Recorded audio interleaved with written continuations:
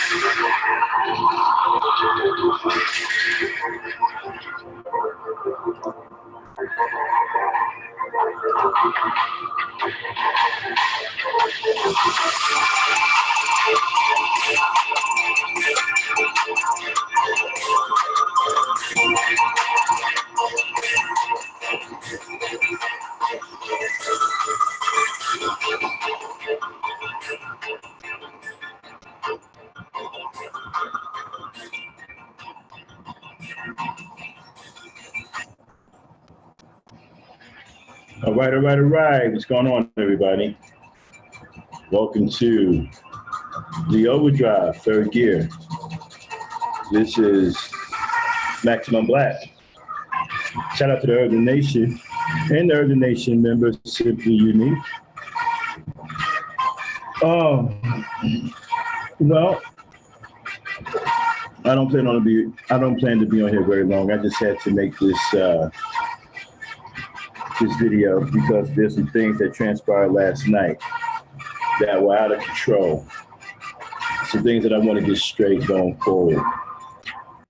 Let me start out by saying last night I was derelict in my duty as far as controlling my own show.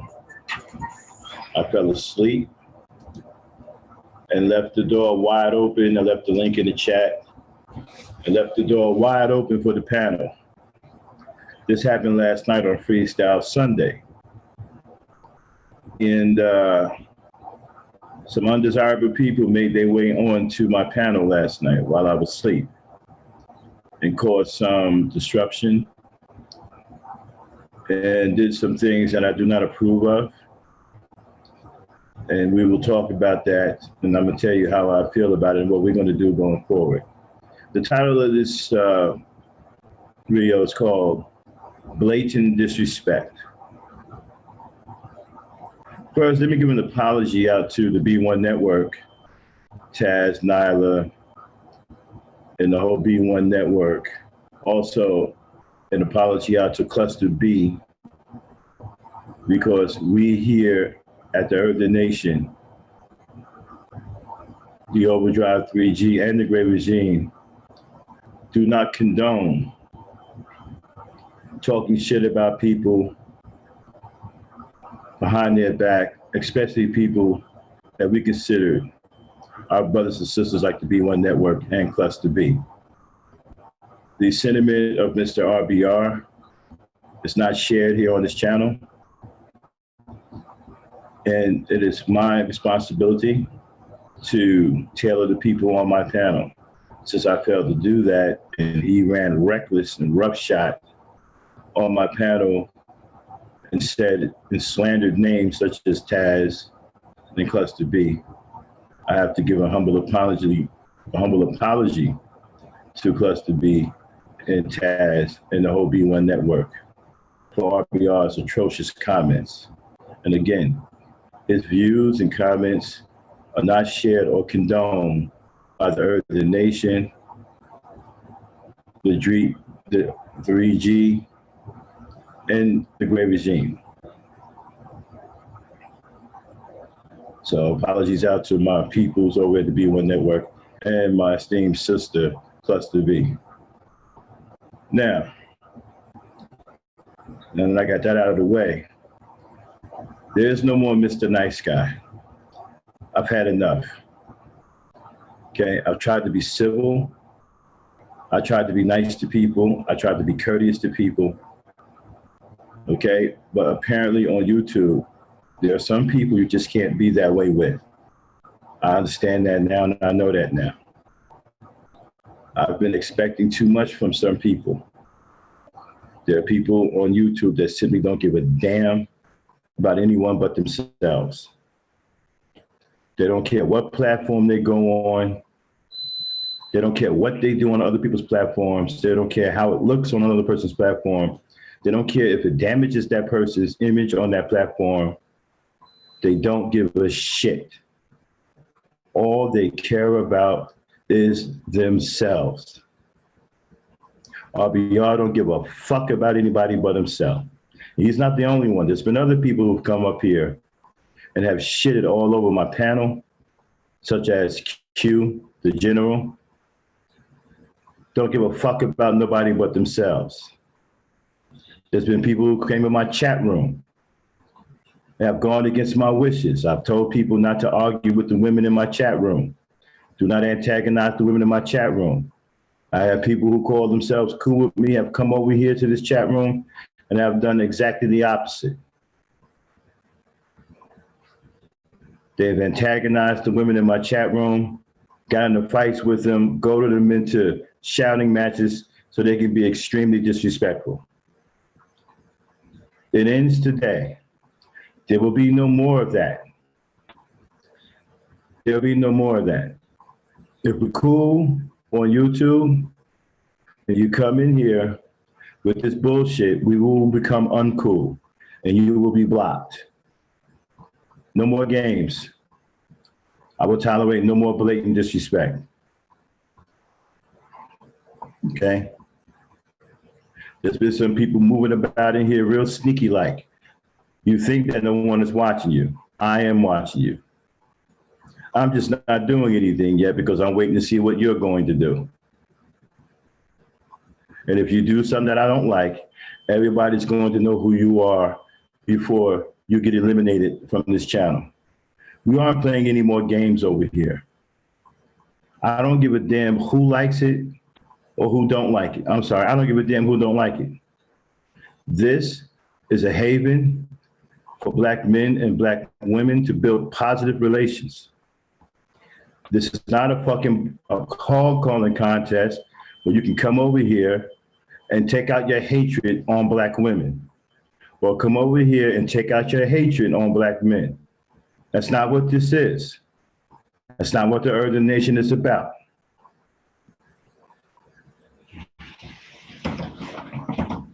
Okay?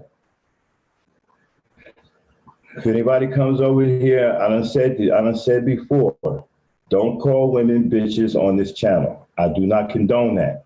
I do not like that. That upsets me. That's disrespectful. I believe in trying to work things out with our sisters. They are all we have.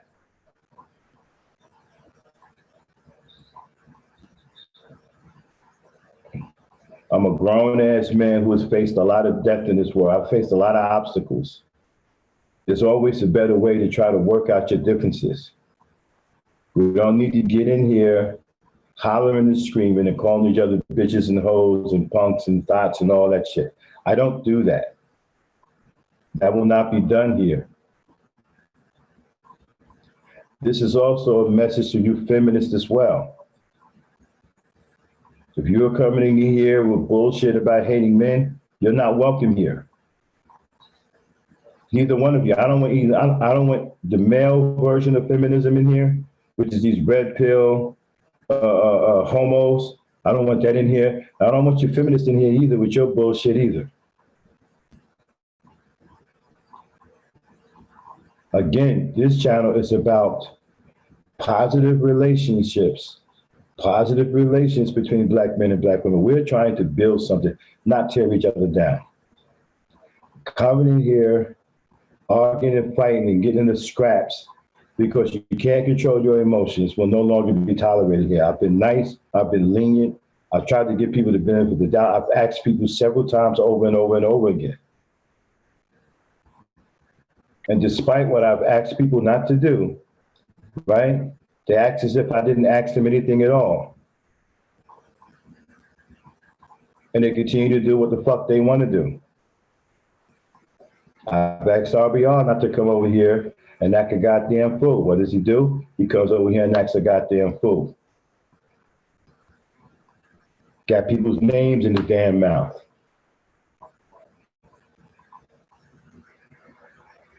Okay? I'm sick of it. Good morning, Carol. I'm sick of it.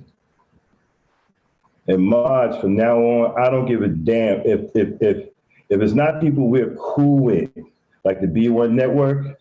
The B1 network is off limits. Okay? They're not going to come over here and get out of pocket, just like we're not going to go over there and get out of pocket. They're off limits. Okay? Whenever they're in here, okay, they're our guests.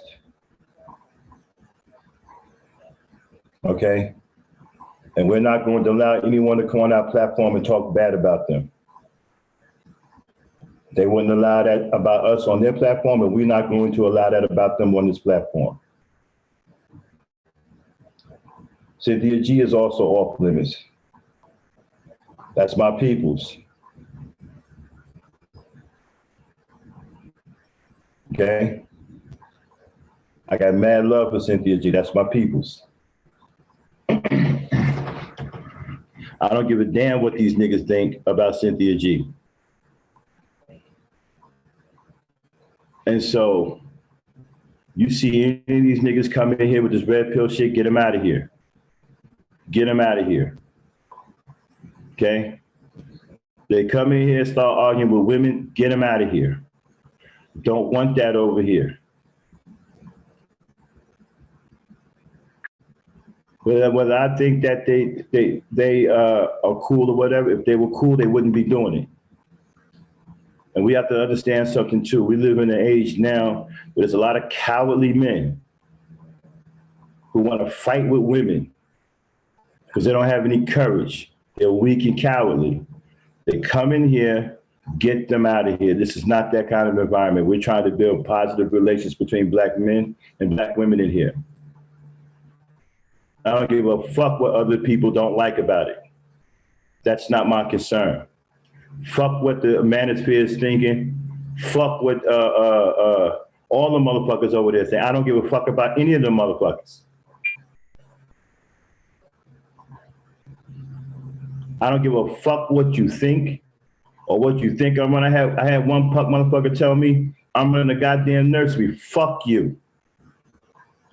Then stay your ass from over here.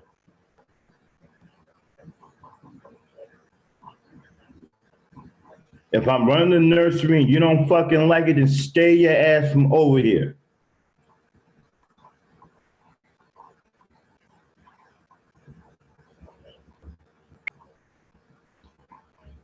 I'm tired of you motherfuckers with the blatant disrespect.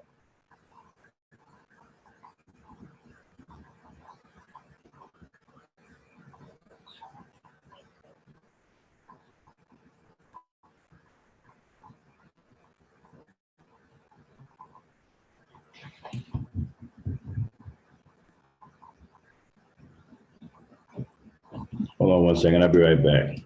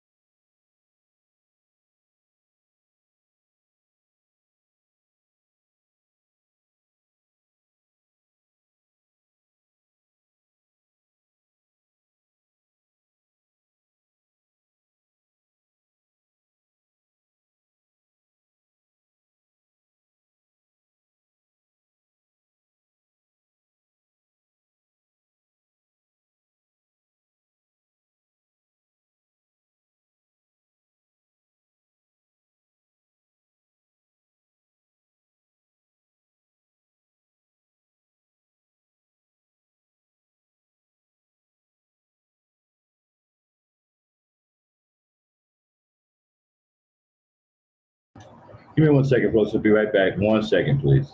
Okay, let me put on a little bit of music. Be right back.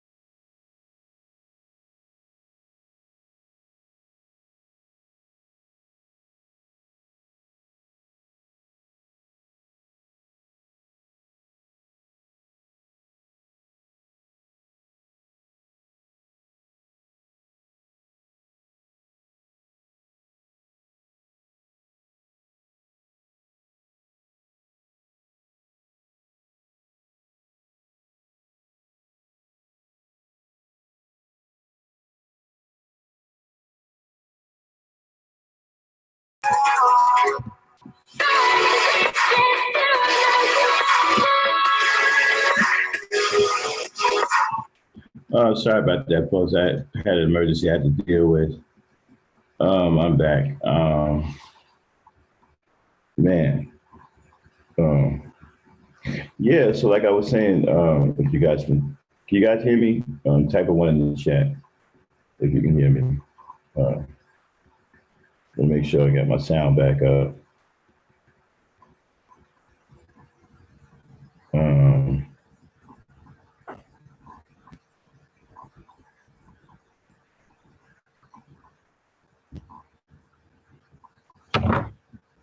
All right, can you guys hear me? Okay.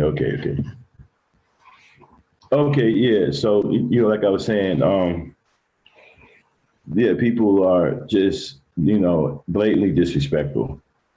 I've talked to people. They still keep doing the same thing. They don't care anything about what I'm saying to them, and they feel that they can come into my channel and do whatever they want to do, and don't care anything about what I have to say about anything. Okay. And that's not the case. Okay. So, I have this new mentality now that I had enough. And I'm not giving anybody any more play. I realize that there's some people here you can't be nice to. How you doing, little Miss Chocolate? Shout out to everybody in the chat coming through. I realize that there's people you can't be nice to. Hold on a second, double check to make sure. No matter what you say, they don't care about anything you're talking about. All they care about is what they want to do. They get into their feelings and they block everything out. They block you out. They spaz out on your channel. They spaz out in your chat room. And they think that's cool. And they think that because their feelings are hurt, that is the only important thing in the whole world. Fuck what somebody else is doing. Fuck my channel. Fuck what it makes my channel look like. Fuck what it makes me look like. Okay? You come into my chat room, you start antagonizing and starting fights with women and shit, and you don't give a fuck how that reflects on me. You get into your own fucking emotions. This is what people are doing. They don't give a damn about it. They block everybody else out.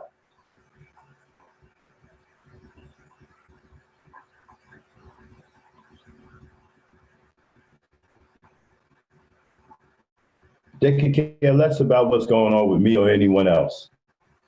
And this is the problem that I have with motherfuckers now. And I realize now that the nice guy routine don't work. Okay? It don't. A lot of motherfuckers on YouTube got some serious mental problems, man, and emotional problems. It's unfortunate because I don't share those mental or emotional problems with them.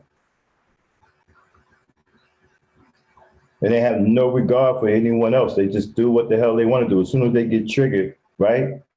Who gives a fuck about anyone else? I didn't come up in a time to where, you had the luxury of not being considerate of other people.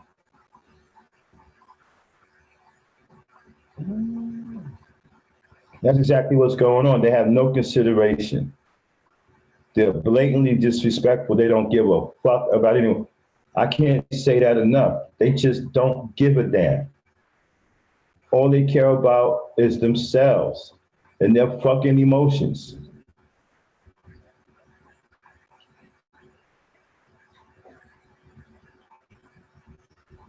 Nah, Khadijah, they can't control their emotions and shit. The problem I have with the whole thing, I've asked certain people not to come on this channel and do things. They've done it anyway. Despite how many times I've asked them not to do, don't come in here and trigger the women. Don't come in here and pick fights with the women. You come in here and they get triggered and pick fights with the women anyway.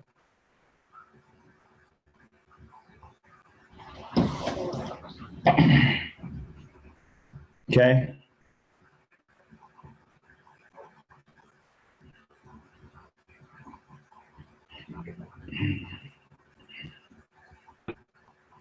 no matter what I say. And that's the problem I've been having. Hey, what's going on there?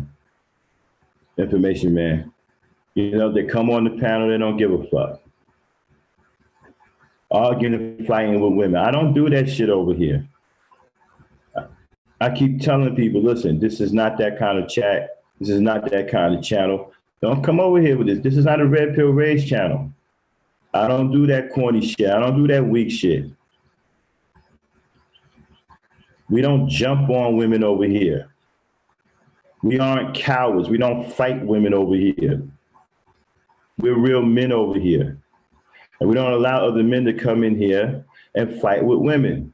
But some people that I'm supposed to be cool with have taken advantage of that and have gone against what I've asked them not to do and have come in here and did the very thing that I've asked them not to do.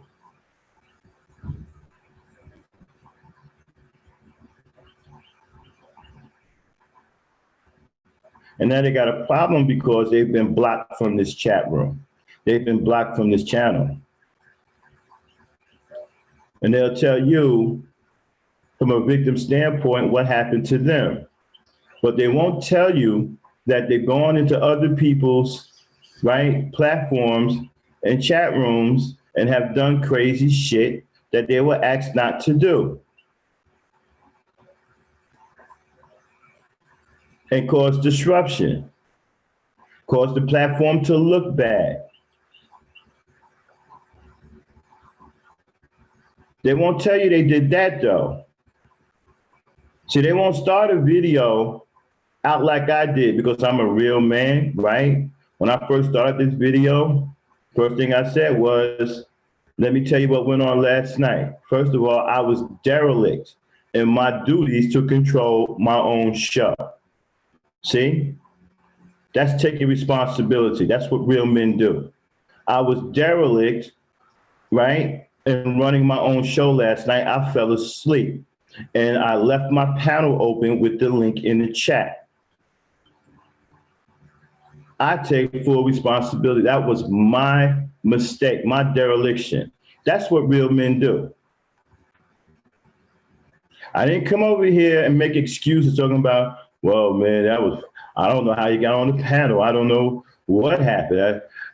Casper the Friendly Ghost came over here and said boo, and he was on the panel. I didn't do all of that. I took direct responsibility of my dereliction because I am a man, a real man. See, we don't always do things right. It's not reality to be right all the time. If you think you're going to be right all the time, then you need to go and get some mental therapy. There's something wrong with your mind. You are out of touch with reality. It's impossible for you to be right all the time. Now, you can think you're right all the time all you want, but that's not a reality. No one is stopping you from thinking you're right all the time. You can do that as much as you want, but you're wrong. And so I don't do things right all the time. I'm a human being. I make mistakes. So you own up to those mistakes. This is what real adults do. You own up to those mistakes and you make it right.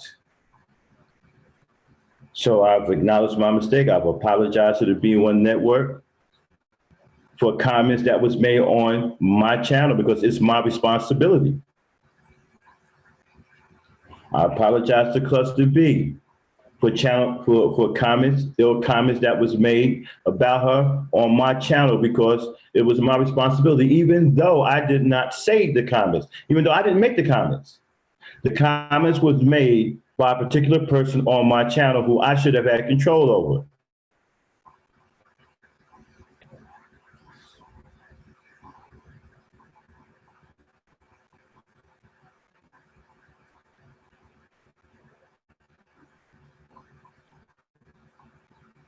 Had I not been asleep, it would have never happened.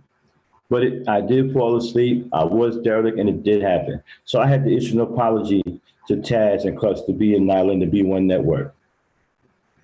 Because it's my channel, it's my platform, it's my responsibility. But know this, it is the very last time.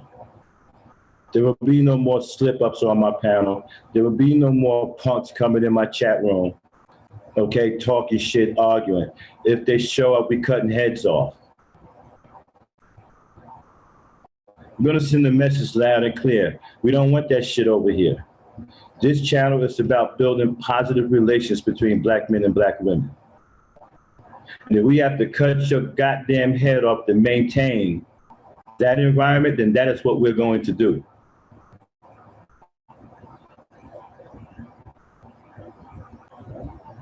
You will not come over here with your red pill nonsense. You will not come on my panel and start and pick fights with women. You will not come into my chat room picking fights with women like some coward.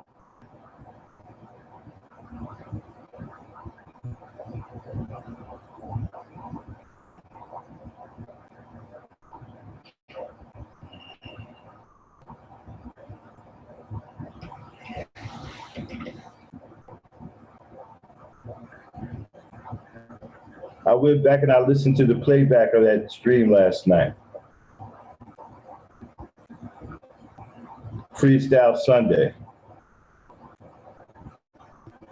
And it was a good stream for the most part until I fell asleep. When I fell asleep, all hell broke loose.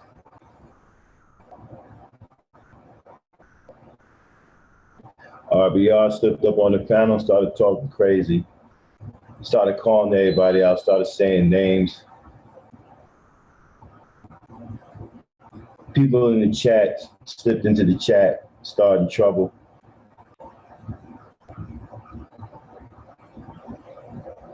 Ain't gonna be no more of this bullshit. I understand that this platform is a target. It's a target because there's a lot of women over here. A lot of pretty sisters over here. A lot of beautiful black women are over here.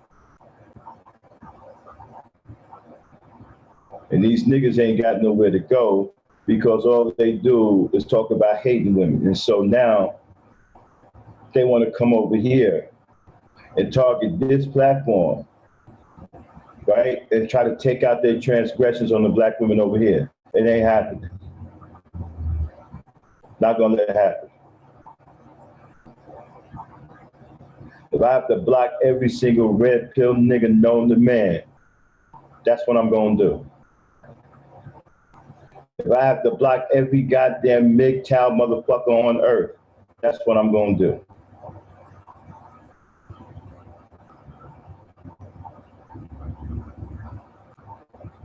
You will not come over here with that bullshit. You will not tear down this platform.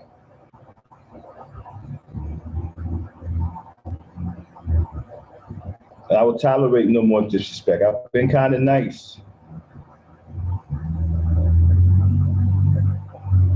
I'm at my wit's end. You niggas don't listen. You niggas don't give a fuck about nobody but yourselves. So I've asked people over and over again, man, don't do this, man. Don't come and respect my channel. Respect my channel. All right, man, all right, man, all right, all right. You gonna come over here, shit on my damn panel. Shit on my chat room. Fuck what I'm talking about. Fuck what it makes me look like. Fuck what it makes my platform looks like.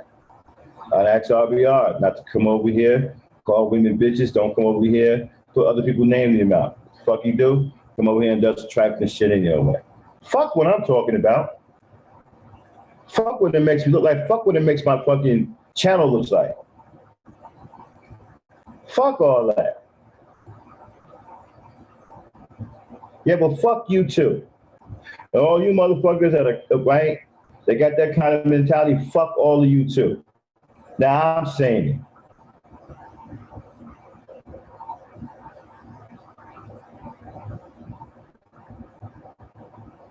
Okay? All you motherfuckers that got some kind of mental problem, let me tell you something. I don't have any time for that shit. Okay? I'm not the one. I'm a Jersey nigga. I come from a hard motherfucking place. Hard motherfucking times. Nigga, we was forged by fire. I came out of hell. You can take your mental shit somewhere else. I ain't got no time for it. You can't take motherfuckers. I notice certain people can't even take a fucking disagreement. You're so mentally weak and emotionally weak. As soon as somebody disagrees with you, you fall all the fucking apart. And then somebody's supposed to feel sorry for you, right? Because you lost your fucking mind. Because you can't take a disagreement. Man, fuck that.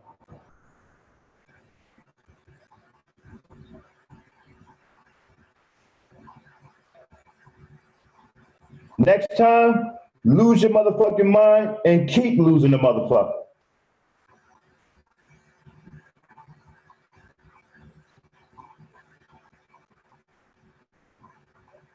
And I don't give a fuck who you go run around and tell, oh, well, Max said some fucked up shit. You know, he didn't agree with me. Nah, if I don't agree with you, I don't fucking agree with you. You want to lose your fucking mind because I don't agree with you, then fuck you.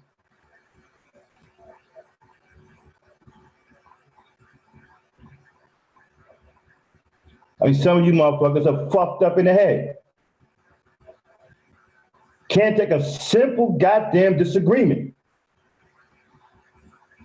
You fall all apart. You start building up resentment because somebody disagreed with you.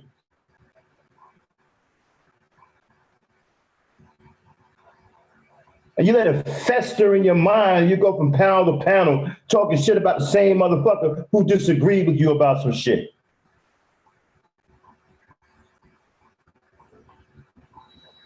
I'm supposed to sit up here and worry about what the fuck you thinking? Fuck you.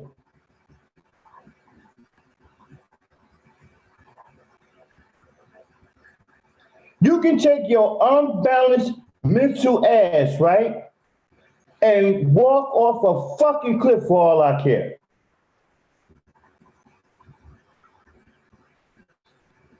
Fuck you.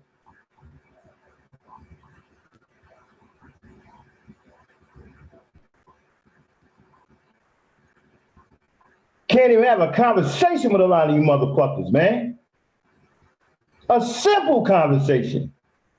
Oh, I disagree with you. What? Oh my God. Let me go jump off a fucking bridge.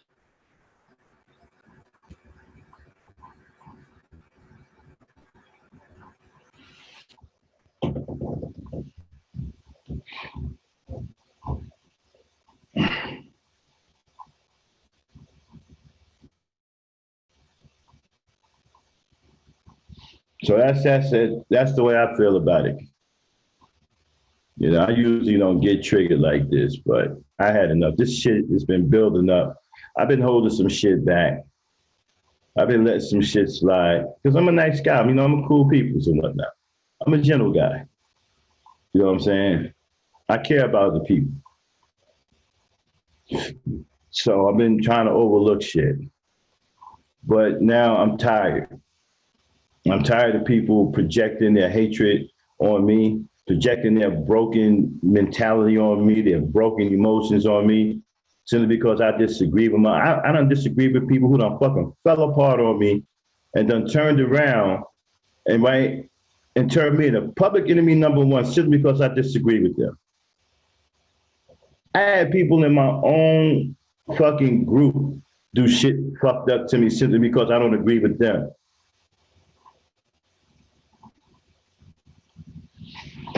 If I don't agree with you, I don't agree with you.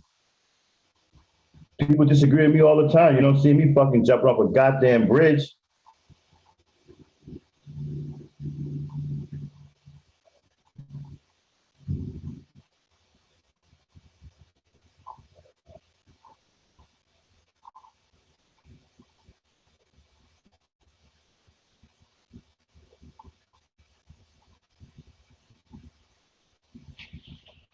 But anyway,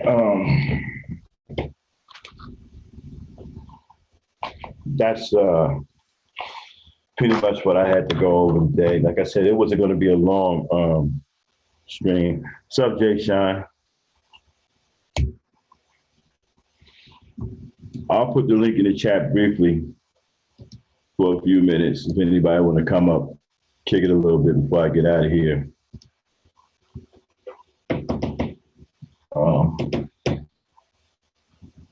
But like I said, I had enough, man. I'm not doing this shit anymore. People try to make me feel bad because I don't agree with them and shit.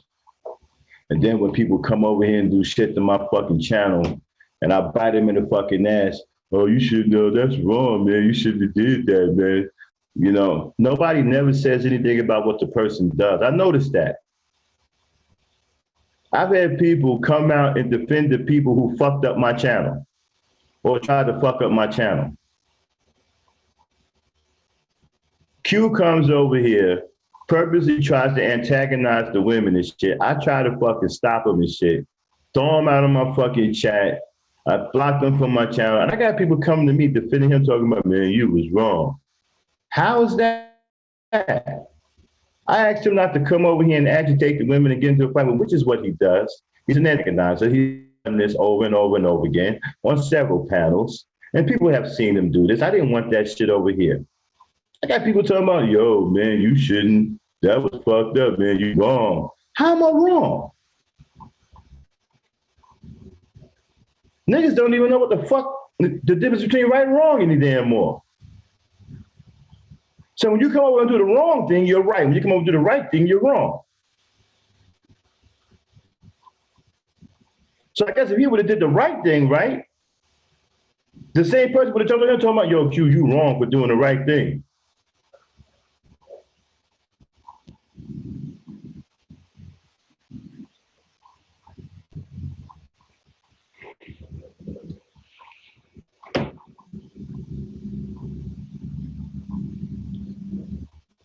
The reason why I said that because he's looking at the right thing as being wrong, right? The wrong things are right and the right things are wrong. So when you do the wrong thing, you're right. So about you coming over here doing the wrong thing, I'm the one that's wrong. Q's right. This is the kind of fucked up mentality that I've been dealing with for the last couple of months.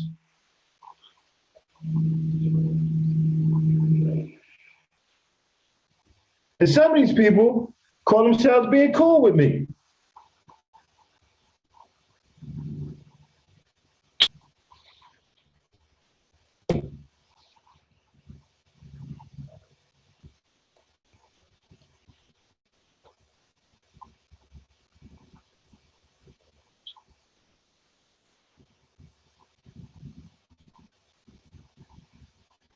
So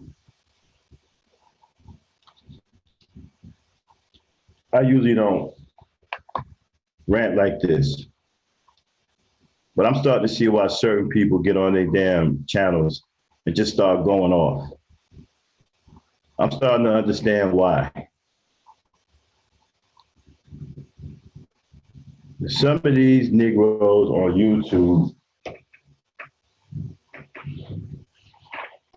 might be beyond help.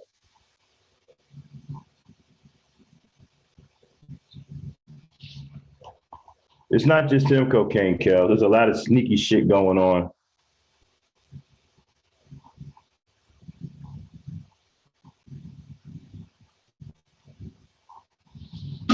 Okay, it might be beyond help. Seriously, it's not just him, Cocaine Kel. It's a group of people. There's some people in here who are sneaking around in here, and they don't think that I see them. Like bottom to the top.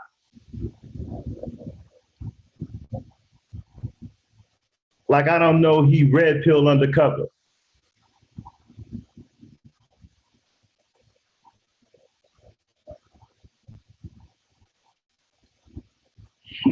Sneaking around in here, making snide remarks towards women, trying to start shit.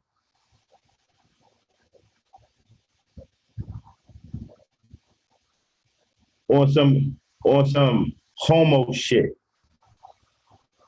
Let me tell you something, okay? You a homo or you the G word or the L word, if you the B word, the G word, the T word, that's fine. You can be the L, well, hell, you can be the whole goddamn alphabet. You're just not gonna be it over here.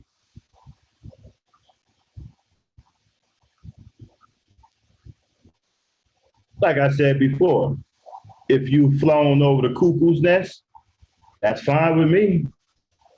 I'm just gonna take that nest and put it outside of the nation, and you can fly about out there to your heart's content. If you's an alphabet nigga, that's fine.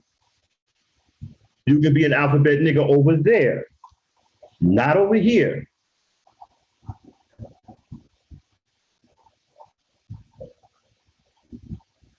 Okay?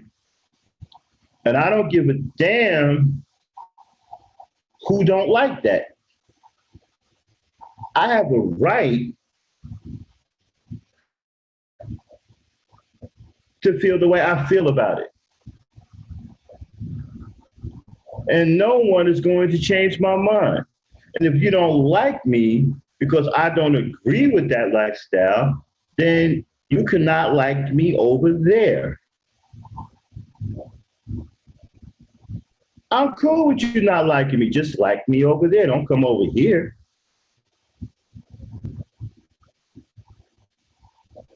Because now you involving me in your personal problems. Now, I don't want to be involved in your personal problems. I got my own personal problems.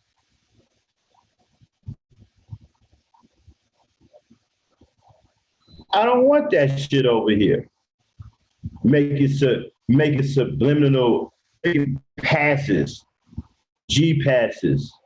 I got to say G because I don't want to get my channel struck down, but you know, at other brothers over here, I don't, man, not you won't do that here.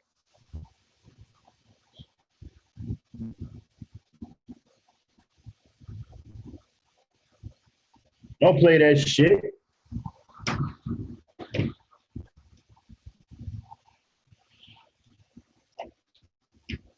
And my thing is, here's another thing.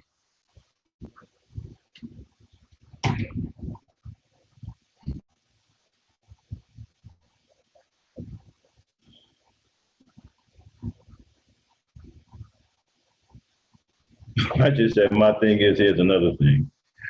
Well, I'm still a little groggy. I gotta forgive me. I'm a little shot out right now because I didn't have much sleep, and my peoples got disrespected while I was asleep. And I don't appreciate that.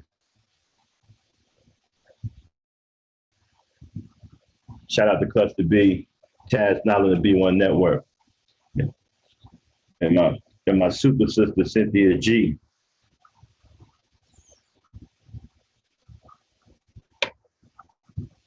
So I came up here to make it right and take responsibility of my dereliction.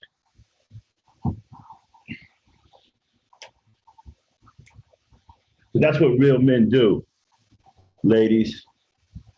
Look at my example. Listen to the beginning of the stream and how I took responsibility as a grown ass man. Took responsibility for my mistake. I allowed something to happen that shouldn't have happened. I should have had control over. Like I said, this is my channel. You are my peoples. This is my panel, and I'm responsible for the people on my panel.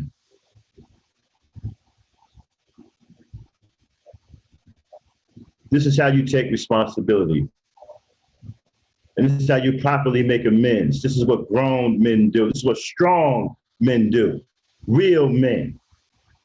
Not cowardly motherfuckers who sit up here and talking about, oh, well, he was talking about me, so I said something about him.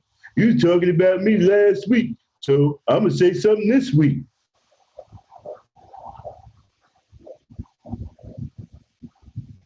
It's on you, fam. You made me say, see, I don't play that shit. See? If I did something to you, I did something to you. If I have to make amends for it, I'll make amends for it. If I made a mistake.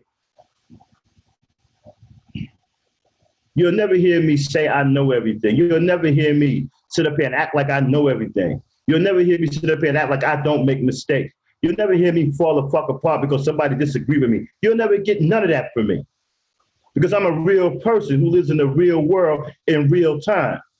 And I understand that I'm not going to always be right. I'm not going to always do the right thing. I'm going to slip every now and then, even at the age of 52 and all my life experience. I can and will make a mistake at some point going forward.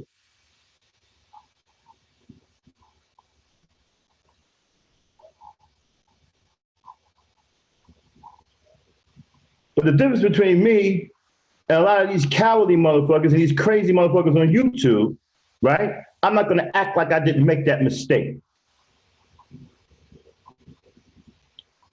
I'm not gonna sit up here and play the Vulcan mind trick game with you. I'm gonna own up to it. And I'm gonna make it right. Because that's what real G's do. That's what real men do.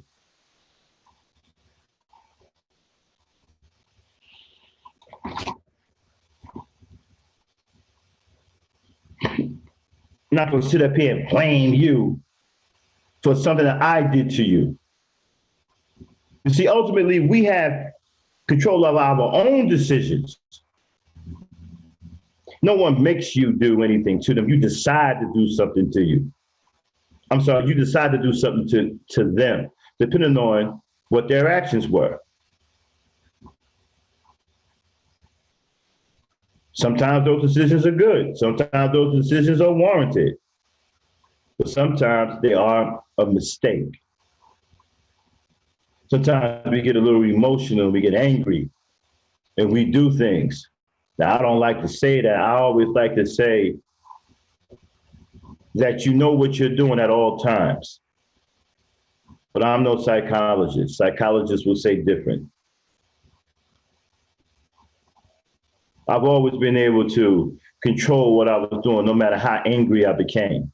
And if I made a decision, whether it was wrong or right, I made that decision, understood that I made that decision alone. It was something that I decided to do, whether it was wrong or right. I never blamed anyone for me making a decision to do something to someone or do something or go somewhere.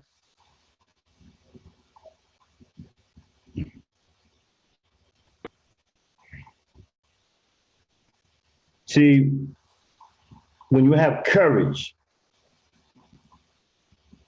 you can be honest. You can be strong. You can accept the fact that you made a mistake. And you can make it right with people, whether you have to apologize, whether you have to buy someone something because you messed up their property, whatever. Courage allows you to do that. See, when you're a coward, right? You can't do that.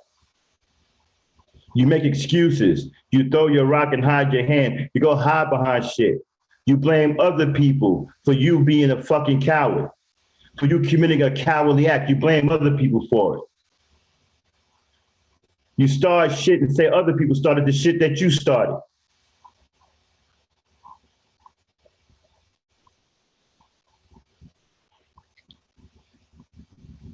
Despite the motherfucker comes in here with clear intentions on disrupting the environment. And when that environment is disrupted, they tell you, oh, I didn't do nothing. I didn't say nothing.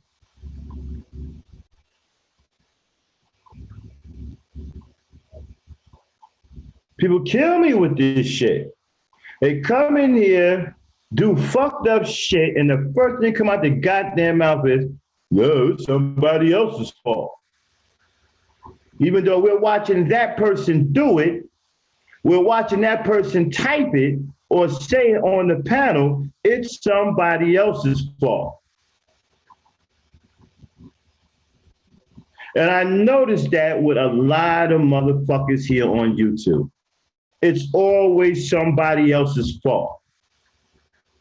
A motherfucker can come in here and blatantly do something in front of everybody and get called out on it and say it's someone else's fault. Hey man, don't come in here with that question because it agitates women, right?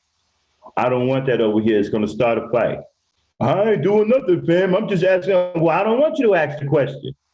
Oh, I ain't doing nothing, fam. I'm just trying to ask the question. Dude, I don't want you to ask the question. Oh, I ain't doing nothing, fam. I just want to ask the question. I don't want you to ask the question. Well, I ain't doing nothing, fam. I just want to ask the question. I don't want you to ask the question. Well, I ain't doing nothing, fam. I just want to ask the question. I don't want you to ask the question. Well, I ain't doing nothing, fam. I just want to ask the question. I don't want you to ask the question. Why are you doing nothing, fam? I want to ask the question. Seriously?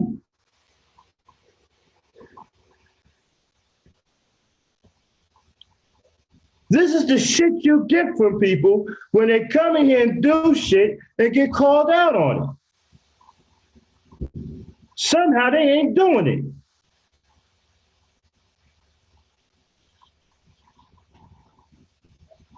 You can speed it up. I ain't doing nothing, fam. I'm just trying to ask a question. I ain't doing nothing, fam. Just trying to ask a question. I ain't doing nothing, fam. Just trying to ask a question. I don't want you to ask a question. I don't want you to ask a question. I ain't doing nothing, fam.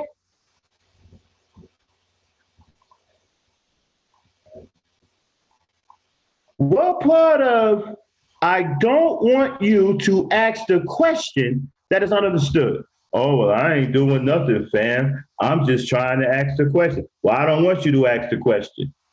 Oh, I ain't doing nothing, fam. I just want to ask the question.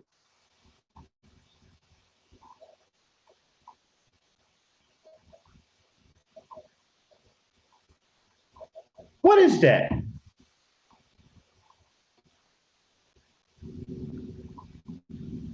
Anybody here a psychologist? Can you please tell me what the fuck that is? What is, I ain't doing nothing, fam. I want to ask the question. Well, I don't want you to ask the question. Well, I ain't doing nothing, fam. I'm just trying to ask the question. I don't want you to ask the question. What does that sound like? I don't want you to ask the question. What does that sound like? Can anybody tell me what that sounds like?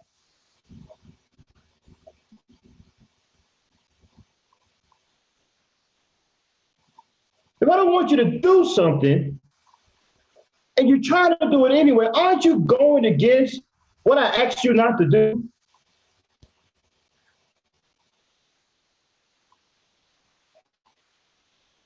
Now, bear with me. I'm an old bear. I'm out of the 60s. I've been hibernating for 19 years. I'm married. I just decided to see what was going on out in the world just a couple of months ago. I've been in my own world for 19 years.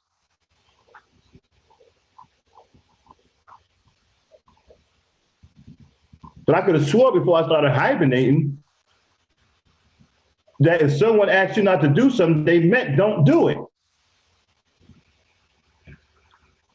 And it means that you don't do it. I come out of hibernation in this new generation, and it's, I ain't trying to do nothing, fam. I'm just trying to ask the question. Well, I don't want you to ask the question. I ain't doing nothing, fam. I'm just trying to ask the question. I don't want you to ask the question. I ain't doing nothing, fam. I just want to ask the question. I'm just trying to ask the question. The fuck are you doing? And so you do what I asked you not to do. Then we get into a fight. I call you all kinds of punks and shit and throw you off the paddle and block you and all of that.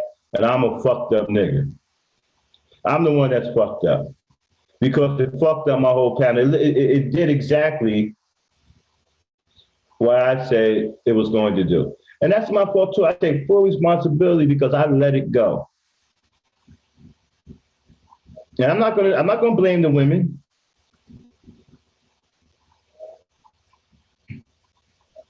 I take full responsibility. Whether the women wanted to do it or not, I take full responsibility. It's my channel. I let it happen.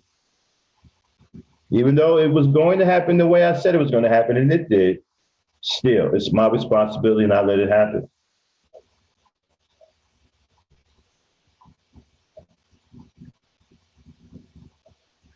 Again, I take full responsibility. I shouldn't have let it happen. I should have just booty Q the fuck out of here because I knew what he was going to do. I knew what he was doing. Should have just doing the fuck out of here. Then I'm all kinds of bitch niggas and shit.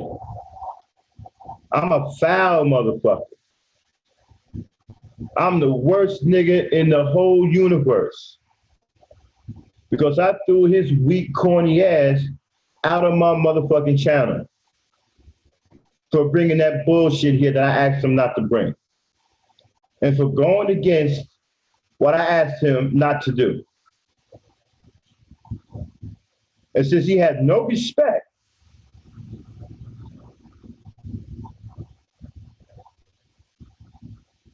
I'm the one that's fucked up. Okay? And people don't listen. I noticed that people have a hard time listening too. Okay? Now I'm an old dog. I'm not as intellectually elevated as many of you. I live a very simplistic life. I live in a salubrious environment that I created with my hard work. Okay? One thing I do know how to do, we old dogs, we know how to listen. You see, when I was growing up, right, you had to actually learn shit. You had to learn how to do, you had to learn how to think. One thing I noticed about this new generation, they don't know how to think. That's problematic. And because they don't know how to think, they don't comprehend well. And they don't listen well.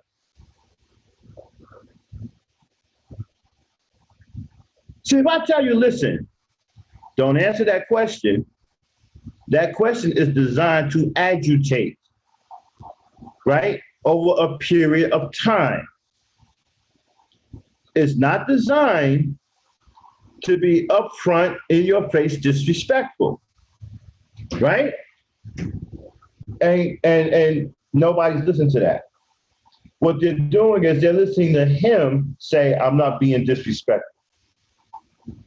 Even though I just said the question he's asking is not designed to be disrespectful upfront in your face.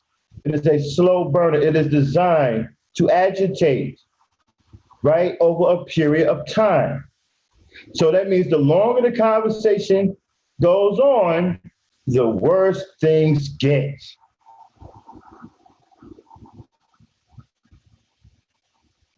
Up front, the question isn't disrespectful. So it was never about him being disrespectful, but that's what's seen to have gotten all kinds of play. Well, he wasn't being disrespectful. Well, the question isn't designed to be disrespectful up front. It's a slow burn. It happens over there. Well, he wasn't being disrespectful. Well, the question isn't designed to be disrespectful up front. It's designed to agitate over a period of time. Well, he wasn't being disrespectful. Well, the question isn't designed to be disrespectful up front. It's designed to agitate over a long period of time. Well, he wasn't being disrespectful.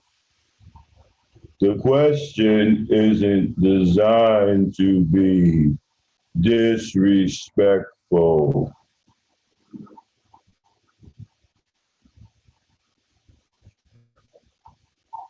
See what I'm saying?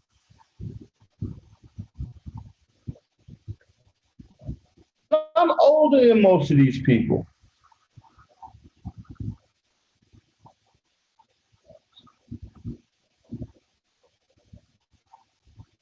You don't know how to listen because they're hyped up, they're emotional, they want to fight, they want to, you know, get one up on someone. And this is what happens.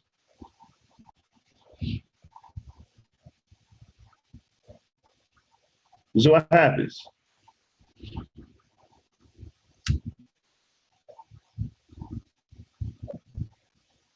Someone does something to you that you don't like and you respond to it, right?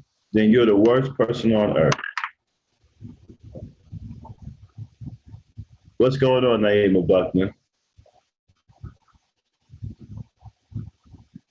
The shit that I've seen and I've experienced on YouTube thus far is fucking amazing.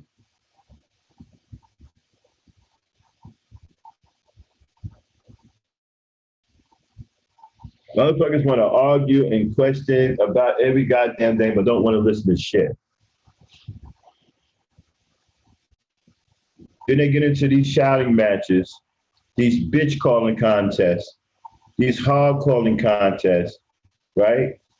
That deteriorate into I'll fuck you up, I'll kill you, I'll eat your babies, and all this other shit. And they wonder why. You know why they get into that shit? They get into it because, well, he wasn't being disrespectful. Well, the question isn't designed to be disrespectful up front. It's designed to agitate over a long period of time.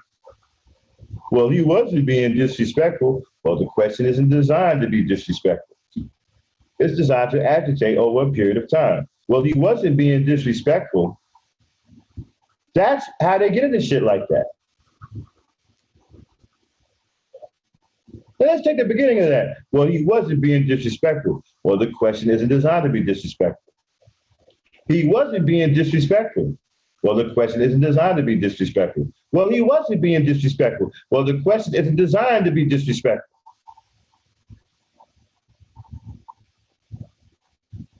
Why is that so hard to understand? I need somebody to help me. Like I said, I'm a Jersey dude. I'm an old dog. Last I checked, I do know how to speak English. Now it may be some street in me and everything, and they say some slang shit and call a couple of people niggas and shit, but I do know how to speak English for the most part.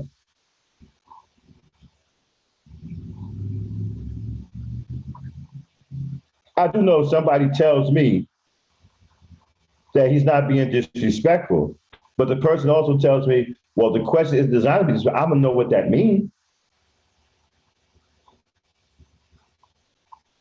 I'm going to ignore the fact that he said that he's not being disrespectful, right? Because that is a distraction.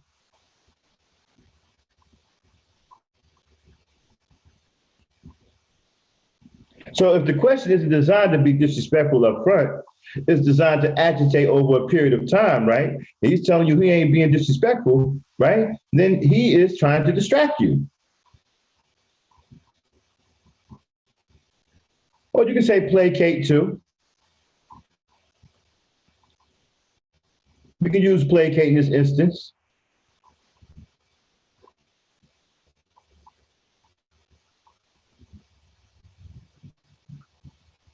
And so because you're so hell-bent on not being disrespected, you're not watching what's really going on. You're not paying attention to the real intent. And before you know it, you're deadlocked into a fucking battle, right? With a coward who hates women.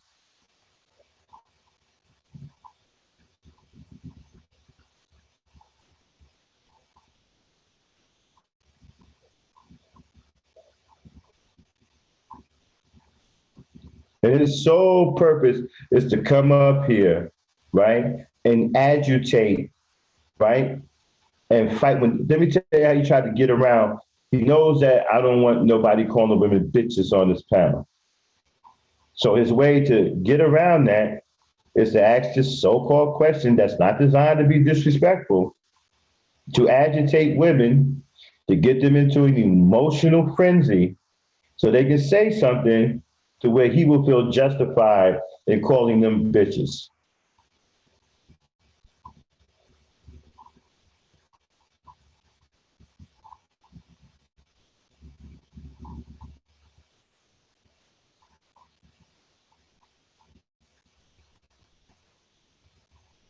That's what these niggas do. They sit around all day and think of ways to try to hurt black women.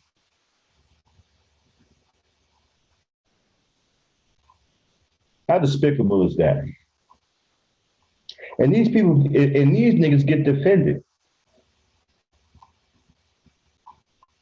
I don't get defended. Nobody comes to my fucking defense. Motherfuckers jump on me. Yo, Max, you wrong, man. You fucked up. You got the game fucked up.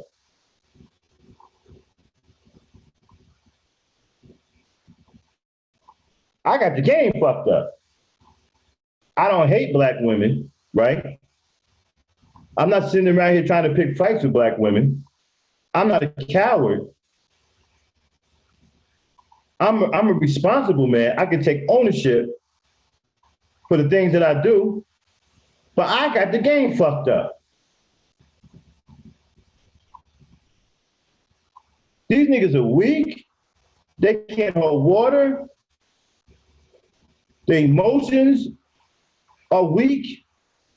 All they want to do is fight with women, and they get fucking defended. Motherfuckers come running today.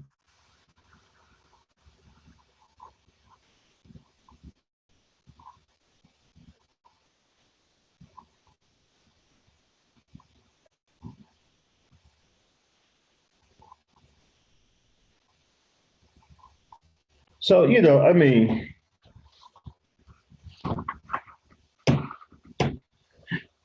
it is what it is. I mean, I know what I'm not putting up with anymore. This is the last time.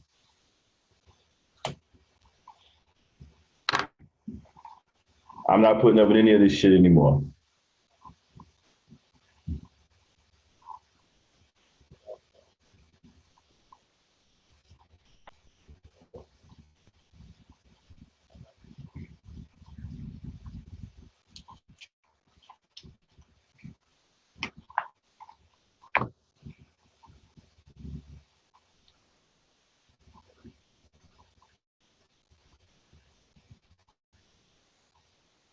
So I guess nobody wants to come up. I'm about to, hold on, let me see.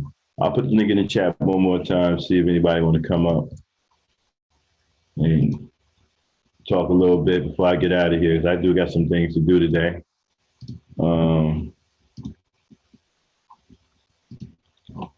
But I had to make this, I had to make this, this rant or whatever to set some things straight, because some shit went down on my channel last night after I fell asleep.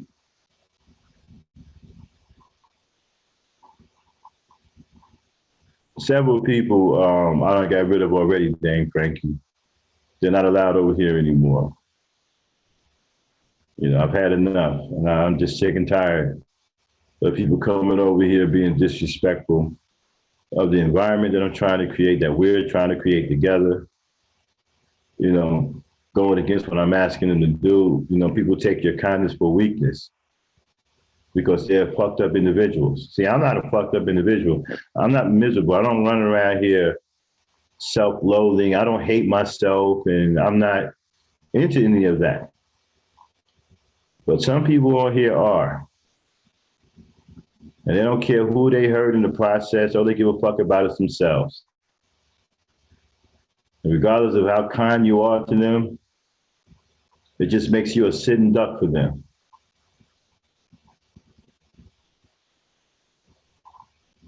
You know what I'm saying? They don't respect the person's property. They don't respect their platform. They don't respect you as a person.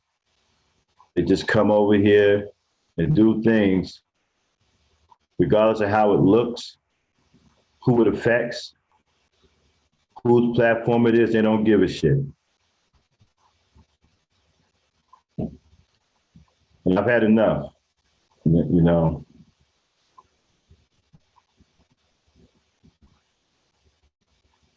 It's not happening no more.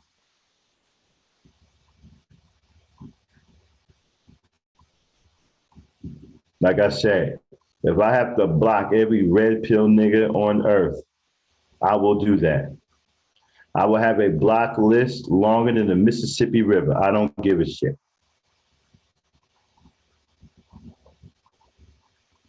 If I have to block every MGTOW motherfucker on earth, I will do that.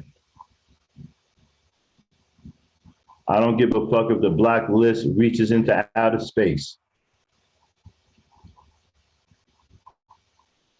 There will be no more of that shit on my channel. This is not a channel to come to and air out your broken problems. If you're a male, this is not a channel to come to air out your broken emotions on women. If you're a female, this is not a channel for you to come and air out your broken emotions on men.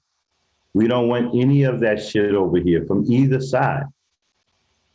This is an environment that promotes positive relations between Black men and Black women.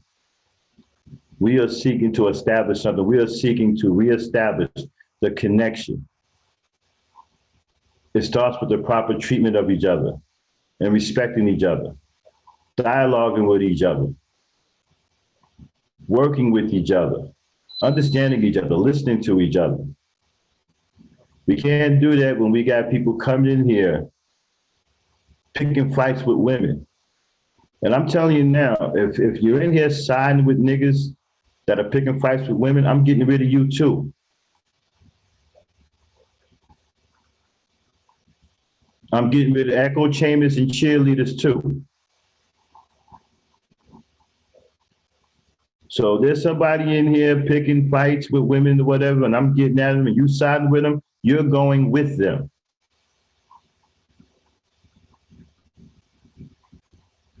You will be leaving too. Okay? We will run a clean house over here. We don't like roaches.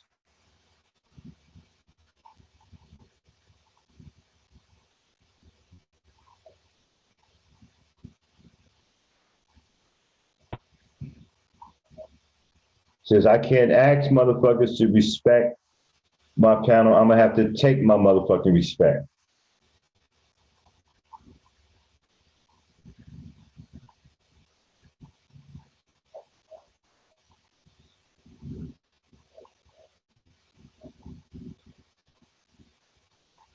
That's right.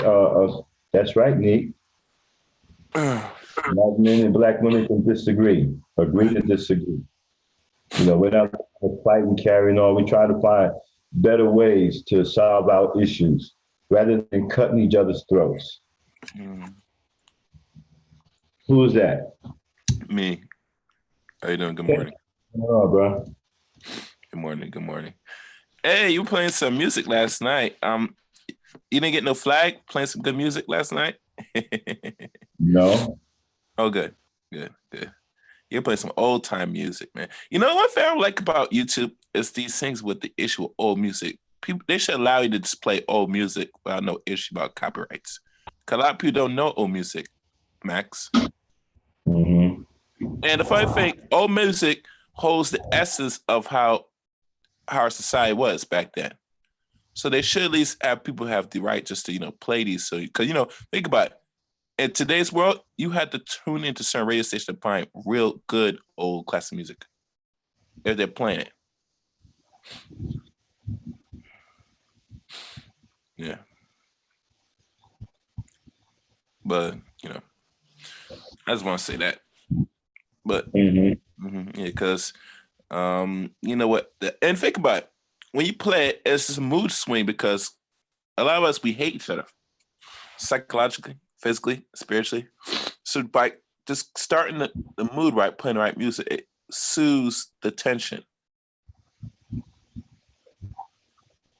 That way we won't get odds with each other about black woman this, black man this. You ain't doing this. You women ain't doing it. It soothes down. It controls and lowers that wherever issue they have, it starts slowly dissipates. All that stupid red pill rage these niggas fall under, that goes away. Depending on what generation you are, but it'll still work the same way. If you're Gen Z, it'll still affect you. Some good music. It's like hearing that roo rah rah. Yeah. Yeah. So, So like I tell people many times, please, if y'all gonna be on the overdrive, try to put whatever issue you have to the side a little bit, Have a decent conversation with men and women. Don't fight back. Don't tell about yo bitch ass nigga. No, leave that to the door. Same for the dudes. If you're not doing it, good. And for ladies, I know y'all want to stick cuss men out. Don't do it here at Max. Max will shut you down. I'm not gonna cuss you out. I'm just gonna let him do it. If I open my mouth, it's not gonna be pretty. I'm just gonna tell you, you need to go, lady. We're not gonna have that. Matter of fact, before you go, apologize. Because you shouldn't have said that. Sorry. Yeah, Chaos. There's just been some shit lately, man, that, it's got me riled up. Now people just don't respect nothing. I've given people leeway. They've taken that leeway and slapped me in the face with it. I know. Yeah. People who said that they was cool with me have come in here knowing I don't play that shit. I have done exactly what I don't like. Q coming here with his bullshit. I got people fucking defending them and shit. They're supposed to be my brethren. That's pissing me the fuck off. And then trying to divide my fucking chat room. Q trying to divide my goddamn chat room. Yeah, I know. And then motherfucker got the nerve to tell me I'm the one that's fucked up. And I got RBR coming in here shitting on people, throwing Taz and Clusters B's name all up in this shit. I had to straighten that out.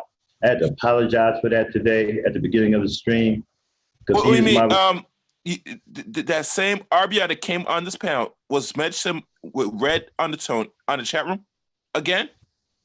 No, not him. The real RBR. He came in here last night while I was asleep.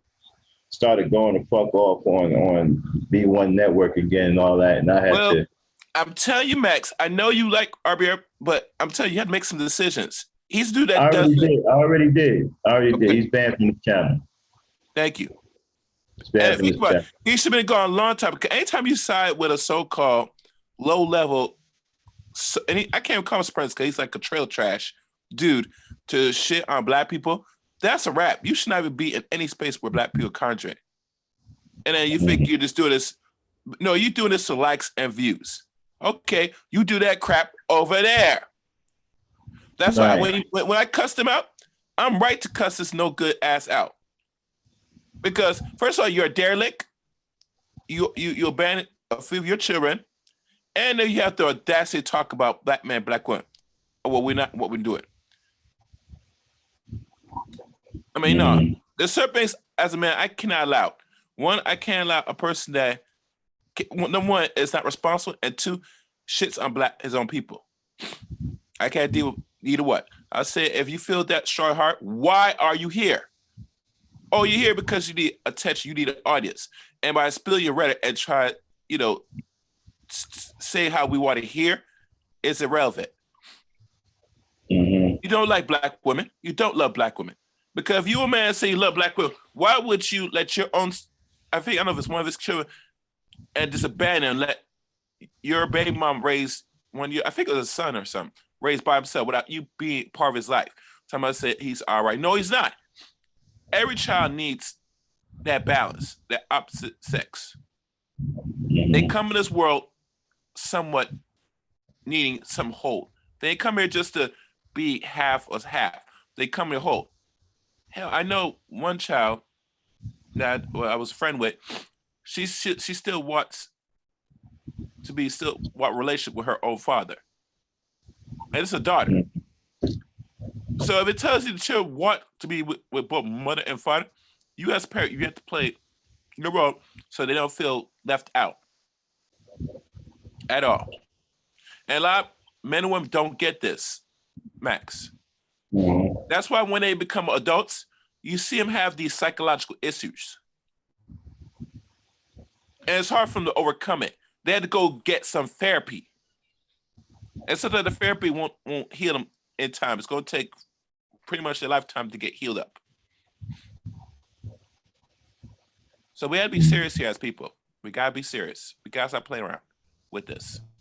And like somebody like RBR, he shouldn't be even entertained at all. That's why I'm kind of glad now you made the decision, because that's what he represents. That's what he is. Now, mind you, I don't care much now if he puts my name at and all that stuff and say about me. That's fine. You can do that. I cuss you out when I see it. But instead of call people's names. What happened? Oh, okay. Wait. I was saying they call other people's names that's not here to talk about and defend them. It's a problem. It's a problem. So, like I said, that dude's looking for attention and he get it, but he's going to get it somewhere else.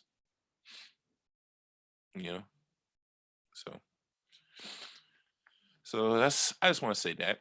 I wonder how the chat room is doing. Let me take a look at the chat room. Give me a second. Okay, I'm in. Yeah, that was from my mouth. Yeah, everybody's at work. Everybody's okay. Cool.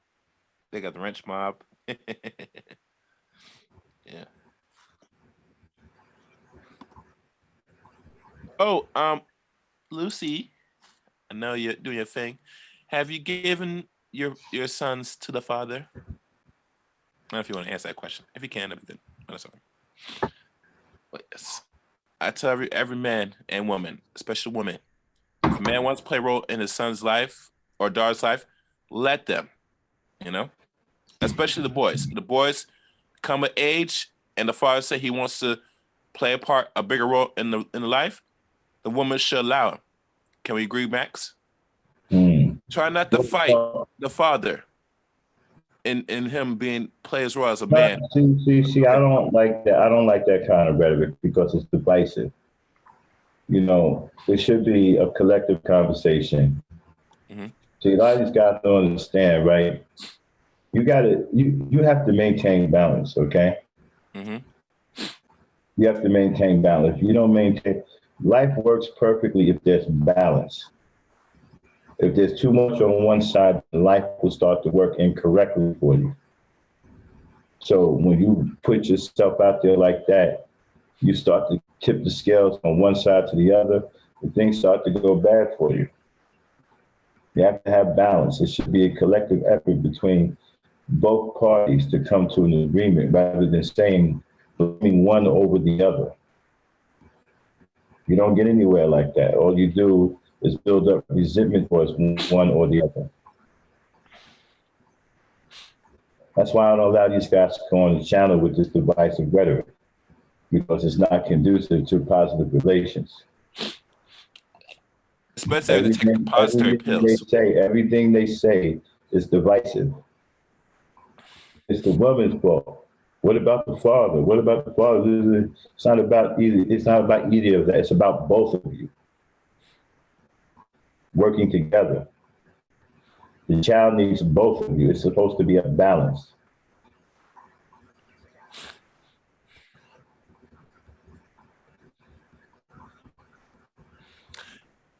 And it's interesting, Max. That's why if people are gonna have children, it's like this. And I could be wrong. You could probably correct me on this. In my understanding of this is that if you have a child with that woman or whatever, y'all gotta stick it out till the child gets a certain age. You gotta stick it out. You have to stick it out. I mean, that's why I kind of respect back then when they had the shotgun weddings. I now understand, see why, because when you do this is what we have, this problem, So yeah, you have to stick it out if you have a child, ladies and gentlemen. Gotta stick it out. Whatever issue you have with each other, you put that to the side and say this is for the greater for development of our own child, so they come out good psychologically and all other, and financial and all that other stuff. Yeah. So I'm surprised you did an early morning stream, man. Usually you do morning streams. I didn't know this, Max. Usually you be staying all night to the sun rises.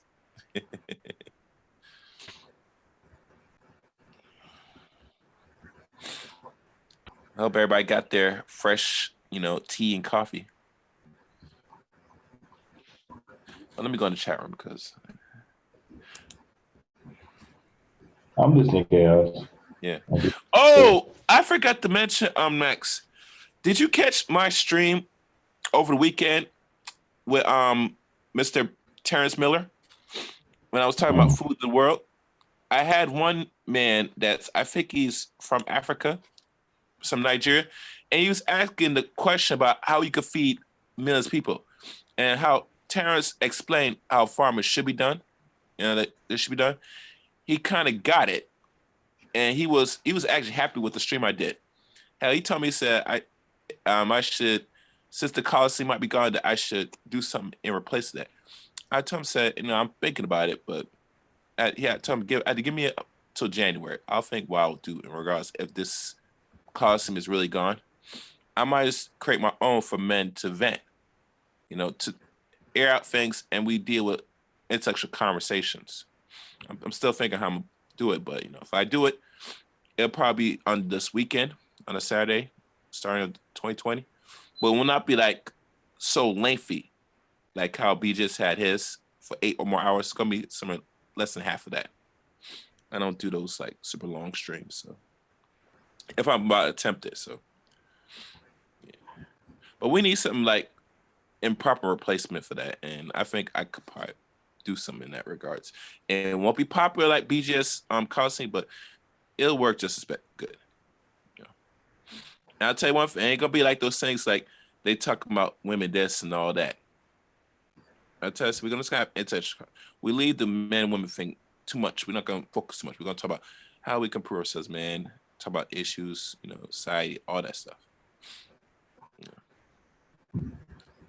Because I think that's what made the Coliseum a little bit more authentic.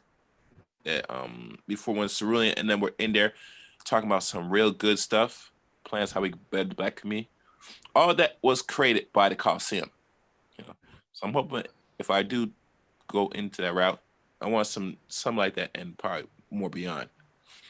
Cause we miss these good conversations, good conversations amongst men. We need that back. I don't know if everybody in the chat room would agree with me on this. Any men or women? Let me check.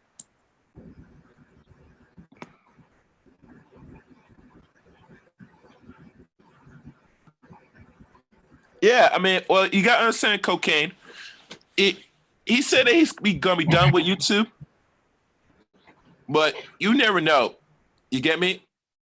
And I'll say this. He is a Gemini, so anything is possible. You feel me?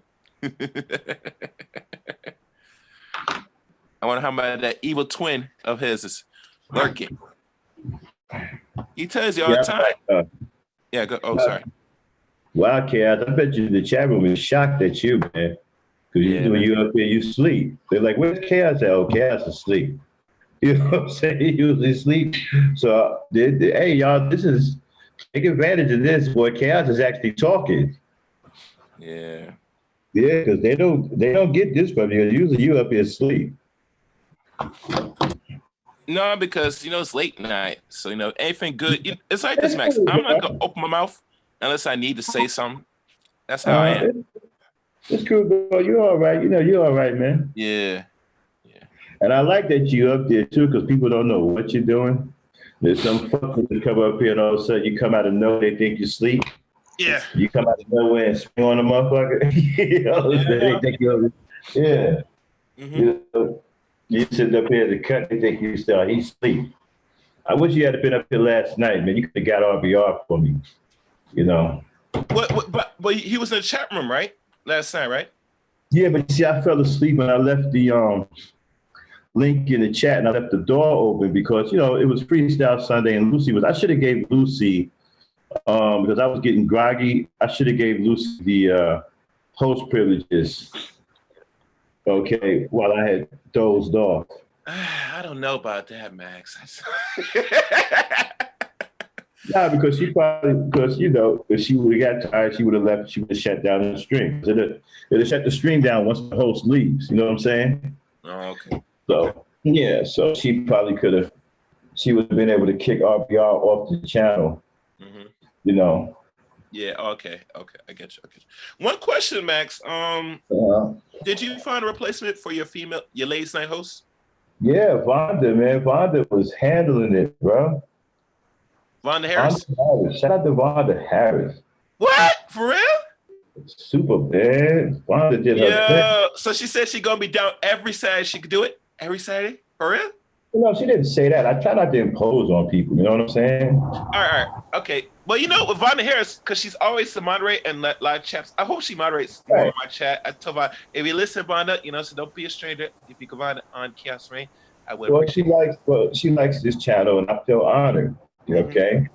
She likes live channels. She likes live channels on YouTube. But she don't go on many panels though. I don't go on a lot of panels.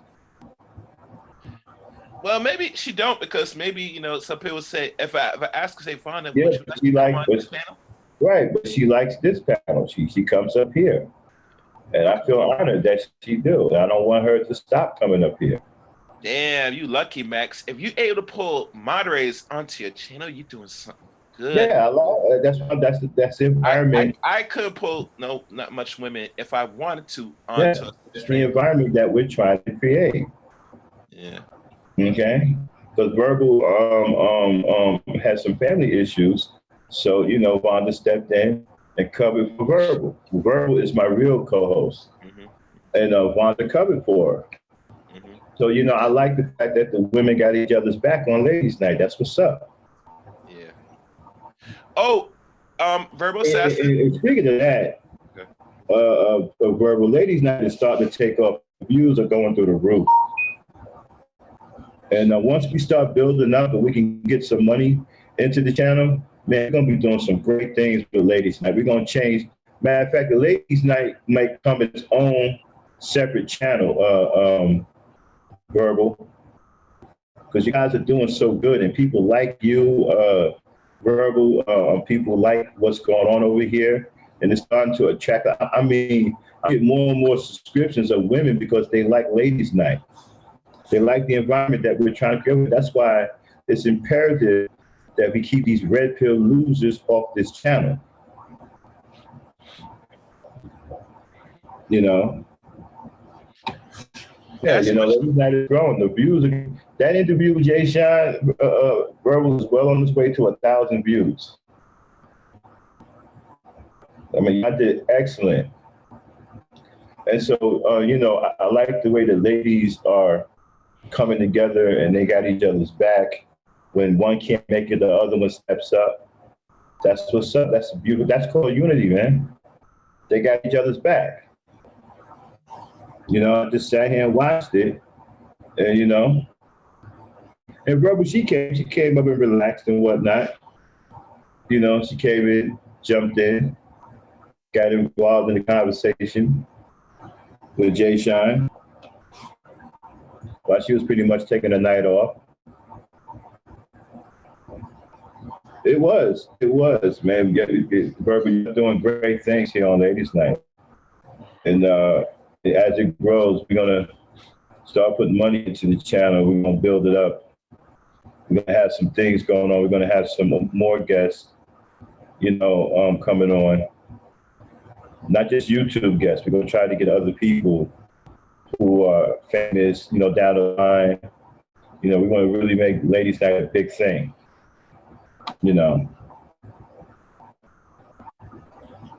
And I think what the ladies really like about Ladies' Night is that they can be themselves.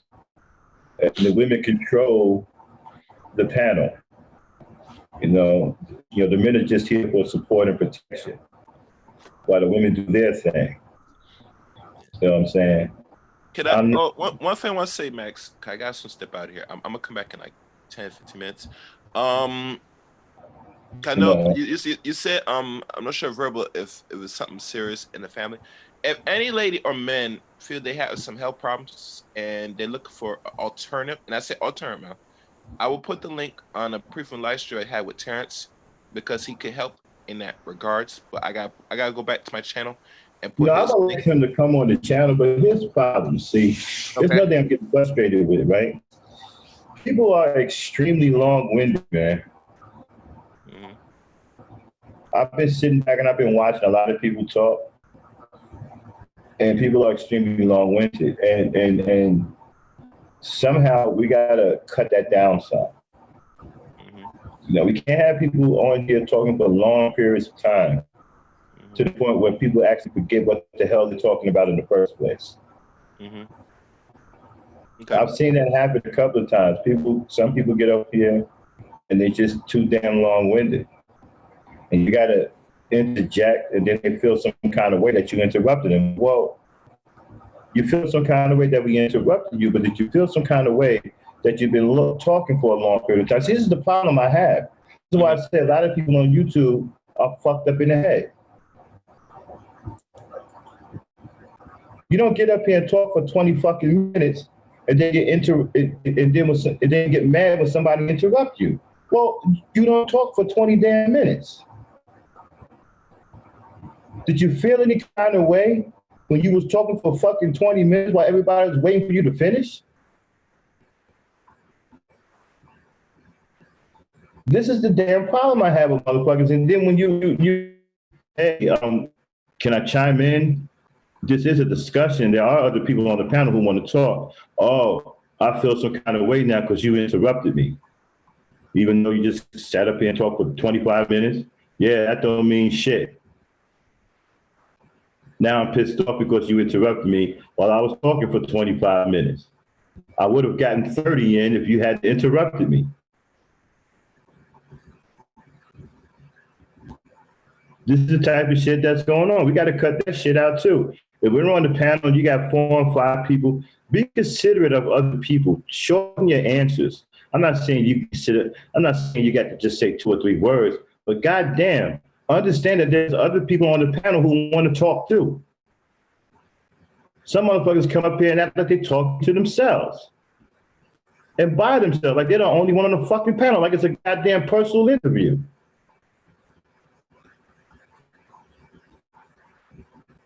And we gotta cut that shit out. And other people want to talk. I've been getting emails about certain people who talk too damn much. Now I'm telling you, man. Look, I'm old school. Okay, I'm not a delicate handler. I only know how to be one way, and that's real. I'm gonna give it to you straight. Now, if you're going to have a problem with that and everything, then that's what it's going to have to be. But I'm going to tell you straight, look, you talk too damn much. And the reason why I'm saying it to you like that, because I expect you to know better. As an adult, you should be considerate. I shouldn't have to tell you that you're on a panel with other people who want to engage in conversation. Shouldn't have to tell anybody any of that. We are adults. People are trying to talk. Other people want to talk too. Other people want to chime in on the topic. I shouldn't have to stop somebody from talking for nearly 40 fucking minutes. Like there's nobody else on the damn panel.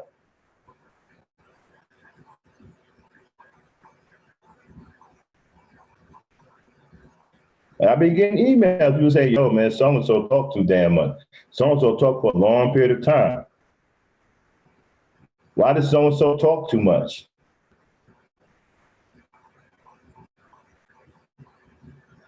I'm not going to say any names now, but you know who you are. And you know who I'm talking to. I'm asking you to be considerate of other people. Shorten your answers up some. Okay, let's not get into this. I'm the only one on the panel and only I need to talk. Nobody else needs to talk. Let's not do that. Understand that you're on the panel with other people and they want to talk too. They want to get their take too. They want to get their, that's why they're on the panel. They didn't come up here to listen to you talk for long periods of time like you in some kind of personal interview.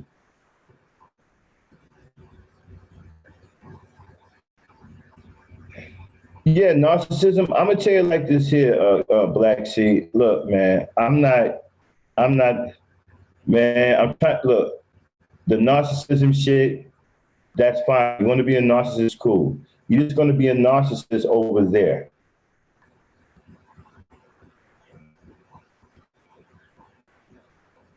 Exactly, Dame Frankie. Dame Frankie fell asleep waiting for her turn to talk. That's unacceptable. That's selfish. That's inconsiderate. Other people on the panel and they want to talk too. And you long-winded people, you know who you are. I don't have to name any names. I'm asking you to be considerate of other people when you're on the panel. Other people want to talk to. And some of the people who are very long-winded are in the chat right now. You know who I'm talking to. You know, I'm getting emails. Man, the stream was all right, but so-and-so just talked for a long period of time. And then some people get mad because they want to hear the other person talk. They want to hear the other person's point of view, right? And then the person gets over-talked. And then the person that's over-talking that person goes on and talk for a long period of time. That has to stop. Hold on one second.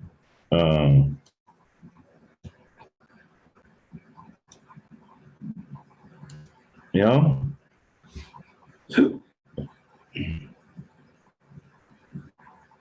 Nah, cocaine, I don't, nah, fuck that. It's offensive, right? When you come up on the panel with other people and you act like there's no one else up here, that's offensive. I'm not gonna babysit anybody. I'm not gonna babysit nobody's emotions. I'm not gonna babysit your feelings. I expect you to act like a damn adult. I'm not here to babysit anybody.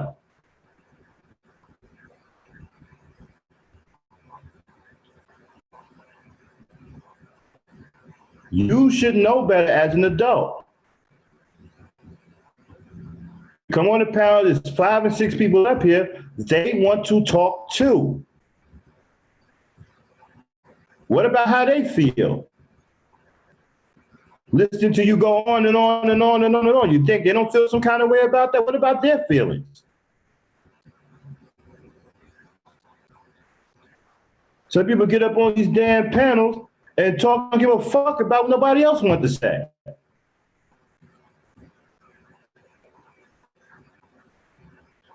Black Power, what up, psychopathist?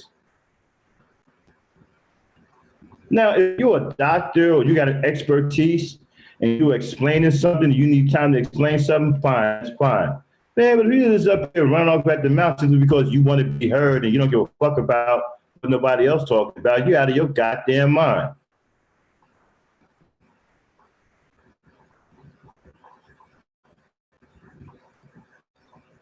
I'm not gonna do that over here. Let's be considerate of each other, man. Let's come on now. Let's not do that to other people. Let's not do that to each other. I'm asking in a nice way. Let's be considerate of each other. We're on the panel and understand that other people want to talk too. Let them talk too. You know, don't get up here and go on these long ass diatribes. I had one motherfucker up in here that talked so goddamn long, we forgot what the damn topic was.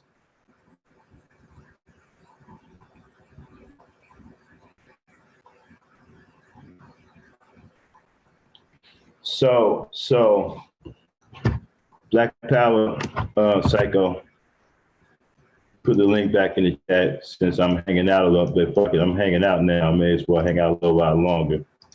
Anybody want to come on up and chop it up?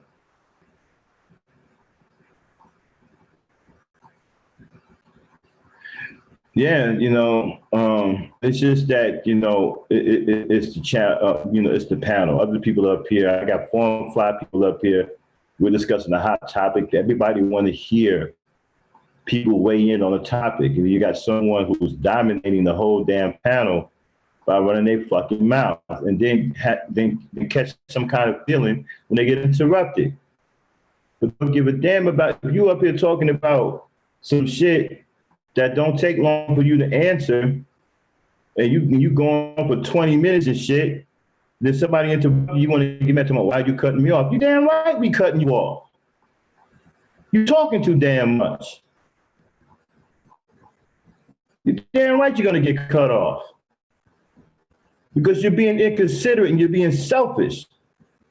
We're not cutting you off because we hate you. We're not cutting you off because we want to do something bad to you. We're cutting you off because you're being selfish and inconsiderate of other people. That's why you're being cut off. And if you got some kind of fucking problem with that, well, fine. You can have your problem over there. Don't give a shit about your problems. See, I'm not into this throw your rock and hide your hand shit. If you're doing it, you're going to get called out on it. Especially if you're affecting other people.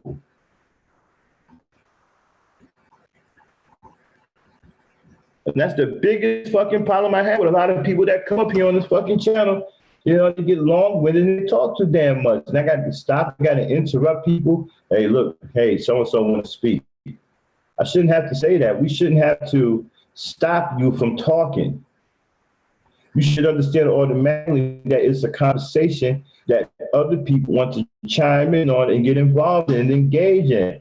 Like Ladies' Night was pretty cool. The ladies was really rocking on Ladies' Night. It was good. It was good back and forth. No one could talk particularly for a long period of time. They were very well engaged. It was a good conversation.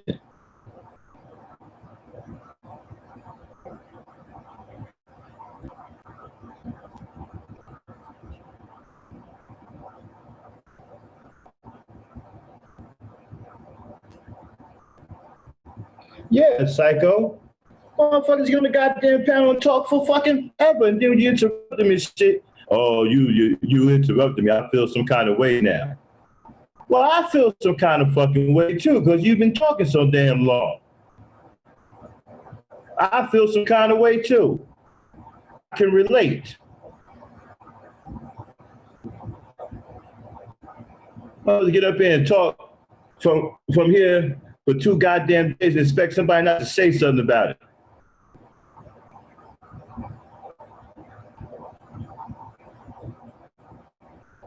Yeah, Ken, it's just a lot of bullshit.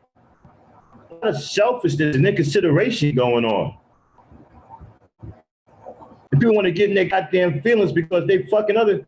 You over here on a panel with 9 people, 8 people, 5 people on a subject that everybody wants to chime in on, and you talking for 30 goddamn minutes. Then when you get interrupted, you're pissed off that you didn't go for 35 minutes.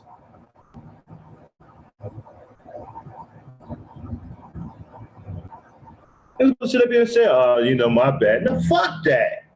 You're bad.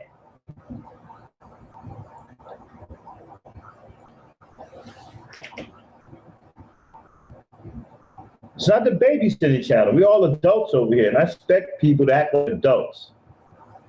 And the ones who don't want to act like adults, okay, that's fine. You're just going to do that over there. You can be as immature as you want. You're just not going to do it over here. You're going to do it over there.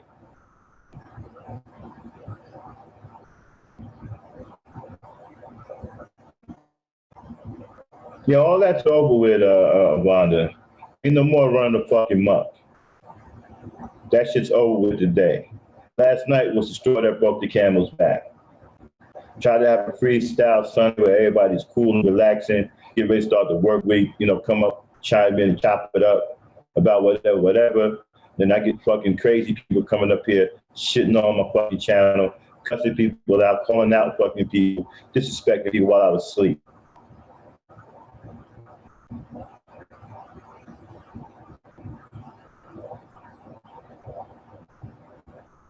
Yeah, Psycho. Oh, no, you cool, Psycho.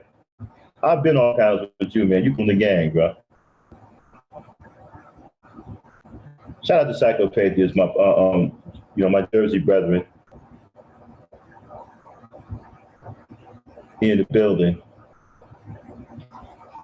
Nah, Psych, I've been on panels with you. You straight, dog.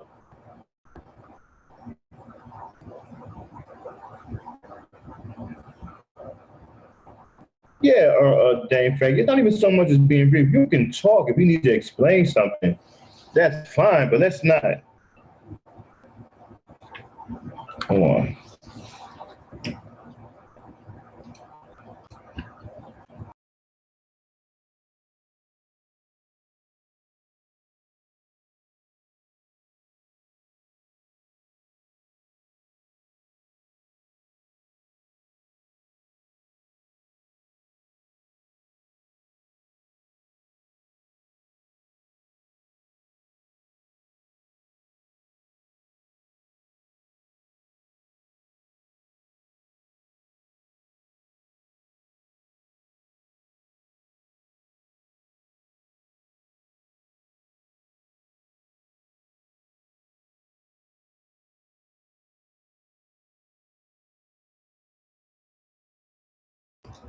My bad, people. I had a phone call I had to take care of. But nah, Frankie. It's not even so much as them being brief. You can talk. I'm not saying you can't talk. Okay, if you got to explain something, it may take a little bit of time. That's fine. But don't just be doing it all the time. Don't be just every time you get the mic, you want some long ass diatribe. Other people want to talk. That's what I'm saying. Okay? That's what I'm saying.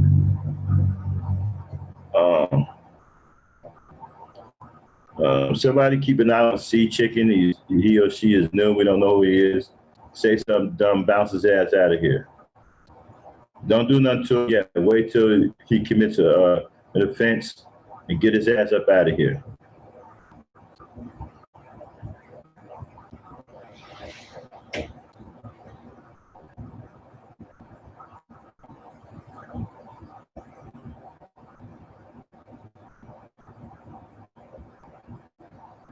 Oh yeah, Psycho. Psycho, you was on the Rumble?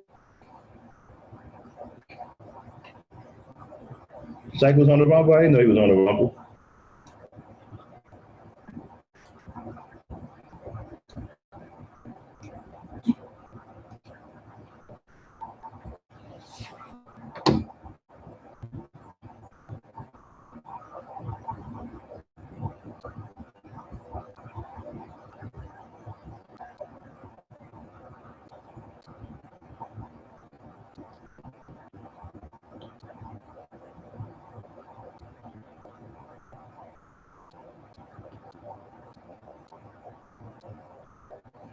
Yeah, I didn't watch the Rumble. Can you guys hear me? Let me see.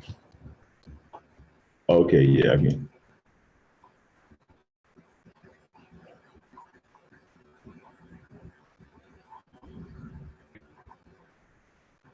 Yeah.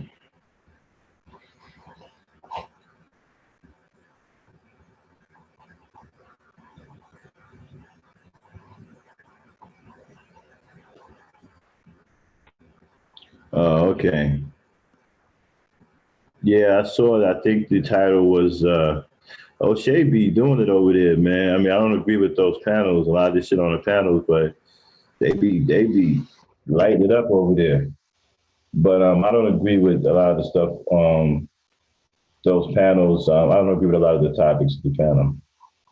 O'Shea had one panel. Well, actually, Willie Williams was the panel. He was just talking, and he was talking some good shit. He was talking about Africa one time. He was talking about China and stuff. And I enjoyed that podcast he did. But his rumbles, I don't really particularly care for. Um, you know, but I check out O'Shea every now and then. I like it when he does his own like personal podcast when he's dropping knowledge, especially about foreign countries stuff like that. I like it when he's doing that. You know, he has some good knowledge in them podcasts.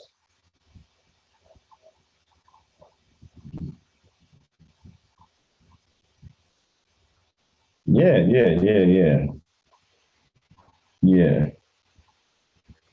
Somebody asked me to do one of those. I'm like, nah, we don't want to. We don't do the Rumble thing. Sunday night freestyle is pretty cool. You know, now, I'm not saying you can't get into no intense conversations. You know what I'm saying? As long as we're not talking about killing each other and we're not being blatantly disrespectful. I understand that some intense conversations, they can get heated. You know, some voices can get raised. That's fine. Just, let's keep it, let's not talk about we don't kill each other. Let's not talk about each other's family. As long as we can keep that out of it, it's fine with me, man. You guys can rumble time. They're not always going to agree. Some disagreements are going to be intense. That's life. You know, me and Verbal have had some intense discussions, but it don't mean that I don't love her. That's my girl. She hosts my channel, right? Yeah.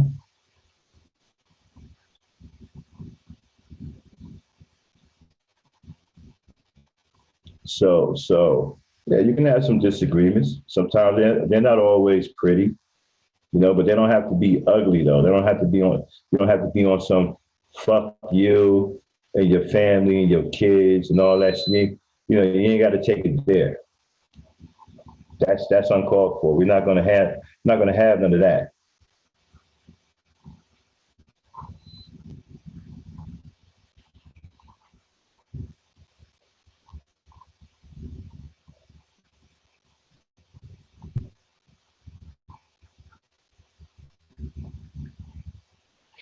So getting into an intense discussion, is okay on here. You know, because there's a lot of intellectual firepower over here. A lot of smart women, smart men over here. So there's going to be some disagreements.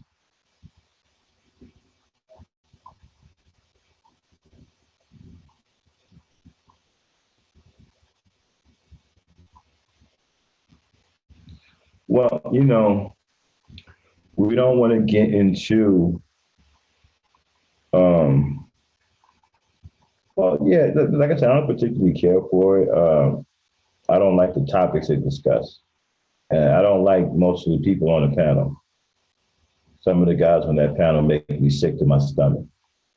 And this is no shot at O'Shea. I think O'Shea's cool. Like I said, I like when O'Shea does his single podcast. I like listening to it, when it's just him talking, you know. But I don't like a lot of them dudes on that channel. I think that they are pieces. A lot of them dudes on that panel are a piece of shit, and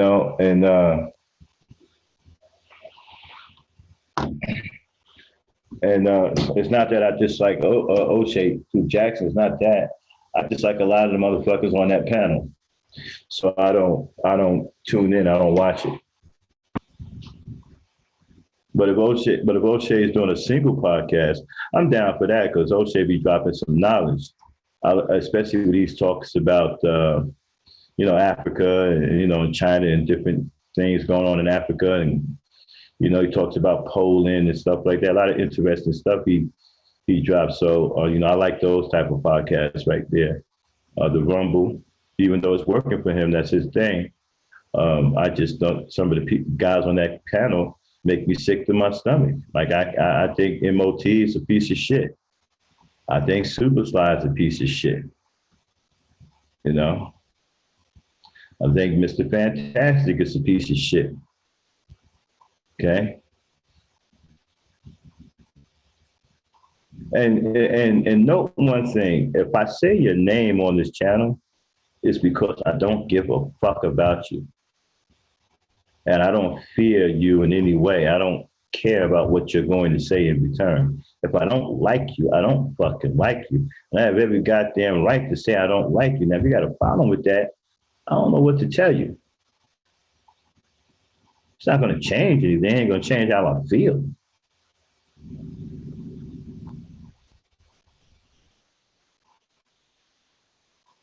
Now, somebody go run back and say, "Oh, Max said he don't like you, Super Sly." And Super Sly going to my, "Yo, Max, you damn right I don't like you. I'm not going to go back on what I said." And what kills me is people act like you can't say their name on YouTube. How the hell are you going to tell somebody on social media, don't put their name in your mouth? I mean, don't put your name in their mouth. This is YouTube. This is a public forum. There are thousands upon thousands of people on this forum. Somebody is going to say your name.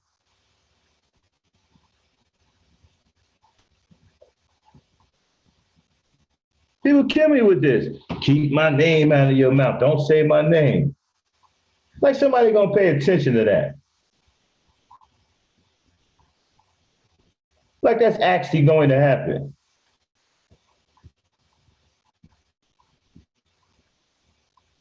You're on a public platform. You think no one is going to mention your name simply because you said not to? See, that's that reality thing we talked about earlier, right? About being out of touch with reality. That would be that.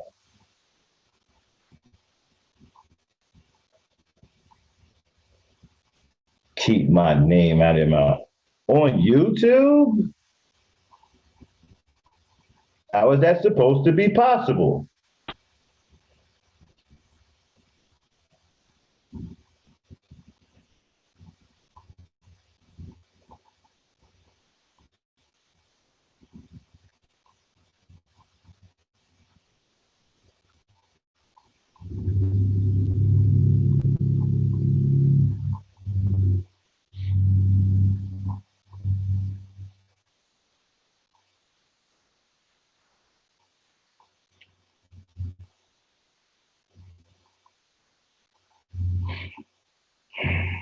So it kills me when I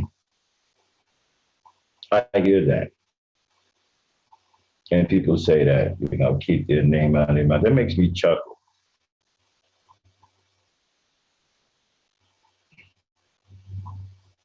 Like it's actually going to happen on a public forum with thousands of people.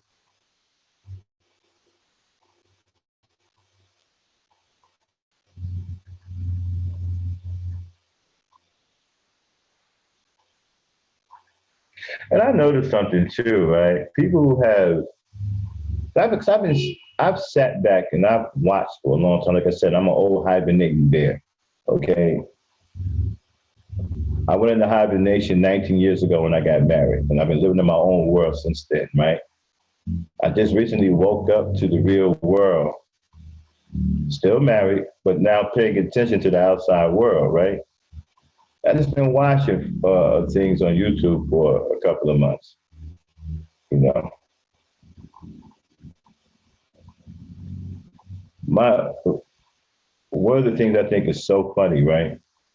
That the people on here that have degrees and certain expertise, certain areas of discipline, like psychology, whatever, they're like the funniest people on YouTube. I mean, they want their accolades out there, man. They want you to know what they do, right? And then they talk to you in the manner of,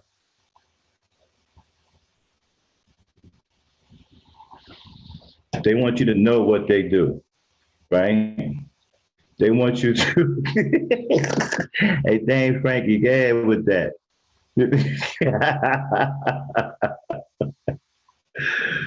they want they want you to know what they do, man. They want you to know that they say, look, Don't blame us because you study long hours in school. That ain't our problem. Okay? The rest of us are going about minding our own damn business. We don't got shit to do with you being in college debt, spending long hours researching shit. Okay? That's not a, we aren't subject to your doctrine. I don't have to do a damn thing. I don't have to respect your doctrine. Who said that? This is the real world. We do what the fuck we want to do to a certain extent. And people told me about, well, I'm a doctor. I got a doctor and this and that. Well, just because you have a doctorate or whatever, it still doesn't mean that you're not wrong about something. A lot of you motherfuckers with doctorates don't have any common sense. See, people, just because these guys got these these phonetic or alphabet degrees, you know, BAs, whatever, you have to understand something. That's in a particular area. It doesn't mean that it expands over all walks of life.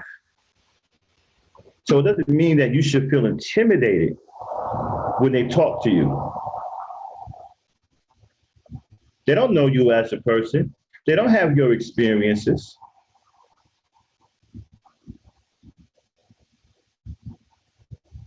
And because they have a doctrine and you don't, doesn't mean that they're smarter than you. It just means that they have a lot of knowledge and experience in one particular discipline. They have an expertise. Now, maybe in that area, they may know more than you.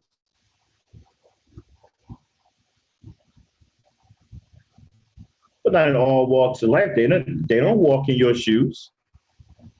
They don't experience what you experience. They don't go through what you go through. They don't see what you see.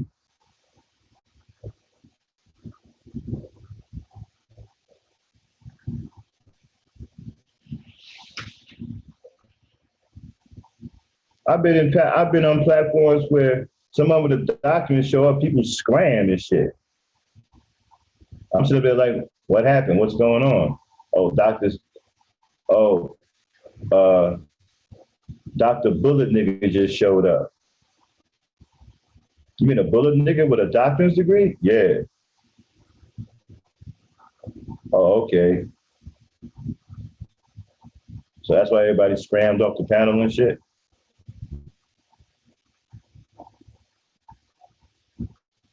And so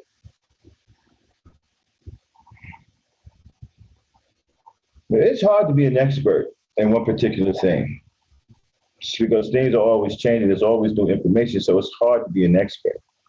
I guess expert means that someone who knows the most about something,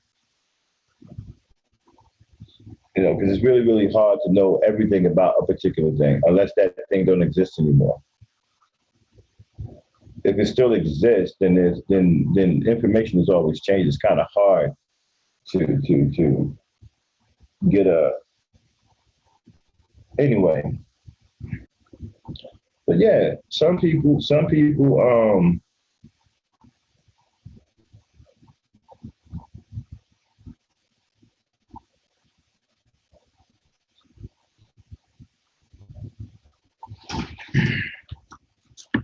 1 second, I gotta take care of something.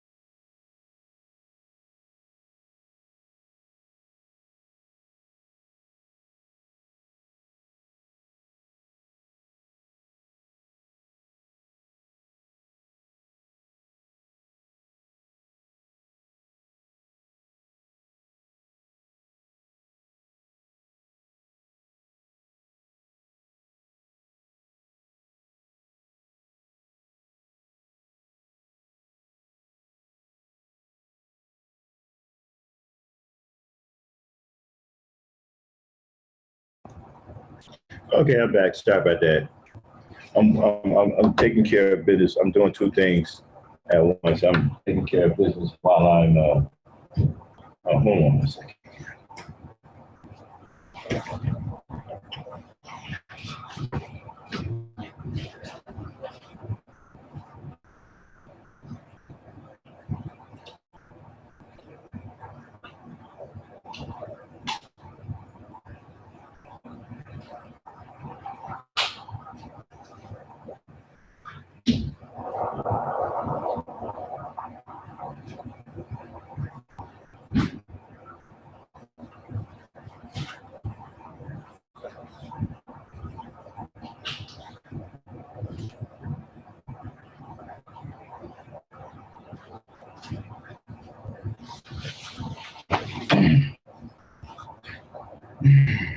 Okay, I'm back.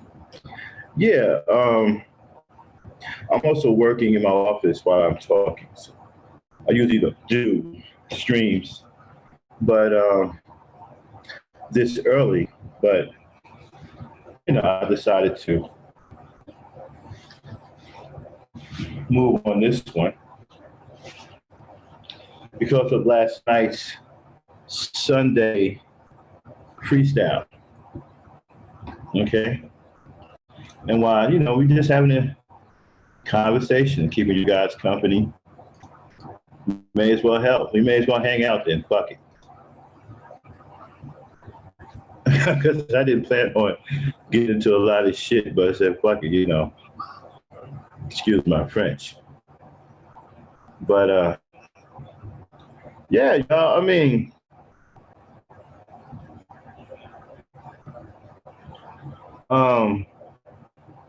still covered about a lot of stuff. Dane, what you doing? You want to come up here, chew it up with me, chop it up with me for a little bit? What you doing? Yeah, so, just want to point some things out.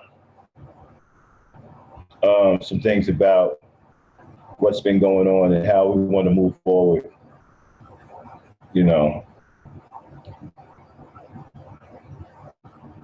We want to make sure we keep this environment because we have people coming over here because this channel is averaging a lot of views. And they can't figure out how. I only got 408 subs, right? But I'm averaging nearly 800 to 900 views of video. And they can't understand why I'm doing that. So they sneak over here and try to see what I'm doing, why my viewership is so high. It's high because we have quality people over here. We got people like I Am Lucy over here. We got people like Dane Frankie over here. We got people like Black Sea Supreme over here. Joe Whitfield. We have quality people over here. That's why the viewership is so high. We got people like the Verbal Assassin over here. And it's attracting other high quality people.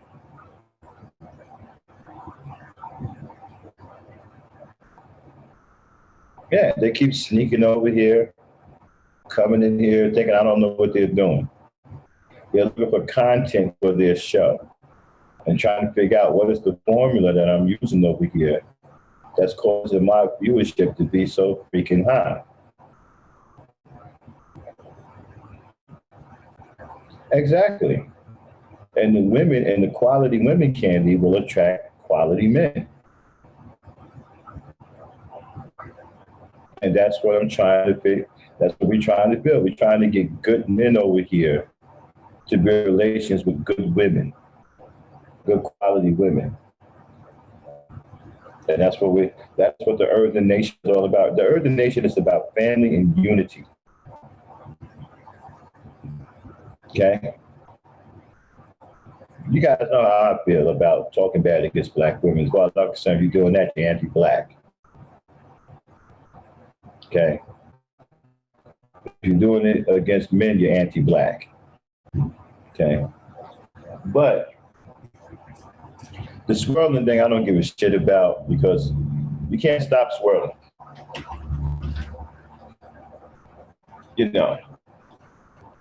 Can't stop swirling. I don't even know why people even waste their time with the swirling. It's an argument that's never going to end. Okay? It's never going to end because it's not going to stop. And like we was talking about yesterday about these guys who want to go outside the country. They want to go outside the country and think that they're going to walk into other countries and sleep with the women. Like the other guys are going to allow that to happen. Like the other guys don't have a problem with that. They do have a problem with it. They have a big problem with it. First of all, they don't want you around their women. Okay? They don't.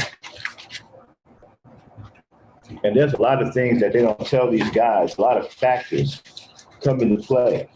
You don't just get a visa or willy-nilly go hop over into somebody else's country. Okay? Like you own the damn joint. That's a recipe, right, for death.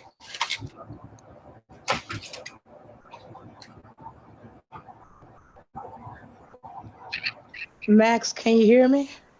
Hey, Frankie. Oh, I wasn't certain my voice was going to come through. Hey, I don't know what's going on with the link, but I had to manually put the code in instead of tapping the link and go through. Oh, it didn't go through? Well, not for me. I don't know. Chaos still seem to have a problem, but I had to manually put the code in. Yeah, that's because he's in Discord. Oh yeah, I got it. Matt, let me put the link in to Discord. I want you guys to download this program called Discord. It's free. Oh. Yeah, that's where the Earthen Nation server is going to be. Okay. Oh. Okay, Discord. Hold on, let me put the link to it. Oh yeah, I forgot you mentioned that. Yeah. I kept seeing Zoom in the thing. I was like, okay, well, maybe not yet. Maybe that's gonna be after the end of the year. Okay. Yeah, but I Okay. don't know. I'm starting to become paranoid. Every time I fall asleep, something crazy happened. Mm-hmm. It's Okay, like, y'all. I'm going to put the Discord link in the chat. That's to a program called Discord. It's a gaming app that allows you to build private service, okay, and talks among people of your own private server, and you can have hundreds of people in there. And that's what we plan to use it for, okay? When we're not live streaming, we'll be on Discord. The Earthen Nation Discord server will be open 24 hours, okay? okay, it must be something on my end. I couldn't I couldn't tap on that neither. But then again, I am using the phone. I just look it up later. Are you doing it from your? Are you doing it from your computer or your phone? I'm doing it from my phone. No, it ain't gonna work. It doesn't work from the phone no more. Oh, okay. What doesn't work on the phone no more? Yeah, YouTube changed it. You can't tap on links from the phone no more. You got to be on your computer, which is silly.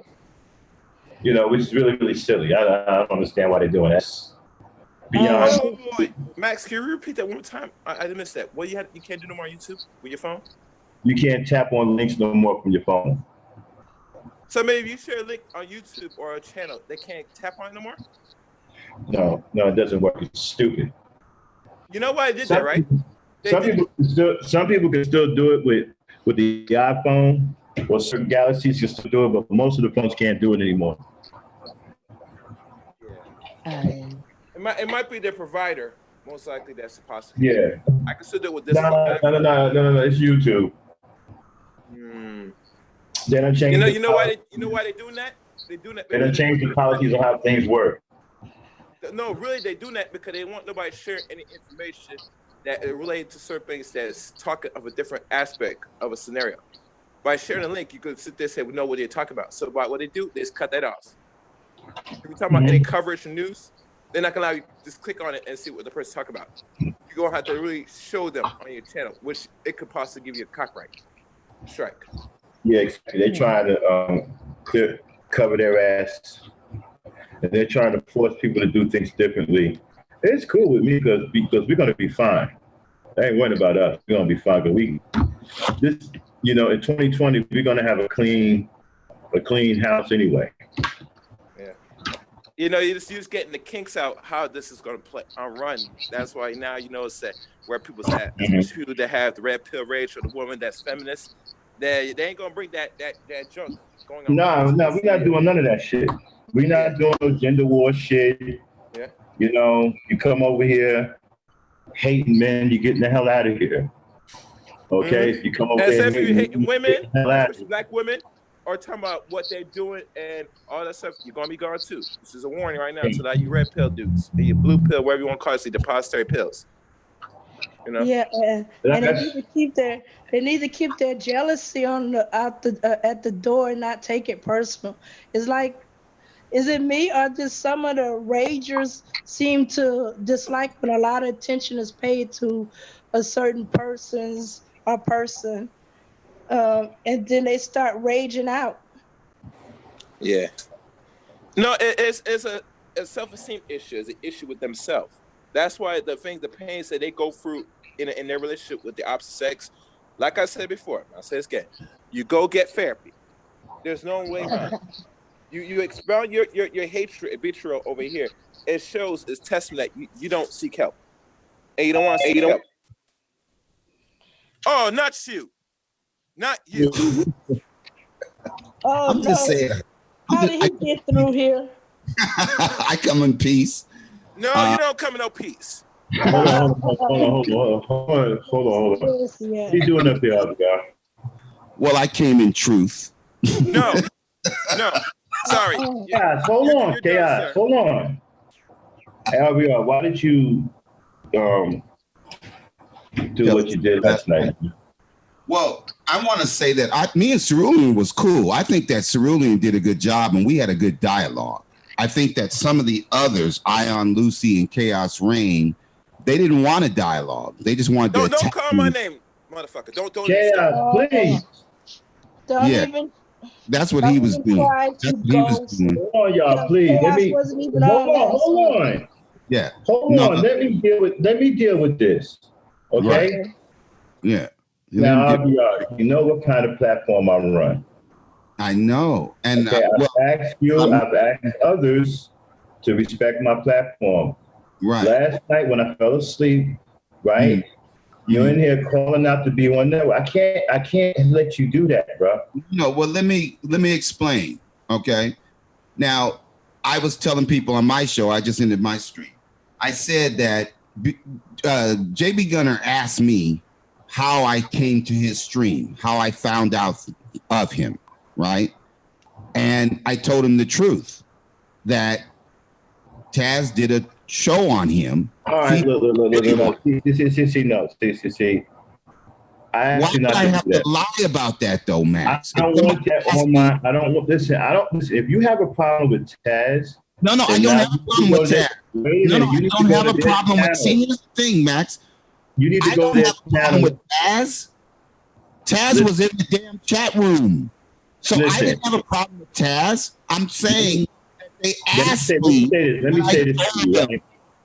Hold on one second. Let me say this to you. The B1 Network, I'm cool with the B1 Network. Those are my people, okay? I understand. I don't want nobody coming over here bad-mouthing them. If you got them, you need to go over there to their channel. No, they got me blocked. Over here on mine. I don't do this on your channel.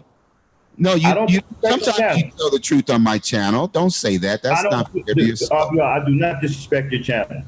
No, I don't see the truth as being disrespectful. So some people do. You see, you and I have a difference of opinion on what the truth is. I don't like antagonizing people. No, I don't think that's honest, Max. I think we both think 2 + 2 is 4. No, I understand that, but what I don't want is beef. I'm not up here for beef, man. I'm trying to really build something positive here. I don't but you build something positive on lies. Because their names have been brought up in something. Okay, here's the thing, Max. I don't have a problem with you building a platform. I do have a problem with you telling people that they can't tell the truth on your platform. You cannot. Nobody can tell the truth. What I'm saying is you can't come to my platform and start fight with people that are not here. That's not what my platform is about. When I came in here today, 2 seconds ago, Did I start a fight with Chaos Rain and Ion Lucy? Or did they start a fight with me? Look, Be honest. I'm talking about last night. I Last heard night, the stream last night, even though I fell asleep. I heard the stream last night. Now, I had to come on here and apologize to these people after your reckless comments last night. You can't come on here and shout people out like that and talk bad about them because it reflects poorly on me in my channel. I didn't talk bad about anybody. Me and Cerulean had a very nice. You talked about Cluster B. You talked about Tad. You talked about the B1 Network. Yes. You insulted the hell out of them. Well, you look at the truth as insulting the people who are lying. Man, don't play that game. You know what I'm saying to you, bro. I know what you're saying. Cluster B did a post about me and real life in cyberspace. Go to Cluster B's channel. This is what you don't understand. I went to Cluster B's channel. Don't come to my channel. If you got a problem with Cluster B, go to Cluster B's channel. Don't come here and air out your differences with Cluster B, especially when she's not here to defend herself. Max, that's stupid. No, it's not stupid. Somebody, listen, let's hear me out. Hear the truth out. If somebody makes a goddamn video about me, right? And then the people in your chat room, including Tad, are reciting the lies from the Cluster B video, I can't address it because Cluster B's not here. I couldn't address it. What you do. I'm you go to Cluster B channel where the video originated from. Yeah. You go where the video originated from. This is YouTube. Well, why didn't they do that? This is a public forum. Why didn't she do that? To talk. Why didn't she do that? Why didn't she do that? This is a public forum, RPR. People are going to talk. People talk about stuff all the time. The problem is this. Hold on. Taz was in the chat room. Now, why didn't Taz go to his channel or go to my channel? I'm not going to argue because you're over here talking about him. No. So he came over here. Chat room. Taz did what I'm telling you to do. He came over here to the source of where he was being talked about at. That's what you do. That's not true. Cluster B is talking about you. You go to Cluster B's channel and deal with that. Don't come over here talking bad about her. Right. You didn't hear what I said, but everybody in your chat room heard exactly what I said. They came to your chat room. You called these people out of their name. I heard you call them out of their name. I heard you say all kinds of crazy shit about them. Okay? They were here. Taz was here. On my panel. Here.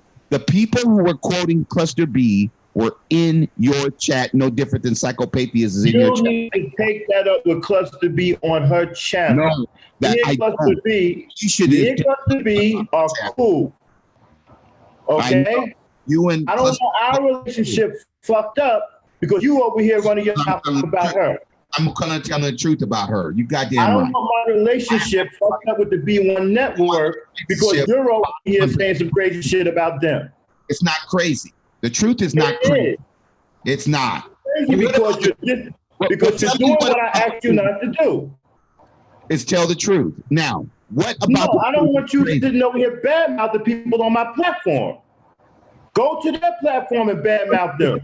I don't know how else to explain that to you. Tell that to Psychopathia. Why don't you tell that to Vonda Harris? Why don't you tell that to Taz? Why am I the only one? Because they wasn't up here. Because they wasn't up here on this panel badmouthing anybody.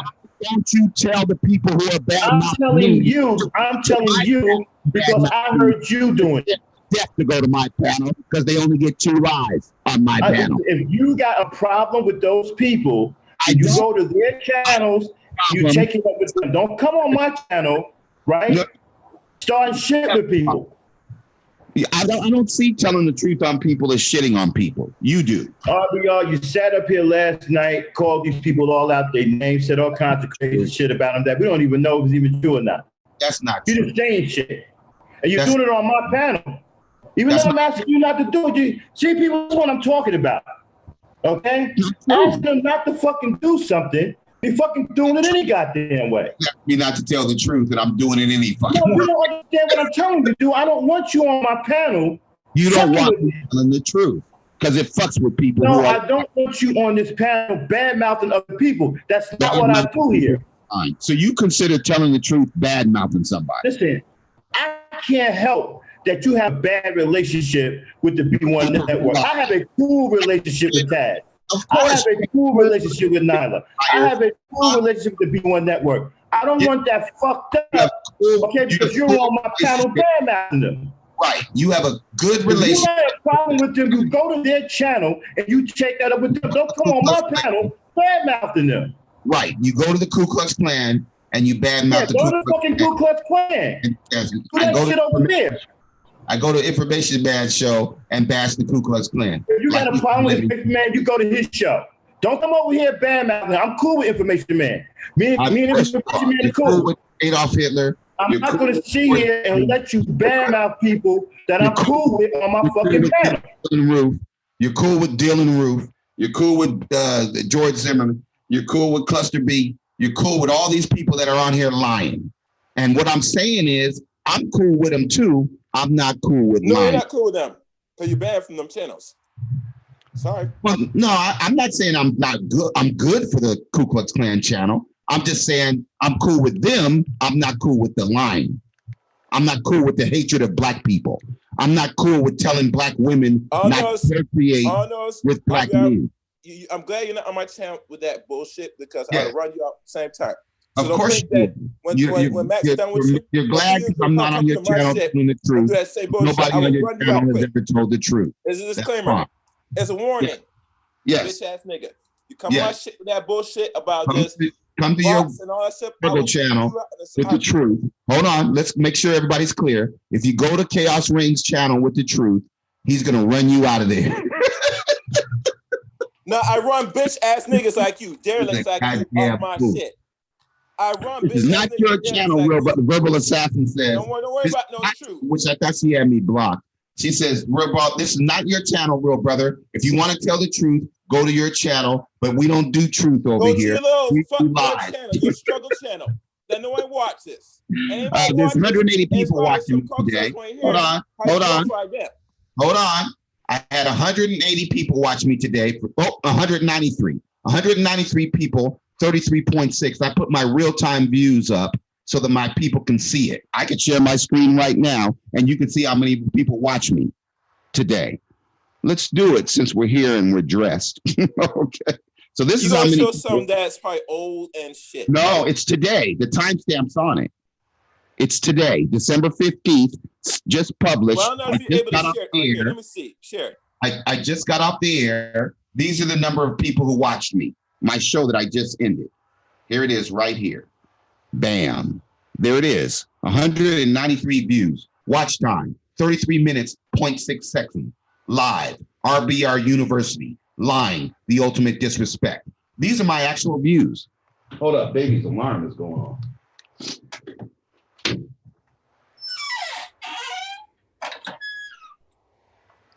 Has anybody looking at this? Are y'all looking at this? Y'all seen this?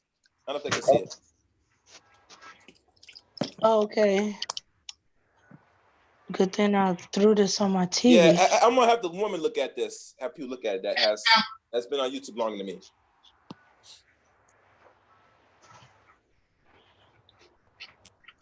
So you say you got millions of people watching your junk? That's what you're saying, RBR?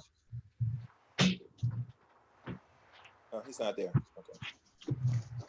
Baby got the alarm on the endless loop, so I'm sorry. So let me ask you a question, RBR. You saying you got like, I guess 2.5 some million people watch your last live stream? That's what you're saying? That's what you're telling us?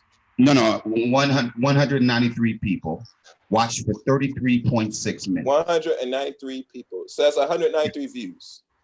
Yes. I think that's okay. Yeah. So there it is. Now, I told Max you can same thing. RBR, what's your I told Max he didn't want to do it. RBR? He doesn't want to know how many people are really watching him because he's afraid. RBR? Yeah, can you hear me? Yeah, I can. What is the average retention? Zero. All right, RBR? Yes. Okay, listen. This is what I'm saying to you, okay? I don't want you coming over here bad mouthing other people, man. Oh, I wouldn't do that. Why would I do that? Last night. I didn't do that last night. You're lying, Max. It's not true. Okay, you know what, man? I'm not I'm trying to talk to you. You don't No, fucking. you're not. No, you're not. You're trying to impress these dumb motherfuckers who don't want to hear it. Goodbye.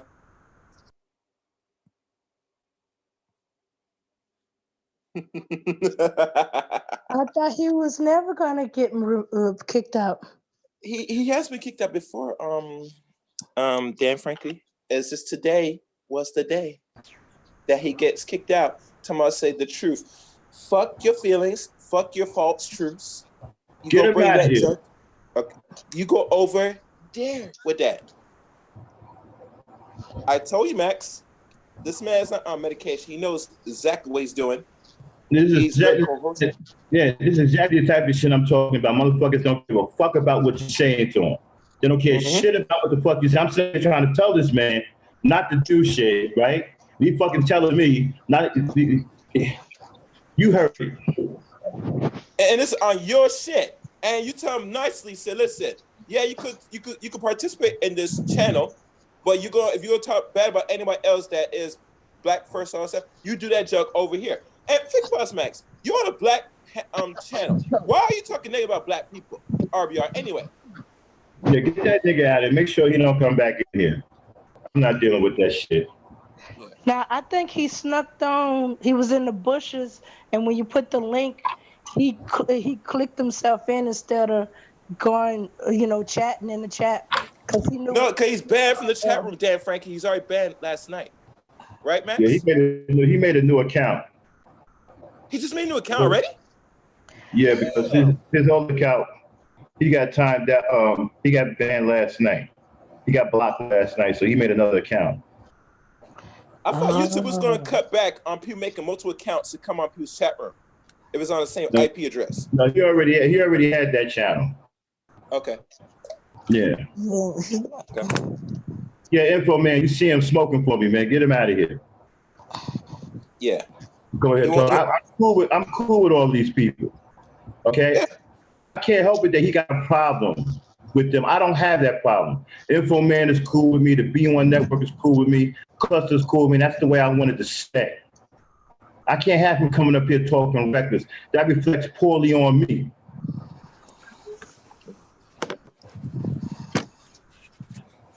How does it look, Information Man, if I let a motherfucker sit up on my panel and badmouth you, knowing you and I are cool? Mm-hmm. That looks poorly on me. This is what I'm trying to explain to him. You don't fucking listen. Yeah. Yeah, he I was. had to make an apology video today. This started out as an apology video. I had to make an apology because of being the B1 Network because of his fucking crazy ass.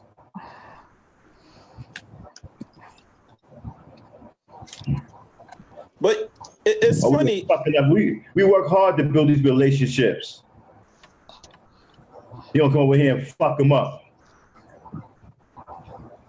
You know, Max, it's funny. Oh no, he ain't got no wrench Information Man. I took his wrench last night. He ain't got no more wrenches. Yep. Yep.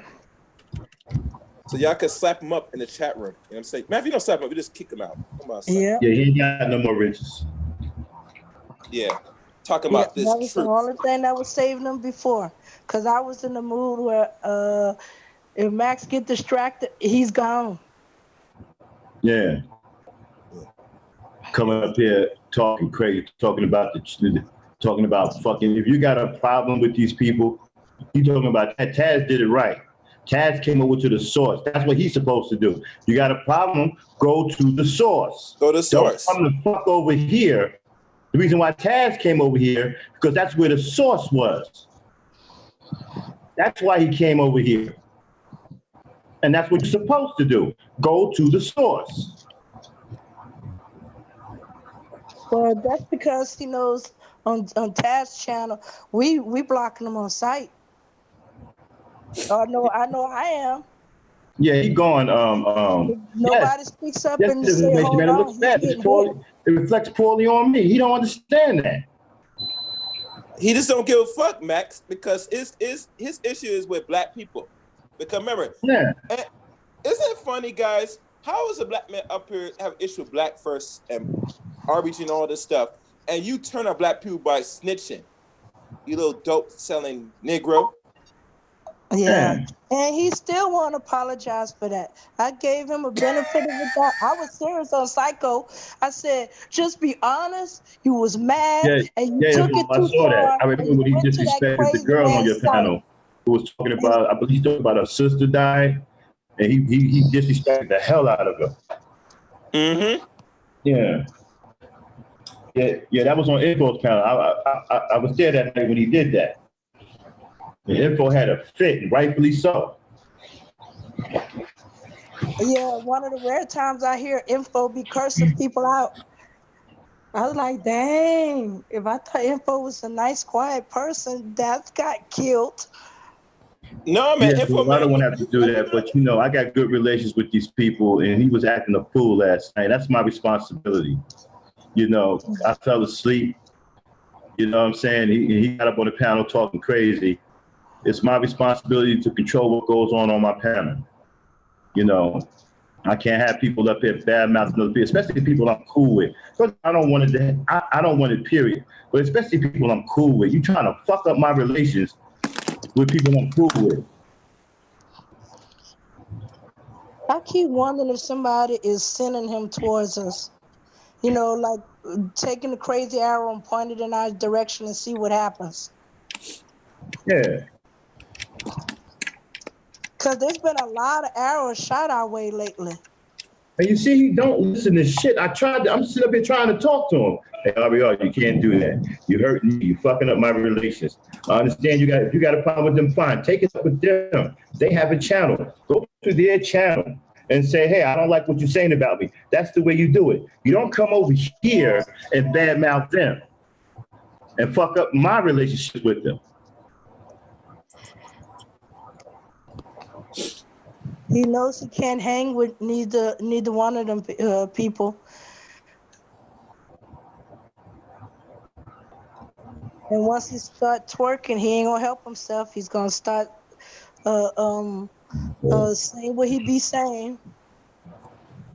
But if the mods let him get through, the mods will probably be smacking him on sight. No, but you understand, Dan, frankly, a man like that, yeah. And be honest with you, I don't really go by notion if there's age amongst us is evident, but it's blatant that, okay, your track record is not that squeaky clean, my dude. You come here attacking black people and you are proving that you're an enemy. You you should have heard him last night. I wish I had woke up in the middle of that. I would have punted his ass from here to the goddamn moon. Turn off you got an echo there, Chaos. Oh, should I? Oh, shit, damn it. Yeah, I wish I had woke up in the middle of that shit. I'd have punted his ass to the goddamn moon. He was talking crazy. I heard the stream. I got to edit the damn stream. I got to take that shit out of there. Fucking talking crazy, man. Yeah, I should have said something when he was looking for the link, but I was hoping it had scrolled past and it wasn't still. Yeah, he's not allowed over here anymore, Mars. You see him smoking. Don't even hesitate. No, don't even hesitate. You know. And Max, you know the funny thing, this dude's not good playing double agent either. If you're gonna be on that watching what black people do, you're not a good job at it, Negro. Go take your ass over there with that. You know? I tried to talk to him. I tried to sit here and have a civil discourse with him about, look, you can't come over here, okay, and say this, and that. You got a problem with these people, you go over there and you talk it out with them. Don't come over here, okay, and talking bad about Cluster B. Me and Cluster B is cool. I can't have you do that. I can't let you do that. That's disrespect to her. You can't come over here bad mouthing the B1 network. I can't let you do that. Those are my people. That's disrespect to them. I can't let you. He don't understand that.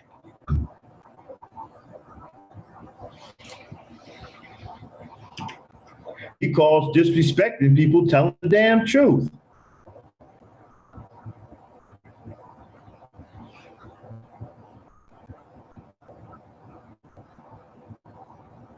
Shout out to Screen Learner. What's up, Screen Learner? Nah, this motherfucker is, yo, man, this dude is crazy, man. I try to give him the benefit of the doubt. Because I used to hang out on this channel. I try to give him the benefit. I've never done this panel. I've never disrespected this channel like that.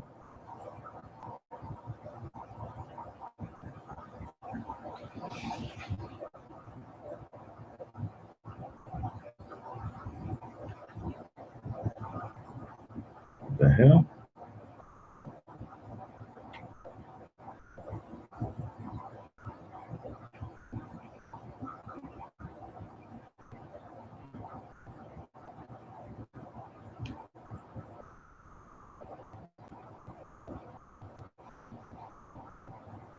It got silent. You okay, Max? Yeah, hold on. I'm making sure my hotspot is on. Okay. I got any feedback? Any echoes? Let me know. No, you don't have any feedback. Okay. You good. Yeah, man. Like I said before, I told you, Max, and I tell everybody else, a man like that already revealed his true colors and identity. He should never entertain no space where black people are. Yeah?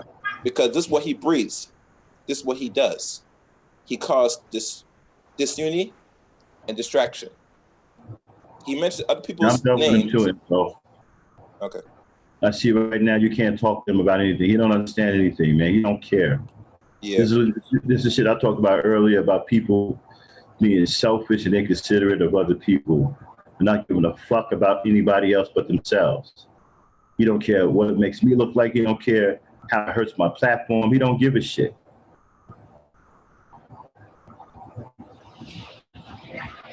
I'm sitting up here trying to have a civil discourse with him about what he did wrong, and it's like talking to a fucking a goddamn echo chamber. Like, dude, you keep saying the same shit over and over again. Look, man. That's it. He's not allowed over here anymore. You know, burned his bridges over here. Okay. So, yeah, go ahead, Chaos. My bad. Let's just fucking riled up with this motherfucker, man. No, I mean, it's nothing because and that's what I expect when he come up here and you try to have a civil conversation. You can't be civil with this type of idiot. Everybody through this whole network, where the small sector of YouTube, black or whatever, try to have a conversation. This dude goes in with his little ADHD, little mental disorder, wherever he has issues with him, goes and talking about say he's dealing with the truth. Well, unfortunately, dude, you don't know no truth. The only thing you do is you spread foolishness and not even lie, just garbage. I can't even consider lie. When you're up here talking about say people are putting Russian bots trying to sway black people to pick people. Hold on a second, yeah. Okay, Oh, that's fine. You can put my name in it. I like the publicity and shit. It doesn't have any credibility, man. See, when people don't have any credibility and shit, the best they can do is give you some positive publicity. Because anything next to them is going to be positive because they have no credibility. So you can go talk about me all you want. He's just going to make things better for me. Simply because his standing is so goddamn poor, right? What he says about me has no alternative but to be positive for me. You can talk about me all you want. And Screeler, thank you very much, man. You know, we're trying to build something positive over here, man. We're about positive relations with black men and black women. We believe in family structure. We also believe in unity. So these are the things that we are working hard to establish over here. You know, a protective environment for black men and black women to come together, discuss things, and build positive relations. We're not into the gender war thing.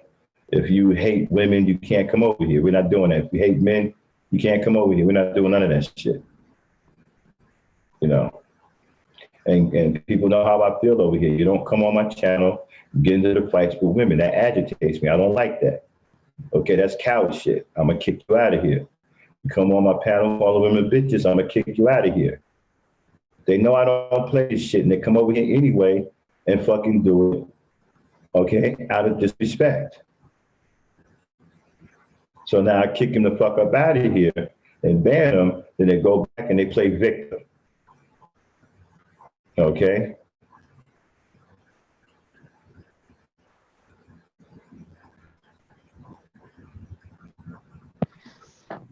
Okay. But I say after this, we don't mention him again because we're just feeding his ego. Yeah. I'm done with him. It's just, I'm trying to calm down because it pissed me off so fucking bad that I don't understand. There's some people on here. There's something wrong with their mind, man. It's like, hey, man, don't do this, man. Don't do this. They're gonna do it any goddamn way. I'm wondering if I should try the opposite way. Hey, man, go ahead and do it all you want. Then maybe you won't do it. Hey, man, come in here and call women bitches all you want. Maybe you won't say anything. No, you would never be that lucky. No. You know, I mean, goddamn. He would just keep going. No matter which way it goes. Good attention, bad attention. It's attention. Oh, you said Black Boule?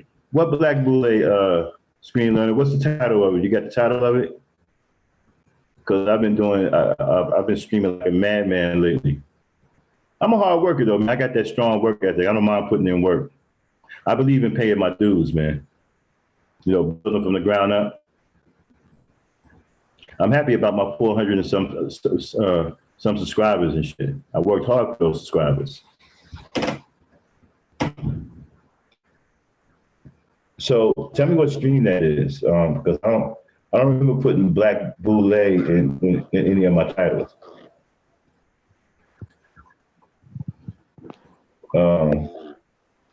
Y'all know what he's talking about? Chaos? Frankie? Yeah. I don't know, but what you talking about? What Boule name? He said he likes the Black Boule video I did. I don't know what he's talking about. If you can get me the title of that, I can comment on that one. If you can get me the title of that, because I don't remember putting Black Boule in any title. What about? He said that it's going to go through your vids and come back. Okay, good. Yeah, let me know what it was. Mm-hmm.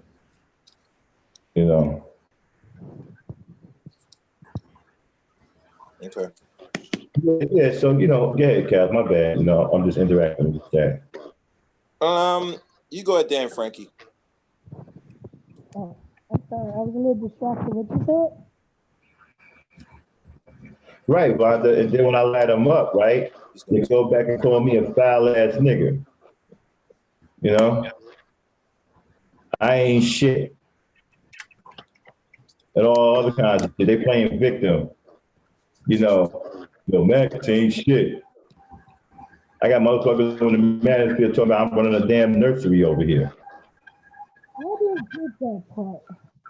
These niggas is weak, dang Frankie. These are some of the weak. Y'all need to go and look at the stream I did titled "I Feel Sorry for Black Women Today." I'm thinking about doing a part 2 to that. Because I talk about these niggas are sorry as all get out.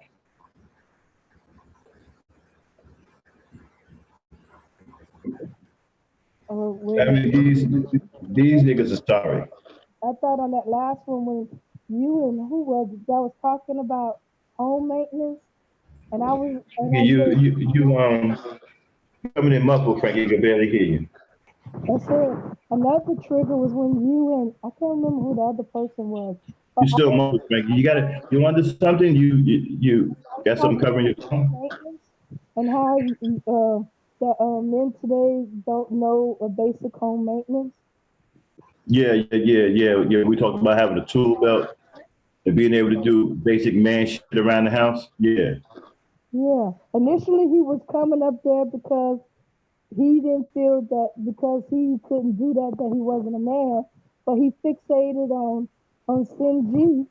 I said, oh, he don't want to argue with Max. So he turned his attention to Sin, so he didn't have to argue with Max.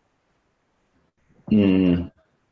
Yeah, he felt some kind of way to a little pansy. As far as you was concerned, hey, yeah, as far as I'm concerned, you not much of a man. Yeah, I mean, as a man, you gotta be able to do basic home maintenance. You can't hang a door, you can't change a lock, You can't change the doorknob. You can't fix the window. You can't put in the window. You can't fix a closet door. You can't do basic shit.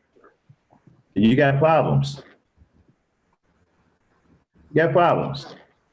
You know what? Which is really weird in my town because we got some guys that are, I guess you could say they bum.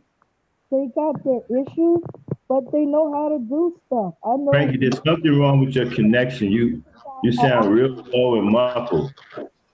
Oh, they got a drug problem. Okay, there you go. Do that stuff. Like I mentioned in your chat, a guy that can't change a car tire is no use for me because I know guys who don't have a car, never have a car, just got their basic driver's license, had it for years, but they know how to change a tire. I was like, okay, you got a car, you don't know how to change the tire in your car. You know, I thought that was one of the first things you gotta learn when you drive. Motherfucker can't change the tire on a car. Can't change the tire on the car. Fucking can't even call AAA. Try to call AAA, dial the wrong fucking number. I mean, you know, these niggas, you know. And so, like I was saying, like I gotta like these niggas come over here. We just gotta get them out of here. I'm not putting up with this, man. I'm not allowing none of this over here at all. And it pissed me off, man, because I've been rocking with that dude for a minute. He know how I am, and he still come over here and don't give a fuck about what I'm doing. It's all about what the fuck he wants to do. Yeah. It's not telling you pushing back or putting your foot down that you see how somebody is. As long as you was going along or you just let whatever that was irritating you slide off your back, y'all was cool. But the moment you start putting your foot down and demanding and ramming it down their throat, hey, I said, then you start getting the pushback and you start seeing the other side of them. Yeah. People come in here, start fights in the chat room with women. I'm telling them, don't come in here. We're supposed to be men. We're supposed to set an example. We're supposed to be stronger. Okay? Don't get triggered by what some woman is saying in the chat. Women say a lot of things. She's getting triggered for it. You're supposed to be in control of your emotions. You're a man. You're supposed to have better mental and emotional control than that.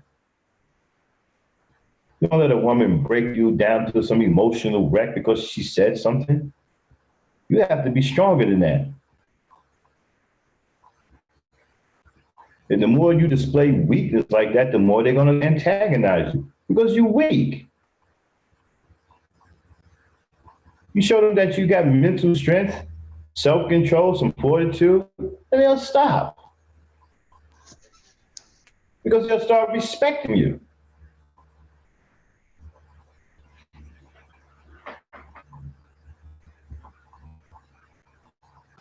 Some of these motherfuckers think like they God, like they supposed to tell women, you know what, you better do this and you better do that. Nigga, you just do what you're supposed to do. And let the woman take care of herself. You do what you're supposed to do, you'll attract the right woman. Okay. What the Charles Faulkner said, Max, about how you do an ungrateful woman, you don't. You don't. And you know the problem. Let's be honest, Max. Let me say this. I'm gonna keep it short. Okay. Yeah, screening, learning. Yeah, philosophers and builders. Yeah. I'm gonna do a part 2. I'm not even done with that one. That's gonna be like a 3-part, maybe a 4-part series. I got some more about the philosophers and builders. Max. Let's keep honest with a lot of these dudes that complain about the women. They cannot sit there. If one woman they decide to say, I'm done with moving on, they can't get the next one. That's what it boils down to with a lot of these men. You should be a man, be confident and say, if you feel she's not going to help you in your development in this life, you'll leave her and move on. Simple as that. Mm-hmm. Okay, I'm not sure why this is so hard. And it goes back to some of the dudes that can't get a woman. Let's say a man can't get a woman. Okay. So that means you have time in your hands to really just improve yourself and be on some type of purpose. keep yourself productive. You know, Mhm. these things is not hard, but I know a lot of them because they have not been around actual men, have not been raised by their father most of the time. That's why they behave the way they do now when it comes to women. And I'm gonna say this might hurt. I think with a lot of these boys, they need to take a break from mommy. You know, I think being around too long, I think it's developing a behavior with a lot of these males that become adults. Well, it's not even that, man. Of course, that's supposed. Well, actually, when you leave the child with the mother like that, and you're not being the type of father you're supposed to be, yeah, that's going to happen. You can expect that to happen. What do you think is going to happen? I know, and I expect this. And one thing is evident that a lot of them that if they gone through this and they behave the way, the only thing you could do as a man moving forward is try to be something different. If your father wasn't in your life, then you gotta be that example and be in life for your children any way possible. And if the woman is going to fight you on that, then by all means, then you have to take the custody, fight for your children. It's in your mission. Right. Yeah. Listen, Max, I'm not saying the most men should do this, but I say if they feel that this is a problem and that's what they lack while they're growing up, the only thing you can do as a man, you have to replace something that you miss to your next generation. That's the only way you're going to get around it. Mm-hmm. You know, your mother gave life to you. She raised you for 0 to 18, and you got mental issues wherever, and you have issues. So all you can do to correct it is if you have children, be that father figure that was you missed when you were a boy. That's all. That's all you could do. That's all you could do. There's no way around it. Continue the cycle. What has caused your mental illness only perpetuates the behavior that plays the community we live in today. Well, I mean, I look at it like, to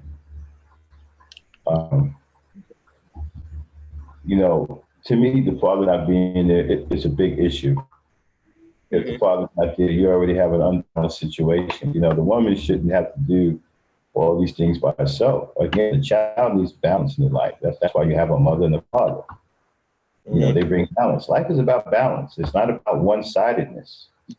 It's not about selfishness. This is why a lot of selfish people end up, in turmoil later on in their life. They may have it good in the beginning, but then they suffer internally. Okay? It goes on and on and on. And my whole thing about it is this.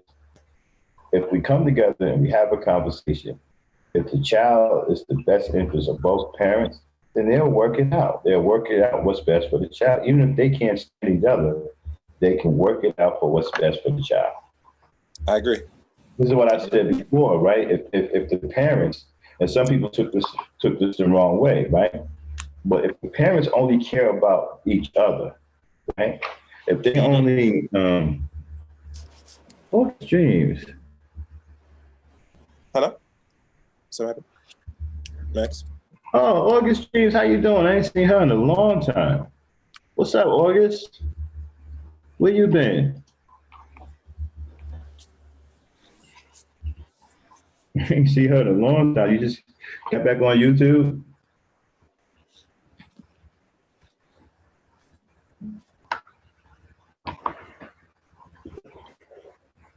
Yeah, so this is why I always say, right, that if the two parents are arguing if all they care about is arguing with each other, like she don't want to stay with him and he don't want to stay with her, and he arguing about what the hell she doing, she arguing about what the hell he doing, they don't care about the child. Yes. Okay, correct. cool. Yeah, they don't care about the child because the conversation, okay, if the parents are splitting up, right, then the focus should be straight to the child. You guys are already splitting up. There's no need to be on some, well, I want to know what the hell you're doing around my child. No, you come together and the best interest is the child. What are we going to do about our son or our daughter or our children? Okay. And Max, and this is the problem that, remember early when you first started your channel with the few women that are on here and they displayed the issues, especially when it comes to children, that we, if you remember that conversation, one thing that I take out of the conversation, and I hope most women, if they go back a couple of weeks or a month ago when you start doing YouTube, that your life is no longer yours. You, wherever you have a situation with this man, or he has a situation with you and him going to have to sit down comfortably and air out, say, okay, what are we going to do with these children since we're no longer together? Exactly. I'm not worried about what you do, or you don't worry about what I do. I'm more focused as how we're going to develop our sons and daughters properly, so they know they have some claims that I'm around their life and you're around their life. I should not be going 50 miles away so you don't see your children, or going to a different country or a different state. I should be able to work it out with you, say, all right, we sit down, we're going to have a discussion, how we could do this better, make this better. That should be the conversation every couple should have, and every black house should have moving forward, if they're not together or they're not married. They should be focused on saying how we can make this really work. Because really, I want to raise this child by myself, and you don't want to do it either, especially if the boys. Or if his daughter, I don't want to raise my daughter by myself. Right. You know here's the problem, right. Here's the problem, right? We listen too much to people who've been trained by Western philosophy, right? Exactly. In the psychology field, and they think they know people, right? But white people don't like other people. They don't even like themselves, so they don't know much about people either. Okay? Their psychology is based off a fucking system. They identify certain things that they think is the goddamn problem, and they give them a fucking. And this is why they always treat everything with fucking medicine, because they don't really understand people. They don't really understand people like that because they don't have any regard for human life. Okay, so we go to their Western institutions of so-called higher learning, and we get brainwashed into this Western philosophy that's designed to misdirect. Okay. And it causes you to lose your humanity. The less and you make you backwards too. Don't forget that too. Right. Make you backwards. Right. The more you study these disciplines, the less you actually understand about human beings, right? And you start to look at them like they're patients. You start to look at them like they're less than human beings, okay? And like you really understand them when you really don't. Okay, and you just identify something that you think they're going through, and you prescribe the medicine, or you talk to them or whatever, right? But you don't really spend any time with them. You don't know these people. And so this is what I say, right? Like if you have children, right? And y'all fall out of love with each other, instead of letting that love go to waste, you take that love, right? And you throw it into your children. You take that extra love that you have for each other and you put it into your children. This can bring you together, just right? What happened? Right, this can bring you together as cooperative people because you both love your children dearly, right? And you both want to see the best for your children. So this can draw you together as a cooperative couple, okay? You're no longer in love with each other, but you're cooperating with each other because that love that you once had for each other is now been transferred into those children. So when you come together and you have a discussion shouldn't be about, well, you know, if you didn't sleep with this motherfucking nigga, this wouldn't happen. Well, if you didn't do this, that wouldn't happen. Fuck you. But that's not what the conversation is supposed to be about. See, when you're having a conversation like that, then you're not caring about your child. Then that love is going to waste. The love that you used to have for each other, now it's going to waste. It's going somewhere else when it should be transferred into the child. You understand what I'm saying? Yes. Right. Mm-hmm. That's what I tell you, man. Right. And this can bring peace between the two of you because both of you will see how much you love the child. And this can calm down the forces within you. And this can bring you together in peace. You can say, okay, listen, let's do what we need to do for our children. Mm-hmm. I love my child. You love the child. Let's do what's best for the child. Okay, and then you work it out and you have good relations with each other, right? And you have a great relationship with your children. And you don't have to be with each other, but you can still have great relations as decent people and cooperative people and being good parents to your children. Rather than using the child as a weapon because you hate this motherfucker, right? And he's going through all kinds of shit because he hates you. If y'all just hating each other, then neither one of you love the child. Because all you care about is each other. All you care about is hurting the other person, which actually hurts the child. Because understand, right? if you hating the mother and you doing something against the mother, that hurts the child because that's the child's mother. If you're doing something against the father, that hurts the child because that's the child's father. Exactly. Right, and that's normally, and that's what's overlooked in a lot of these broken relationships. Because they're so busy attacking each other, they fail to realize that they are parents. Exactly. And that the child loves both of them and don't want to see either one of you hurt each other. That's why I tell dudes, if you split up with the mother, okay, treat the mother decent. Man, why fuck that bitch? No. It's not about her. It's about the child. That's still the child's mother. It's important that you show the child that you have some decent relationships with his or her mother. You don't want your child to see you having a bad relationship with his or her mother. That's not what you want to show the child. Mm-hmm. Yep. Okay, this is a bad example on how to work things out when you have a situation to where you can no longer be together. You're setting a bad example. You're showing your children how to do things when they may face the same situation. So they're going to follow your pattern and then they're going to be screwed up. And if they have kids, they're going to do the same thing. And Max, can I inject 1 second? Yeah, go ahead. And also, ladies, you do the same for your husbands or your baby daddies. You do the same as well because your sons and your daughters, especially daughters, sees that.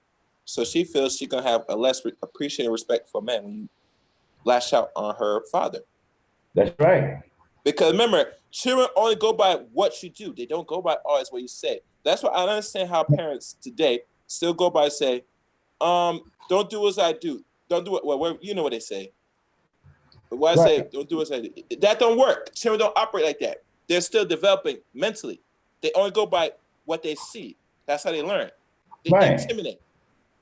And it's hard, and you can't gauge a child's love. It's hard to gauge a child's love for their parents. It's like Jay Sean was talking about certain things that he went through. Okay, about how his little daughter jumped off the couch and ran back there with him because she loves her daddy. This is what's overlooked.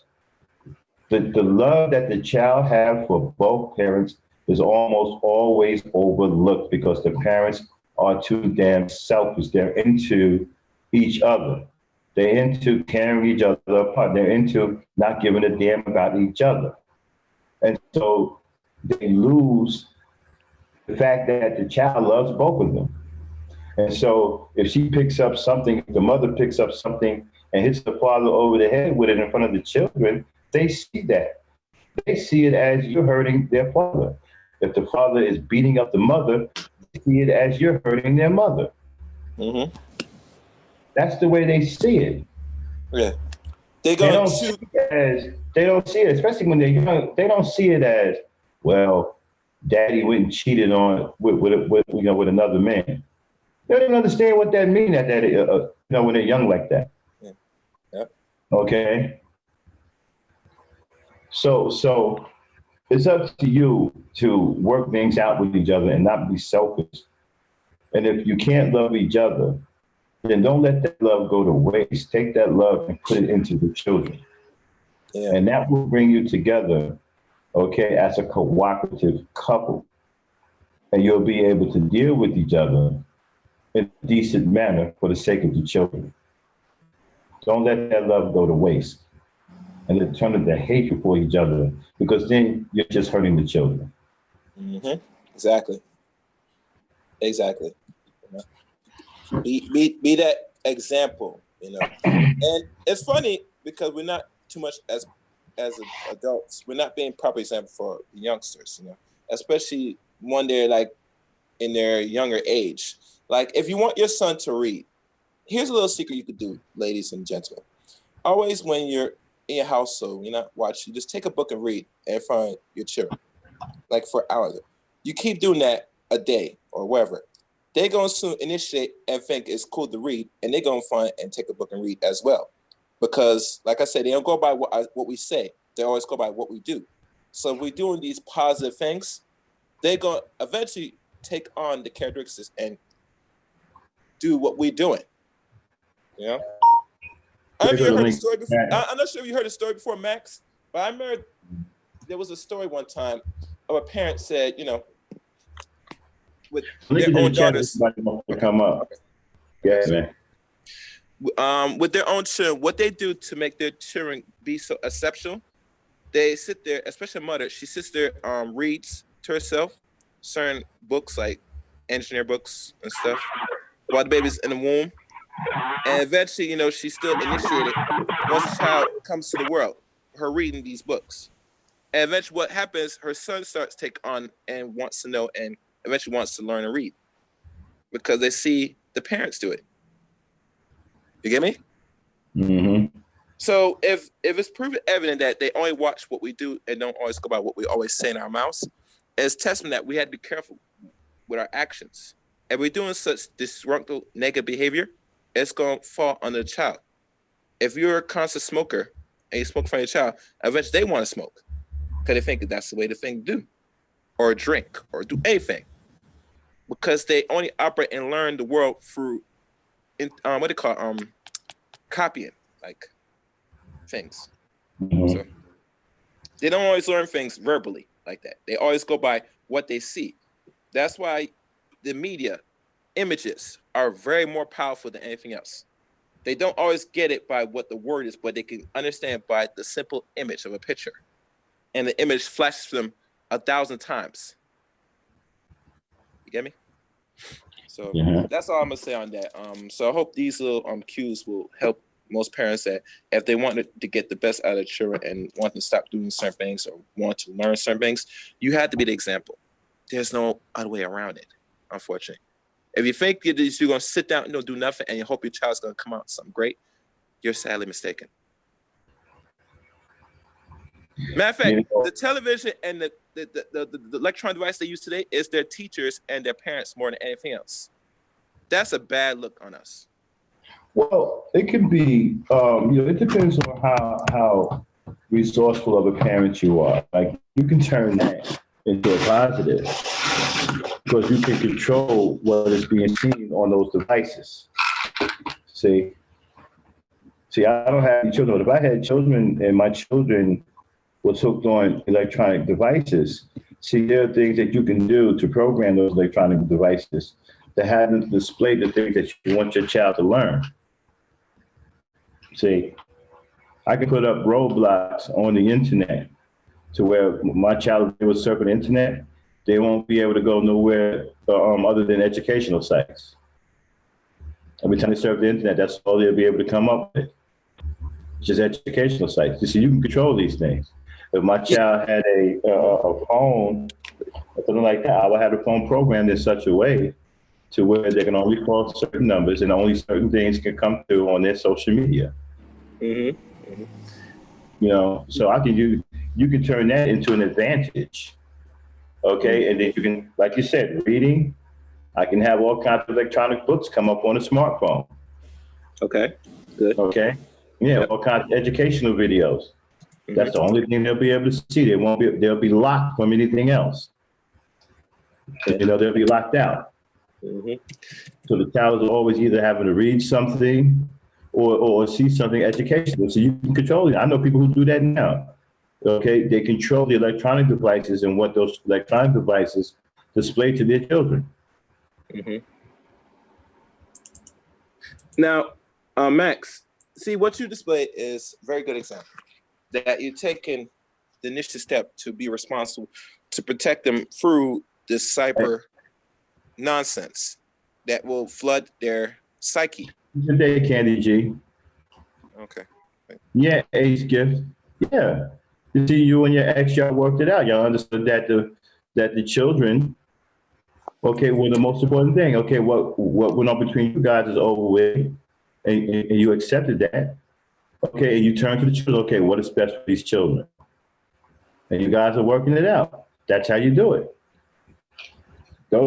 You two love your children. That's why it works beautifully between y'all, because y'all care about your children.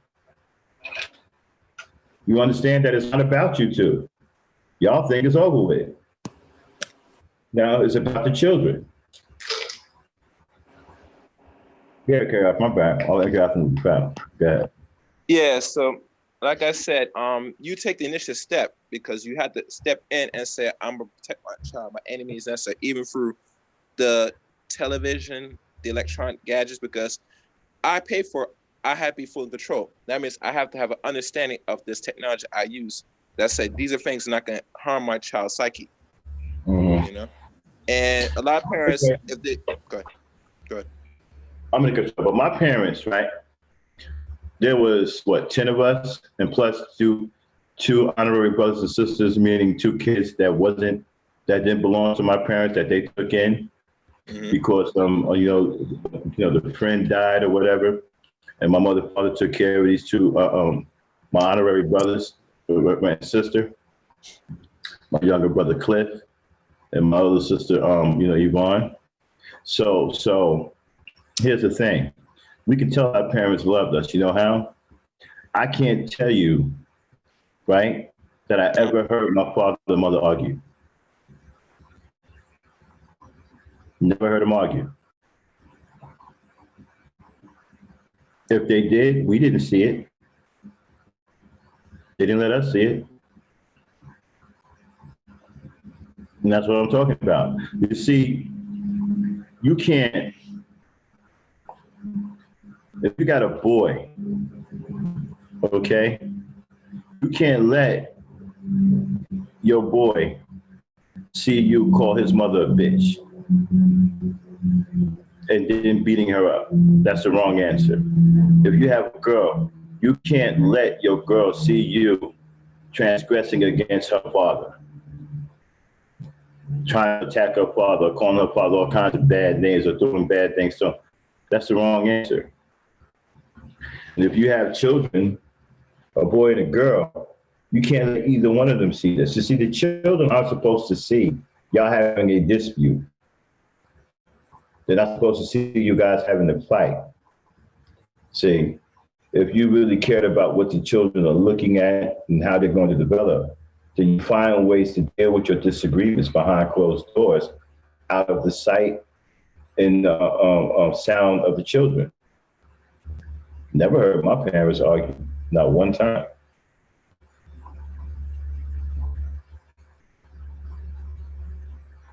To the day, I couldn't tell you if they ever argued. I don't know. I've never heard it.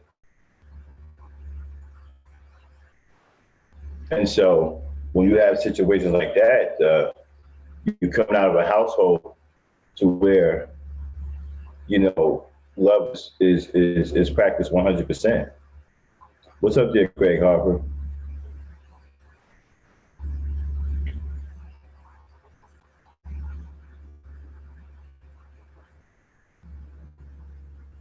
Well, as far as what about the kids, friends, and their tablets are unlocked and stuff like that, well, what I would do is I would have my children not deal with those devices.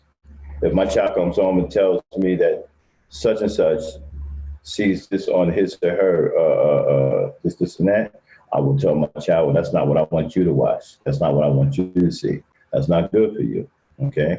And if so-and-so tries to show you that, you tell so-and-so you don't want to see that, okay? And if you come back in here again, telling me about what you saw on so-and-so, I'm going to whoop your behind.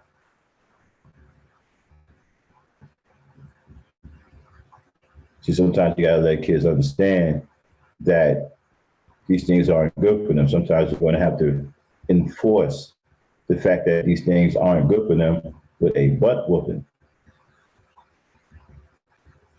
See, I'm old school. We got our asses whooped. All that shit about, oh, well, don't be, no. That's white people shit. That don't work on black kids. All that time out in the corner shit, that's corny shit. We're too strong for that. Okay? We have what is called discipline. A belt. Sometimes you got to get your shit across with a belt.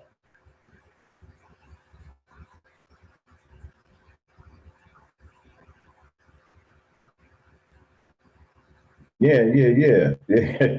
I'm like that too, Craig. My wife gets to going off at the mouth.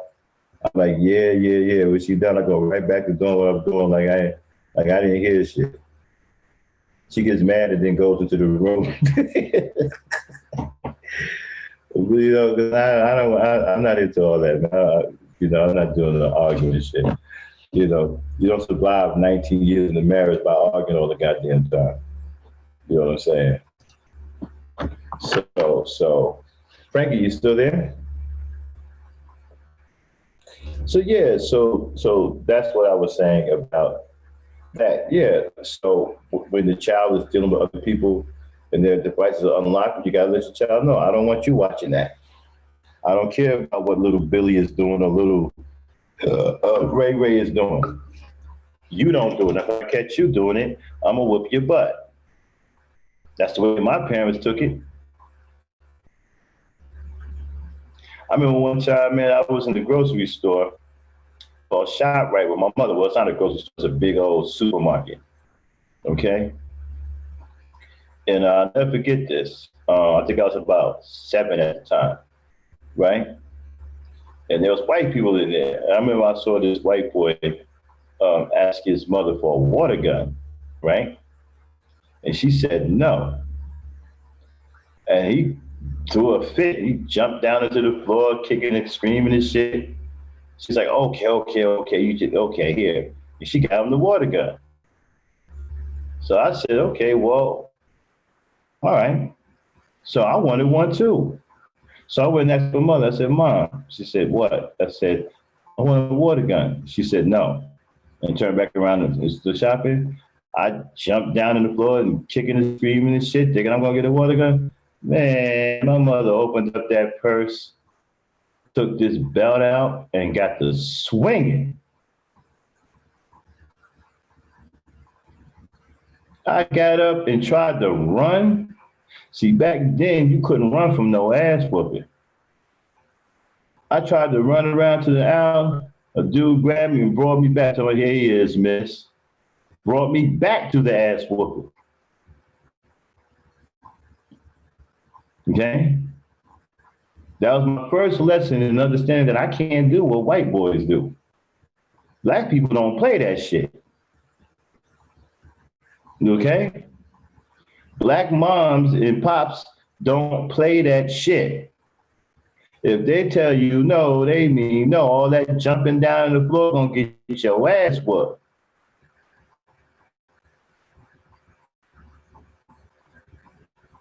So that was the end of the jumping down into the floor and kicking and screaming.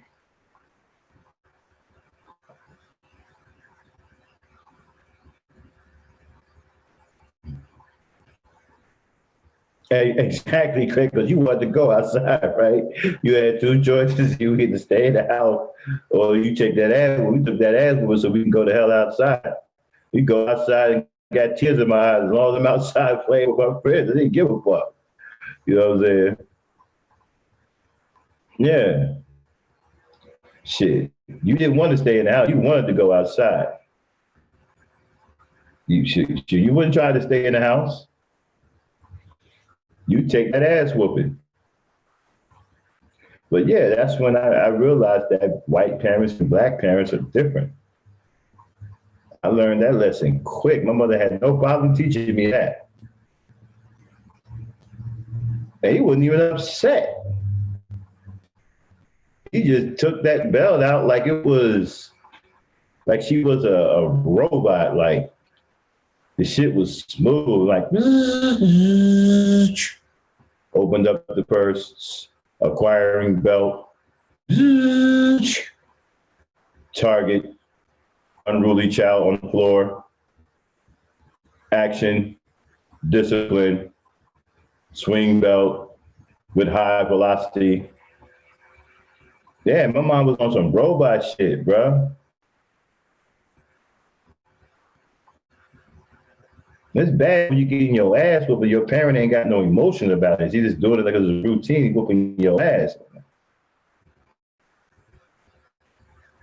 And then you can't run. Yeah. You see, you know what? And that's the problem. That's the problem. Now you get locked up because they don't want you to have. You see, here's the thing. This is what I was telling people, right? The overall goal for the people who run this whole world is to ultimately take power away from the parents. Because this world is ran by a lot of pedophiles, okay, and perverts who like molesting children. So they're giving the children more and more and more rights. Pretty soon, the parent is going to be powerless against the child.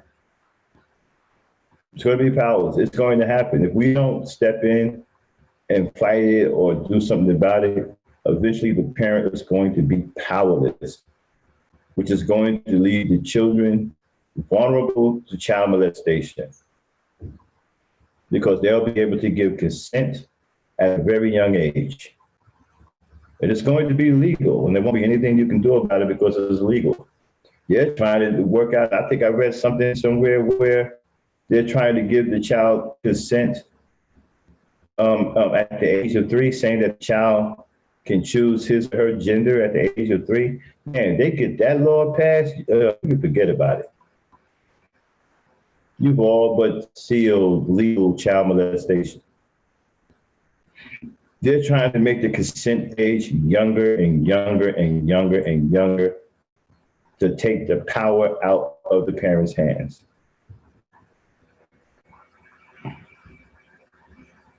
I was reading something to where a 9-year-old girl, I believe in Texas, somewhere in Texas, can go into a drugstore and purchase, I think, birth control products without her parents' consent.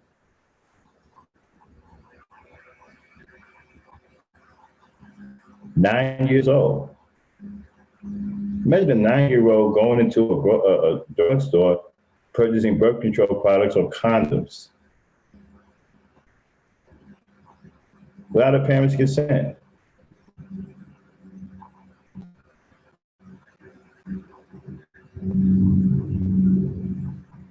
Yeah. Frankie, what happened? You fell off the panel?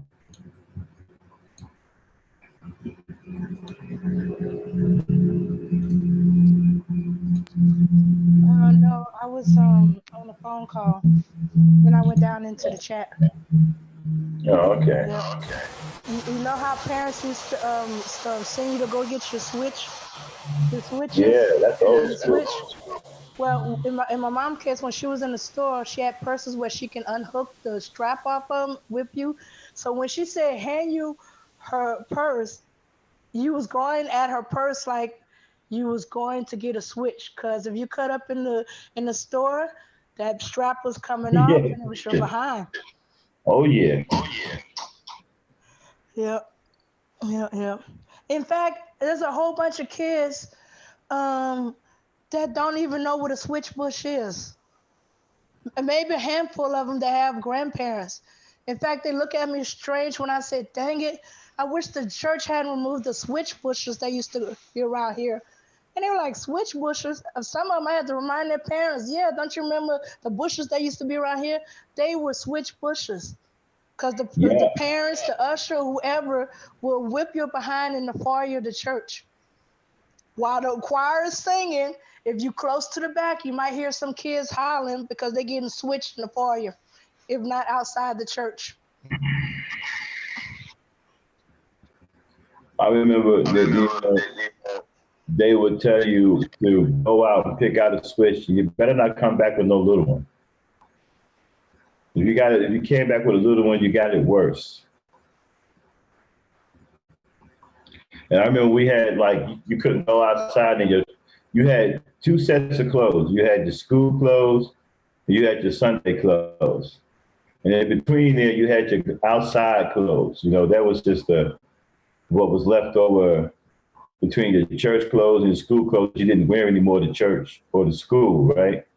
And you put those on, that's what you wear. Get caught outside in either your school clothes or your church clothes, and you got your butt whooped. Okay? Oh, my mom went a step further. I got the Mm-hmm. magic number 16, and my mom wanted to spank me, and I decided I was going to run. My mom had a Z28. She hopped in the Z28, driving with one arm, swinging with the other. And I was trying to cut through a field to get away. And all the parents in the neighborhood came out and said, "Hey, she's going through the cut through the alley." So I'm hearing that, I'm changing, Yeah. and the parents are out there telling my mom which way to go to get my behind. Yeah. Oh no, they didn't try to catch me. They just was entertained about seeing me trying to run away from my mom. I'm like, well, forget this. Everybody in the neighborhood seen my mom going after me. I might as well have stayed in the house and got my butt whipped in private. And I ran back to the house.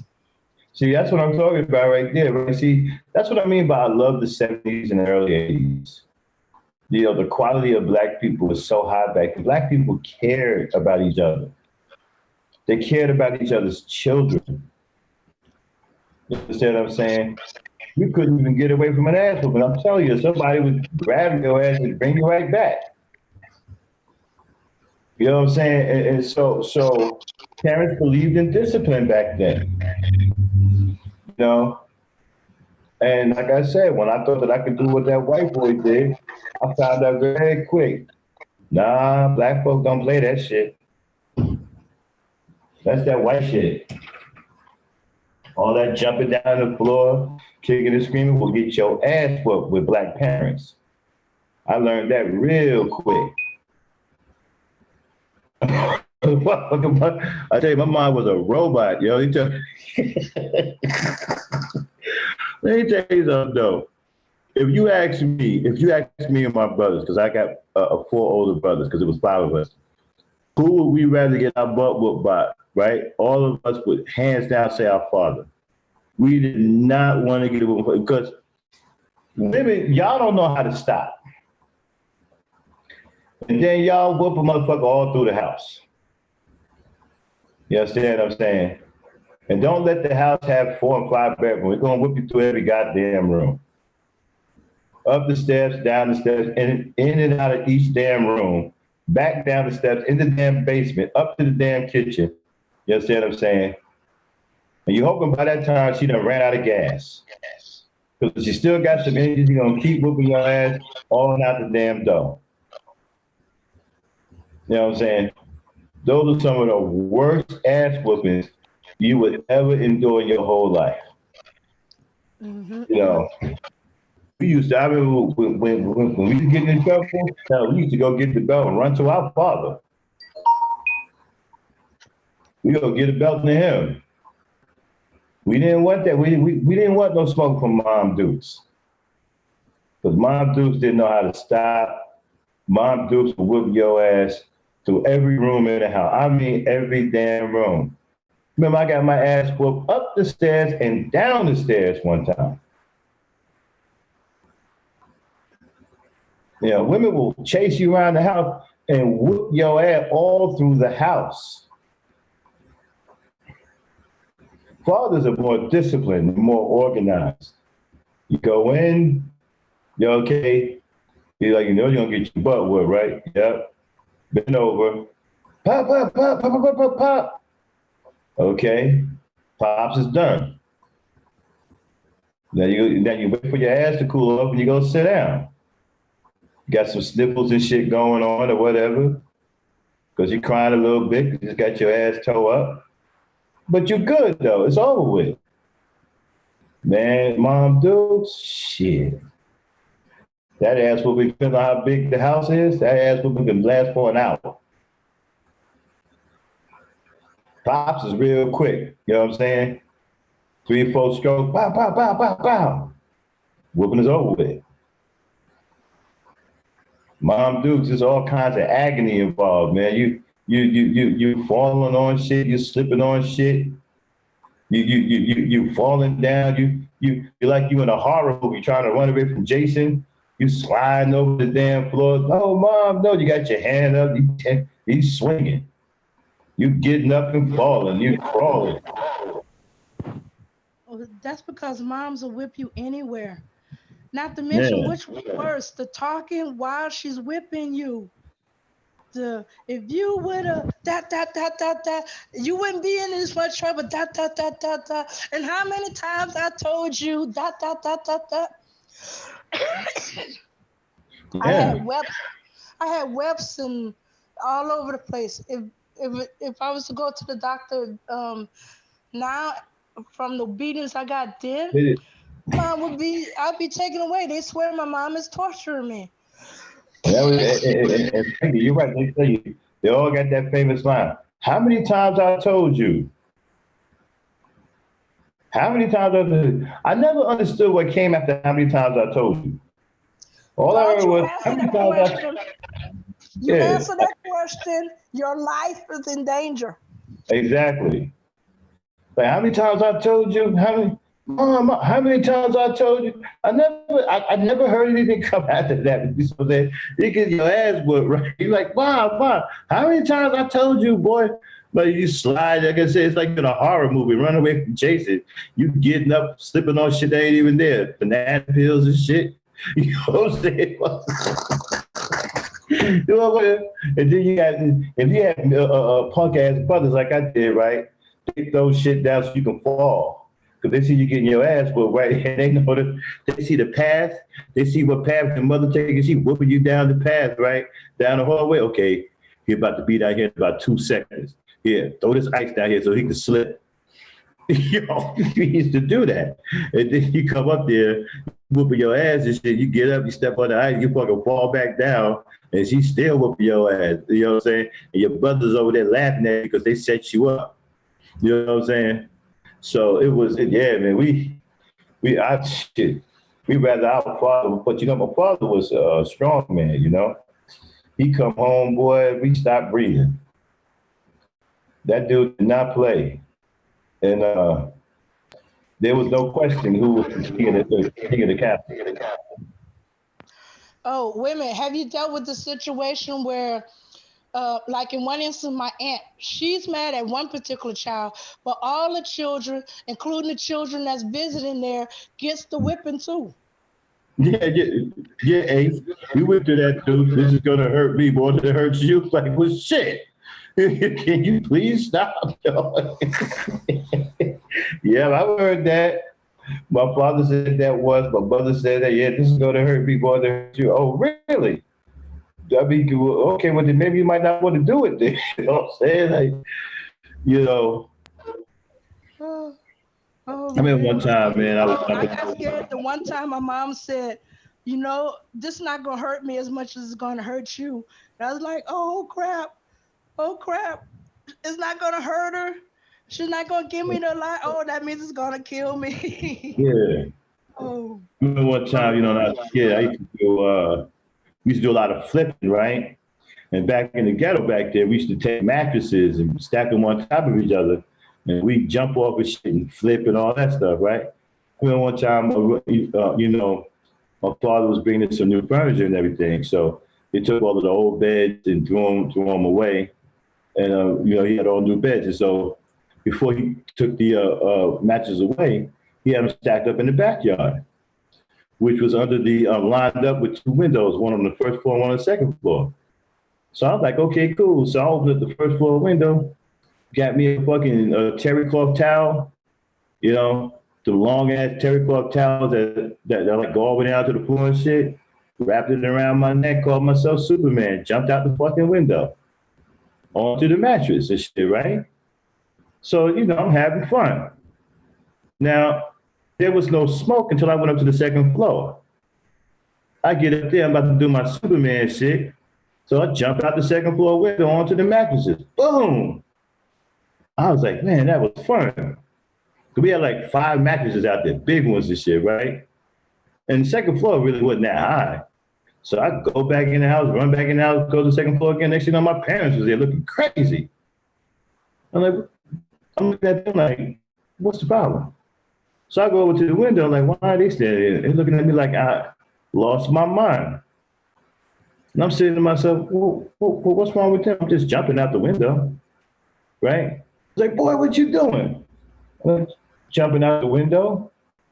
It was like jumping. I ended up getting my ass whooped all the way back down to the second floor. But you know, you gotta understand, I was a kid though. I didn't think jumping out the window was a big problem.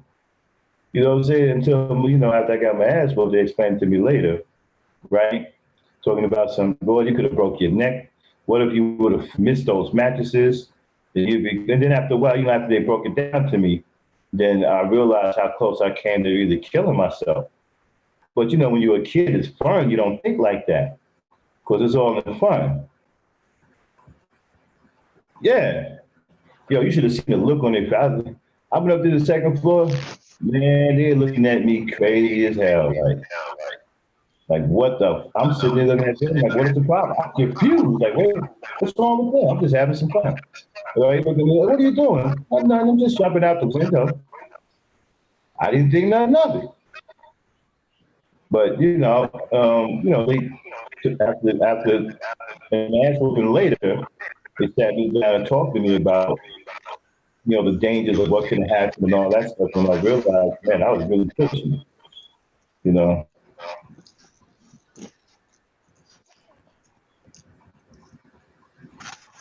Well, yeah. Little Miss Chuck. I guess with the girls it's different, but with the boys, we'd rather get an ass one for my pops. I'll tell you, because Mom's Dukes, man, she had issues, yo. We didn't want that smoke. Nobody felt like being crawling through the whole house, getting their ass whooped. You know, and we had a big family, so we had a big house with a lot of rooms. So you're getting beat in and out of rooms and shit, man. Fuck that. That was for the birds.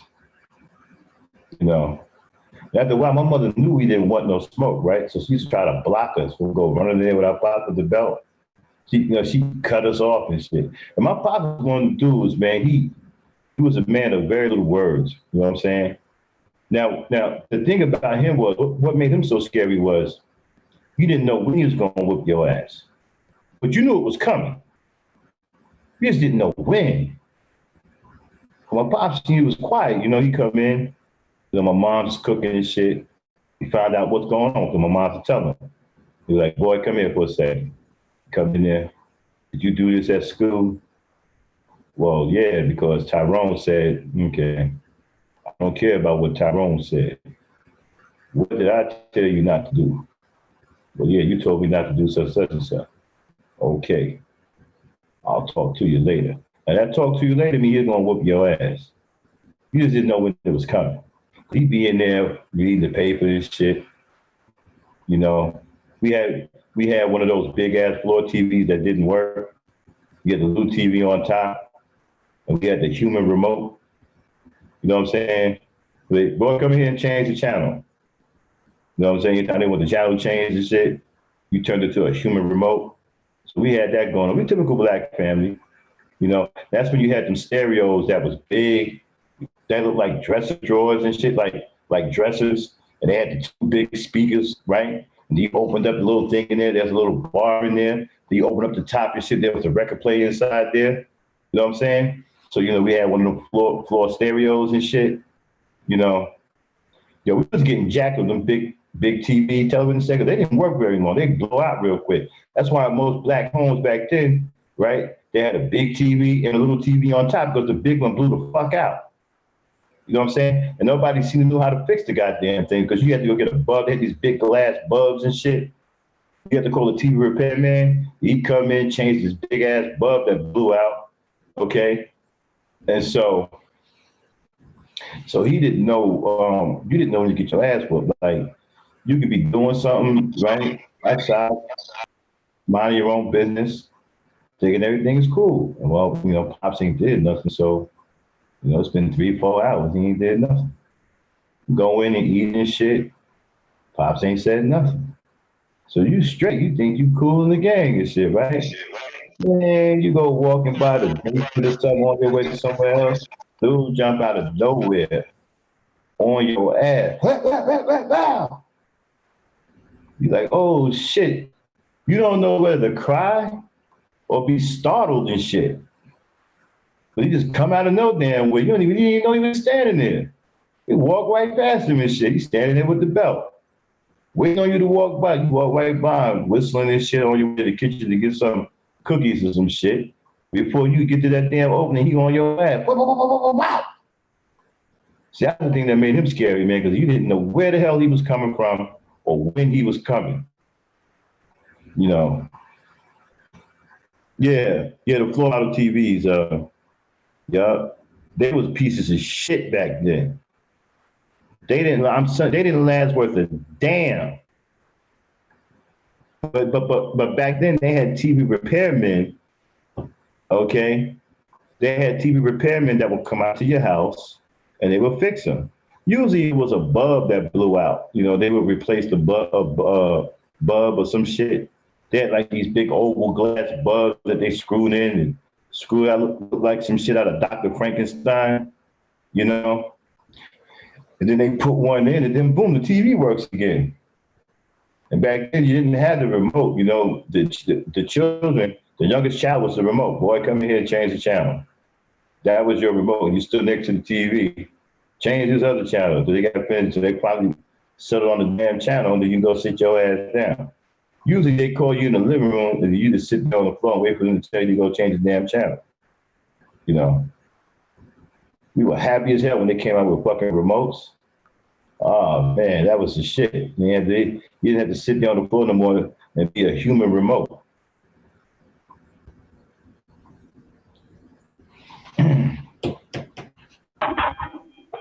Yeah. Yeah, you was a remote control too. I was too. But I was the youngest, so I was the remote control. Well, I'd rather be the human remote than the human air antenna. Oh, that was wild, right? With the rabbit ears and shit. You had to go get a hanger. You go get a coat hanger, try to work that, and then put aluminum foil on this shit, trying to get the good reception. I love those times, though. I remember one game, I don't know what it was about my body. The only way they could get reception if I was holding on to the antenna. A whole football game, from beginning to end, I had to stand there. Only time I got a break was for commercials. Yeah. I was like, oh my God. Yeah. I'm like, I ain't touching the antenna ever again. I want to be the remote. And back then, you know, they had like a lot of the old school wiring and shit. There was wires every goddamn way on the fucking house, man. Man, if one wire got cut, it blow the whole goddamn house out. Whole house went dark over one damn wire. You know what I'm saying? Everything was fucking, yo, I'll tell you, I remember when WHT came out. Who know about WHT? That was the first, that was cable. You had home box open. The only thing you had on WHT, you had HBO. Yeah, but it was so easy to steal back then. Even if they cut off the cable, but the wire was still on, you can still kind of work with the TV a little bit and watch cable, even when the cable was cut off. I know, shout out to Black City. Yeah, man, that's right. You was a fucking, I was the remote too. I was the remote, man. And then, you know, when I got a little older, I became the rabbit ears guy. I was doing the rabbit. I learned how to work the rabbit ears too. And then we even learned how to get the damn coat hangers and shit. And work them to turn them into antennas, you know, with the aluminum foil on the tips and shit.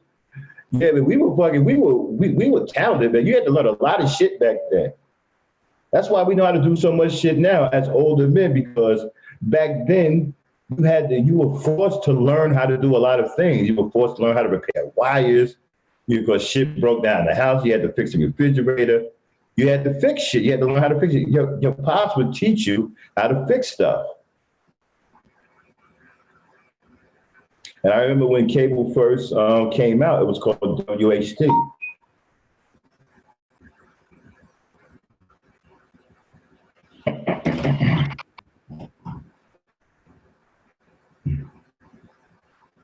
Hold on, guys. I'll be right back. Hold down for me for 1 second. I got to take this phone call. I'll be right back.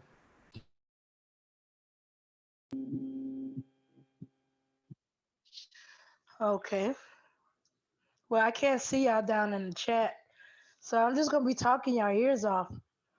Um, my grandfather was the man in my life. I got showed some things. I didn't get showed a lot of the boys' things. Not to mention I had a fear of heights. So a lot of the boys' stuff seemed to be on the roof. Um, yeah, but and there was some stuff I just refused to do. I may help move the branches and and move any stones when it comes to the grass cutting. I ain't cutting no grass. If you have me raking leaves and grass cutting, it would be forever. My uncles would get fed up. They say, if you just don't want to do it, just say you don't want to do it. Because they would go in there, what would take me an hour to rake up and bag would take them like a few minutes. And I encouraged it.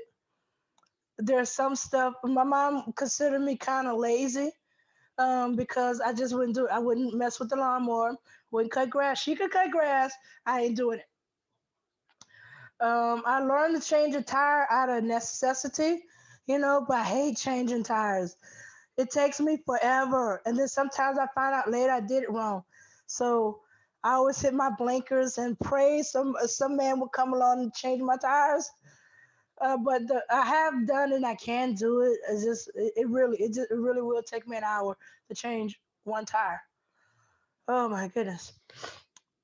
Um, I have painted and I do paint. That's because my mom painted. Because sometimes the person she had painting fell through, or she get impatient and she would paint. I don't know how to do drywall. I watched it. I know technically what's supposed to be done, but I would lose interest in it. I just watch it in terms of something interesting. I paid attention to a little bit more to plumbing, but that's because I've done some kind of disastrous thing. Like I've accidentally pulled a sink from a wall, water skewing everywhere, and I didn't know how to get to the cutoff because the water was just jetting out everywhere. Um, and I always had a problem with toilets. At some time, and so I watch it. Not say I'm going to do it, all the stuff the plumbers do, but I watch it just out of curiosity. Some stuff I learned because the men in my life treated me a little bit like a boy. So they would be like, okay, in case you don't have anybody to do it for you, this is how you change the lock or you put in a doorknobs or stuff like that. It's easy. You could do it. Or their advisement say, hey, when you get to an apartment, take out them screws they put in the locks and go get the same screws but a longer length and screw them in there. I was interested in that because it was security. It said because something about the longer screws make the locks more secure for the bolt where the latch into the door thingy. Um, so I paid attention to that. Um, I paid attention to different stuff. I had three hammers at one point, not because for home repair, for security. My mom, because it was just me and her a lot, she got in the habit, and well, I got out of the habit of sleeping with a hammer underneath the pillow. Because her baseball bat most of the time was in her car. But her hammer, she always had one.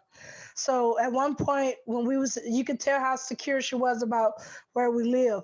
Cause then she'll have a hammer underneath her pillow. I have a hammer underneath the pillow. There'll be a hammer some part of the house. I mean, one time I found a hammer underneath the sofa. I guess in case she fell asleep on the sofa. So hammers for us was more security and some minor repair. Yeah.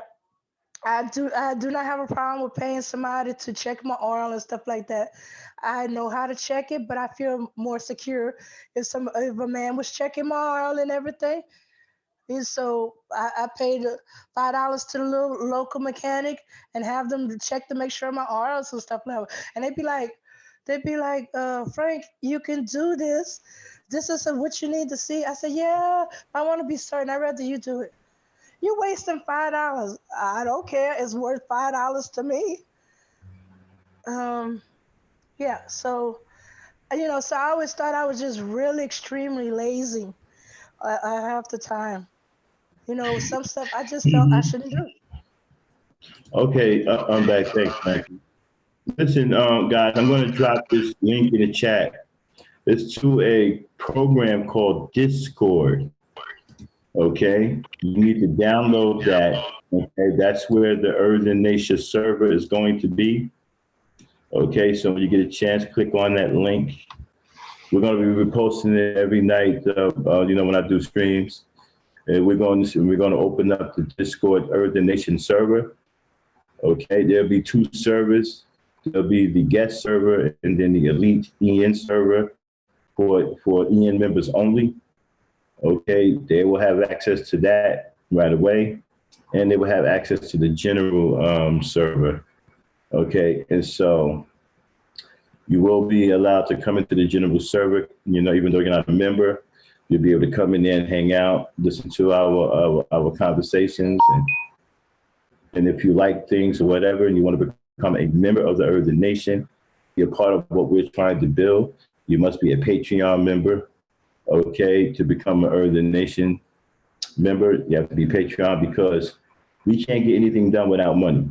Okay, we can't get nothing established or nothing accomplished in this world worthwhile without money. Okay, so if you have issues with investing in things or whatever, okay, we all have fears. Okay, but you have to take a chance on something. If you want to better your position in life, you're going to have to trust somebody and take a chance. I wouldn't have my own business, right, if I just lived in fear all the time, or I was afraid of losing $1 here and there. I have a business now, and I lose money every year. That's the way business work. Of course, I make more than I lose, right? But you're always going to lose. Life is not about loss. So don't let losing a few dollars here and there. Not that we're looking to lose money, but I'm just saying, don't let that stop you from investing in something that you believe in. Okay, so to become a part of the Earthen Nation, you must be a Patreon member. And so when you become a member, you will be moved to the elite server, and you will be privy to our private conversations to where we will start building. And we got some serious plans ahead, man. We're trying to get people working. We're trying to get people's financial situation together. Because remember, the Earthen Nation is about unity. We are about helping our own. And once we get everybody stable to where they can think, they don't have to worry about their finances stuff, we're going to start learning how to produce product. And we're going to start building a small economy. And then once we get money coming in and people are sharing the profits, then we're going to look for a base. We want a military base, because the military base has 90% of the infrastructure already in place that we need. And it's easy for us to just renovate instead of build from the ground up. You understand what I'm saying? So we got a lot of big plans, okay? Things are gonna happen over time, but first we gotta get enough people in there. We gotta start seeing where everybody's head's at. We gotta start seeing who needs help, because we wanna help each other get on a solid ground so you can produce. We are about producing. We're not really consumers, we're producers. We want people consuming what we produce. See, we have the opposite mindset, okay? Whereas the Black person now has a consumer mindset. Well, we're going to have the opposite mindset. We're going to have a producer mindset. We want other people to be the consumers of what we produce. This is how you build a strong economy. You understand what I'm saying? So there's going to be a lot of discussion on that, in the server. And like I said, once you become a member, you go to the EN server. And then also, when you do become a member, right, you will have to change your name or make an account. And when you do your new name, it must have EN underscore in front of it. We do that for a reason. We do that to promote unity, okay? To get you in the mind of thinking of unity to become second nature. So when you see everybody with the EN insignia, you know that you're a part of something, you know that you're a part of a brotherhood and a sisterhood. That promotes unity, okay? So we'll get heavy into all of that. But go ahead and download that app, and I will be giving the Discord server out probably tomorrow night or sometime tonight, to where you'll be able to come and accept the invite, and you'll be allowed into the Discord server. The Discord server will be on 24 hours a day. So when we're not doing live streams, you can just come and hang out, see who's in there, who's talking or whatever. Okay, it'll grow as we get more people in there, and it's going to be popping most of the time because it will be on 24 hours a day. The EN server will not be running 24 hours a day. That's the elite server. That's for the members only. That will only pop when we have meetings and when we're talking about building and talking about doing things and getting things done. That's the only time the EN server will be, will be active and will only be visible to members. The general server, the EN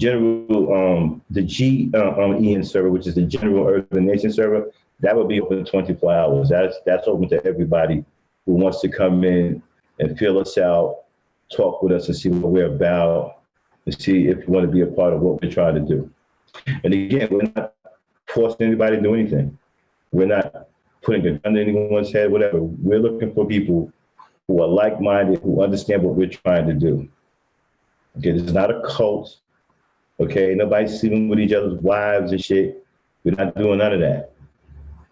We're just a group of Black people who are deciding to do something about our current condition by creating unity amongst each other, camaraderie, and positive relations.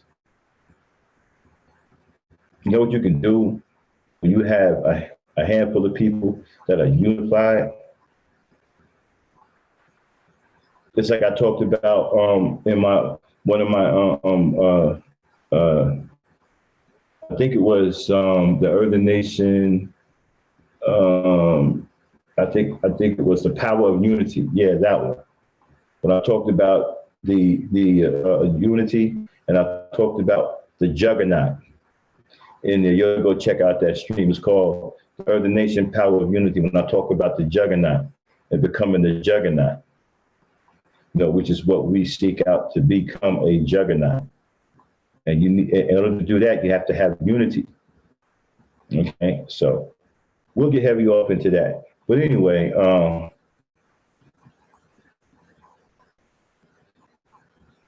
exactly, the Black Seed. Everybody has unity for us, right? That's why we're at the bottom of the totem pole. We aren't unified. You got everybody going in different directions. And what we do is we promote diversity. Diversity is not a good thing when it comes down to a people who need to establish an economic power base. Diversity is not a good thing. You have to be unified. Division is not a good thing. White people are unified. It's like I spoke in that video, right?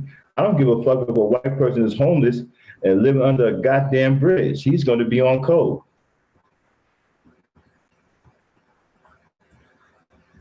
They got homeless motherfuckers who are on code because they're unified. They understand what it takes to maintain power. You have to have unity in order to maintain power and influence and wealth. Black people have to learn that. That is what we are attempting to build with the Earthen Nation. Power, wealth, and influence by way of unity. One of the things we'll talk about, Dr. Claude Anderson, the power now, we hope to, in the future, have Dr. Claude Anderson on here as a guest. We're also hoping in the future that we can get Jason Black on here. Jason Black is a powerful brother. They can drop some serious knowledge, economic knowledge on a motherfucker, okay? Jason Black is no fucking joke. I don't give a damn what they think he is. We need that knowledge. See, we have to understand that we have to hold on one second. Anybody want to chop it up with me? Here is let me put the link in the chat again. I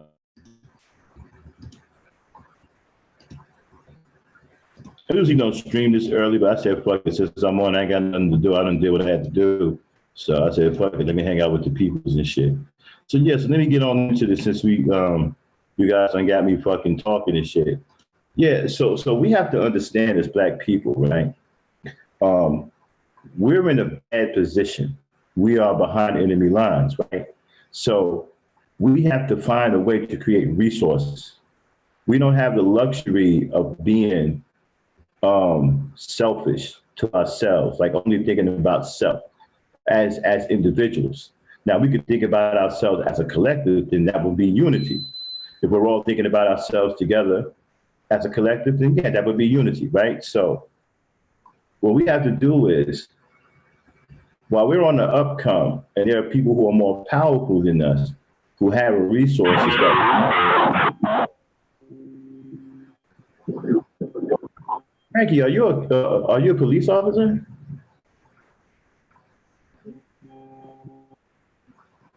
That sounds like a radio. Oh, I know my speaker was on for a brief second, but no, I got dropped out. I don't know if it's because I was trying to download Discord. It just yanked me out of the Zoom. So I download in. Okay, that's fine. That's fine. You're all right. But yes, like I was saying, right? So we have to understand, we have to look at these other races, right? And we have to make it work for us as a group. Instead of looking at them like they're Chinese or they're white or whatever, let's look at them this way.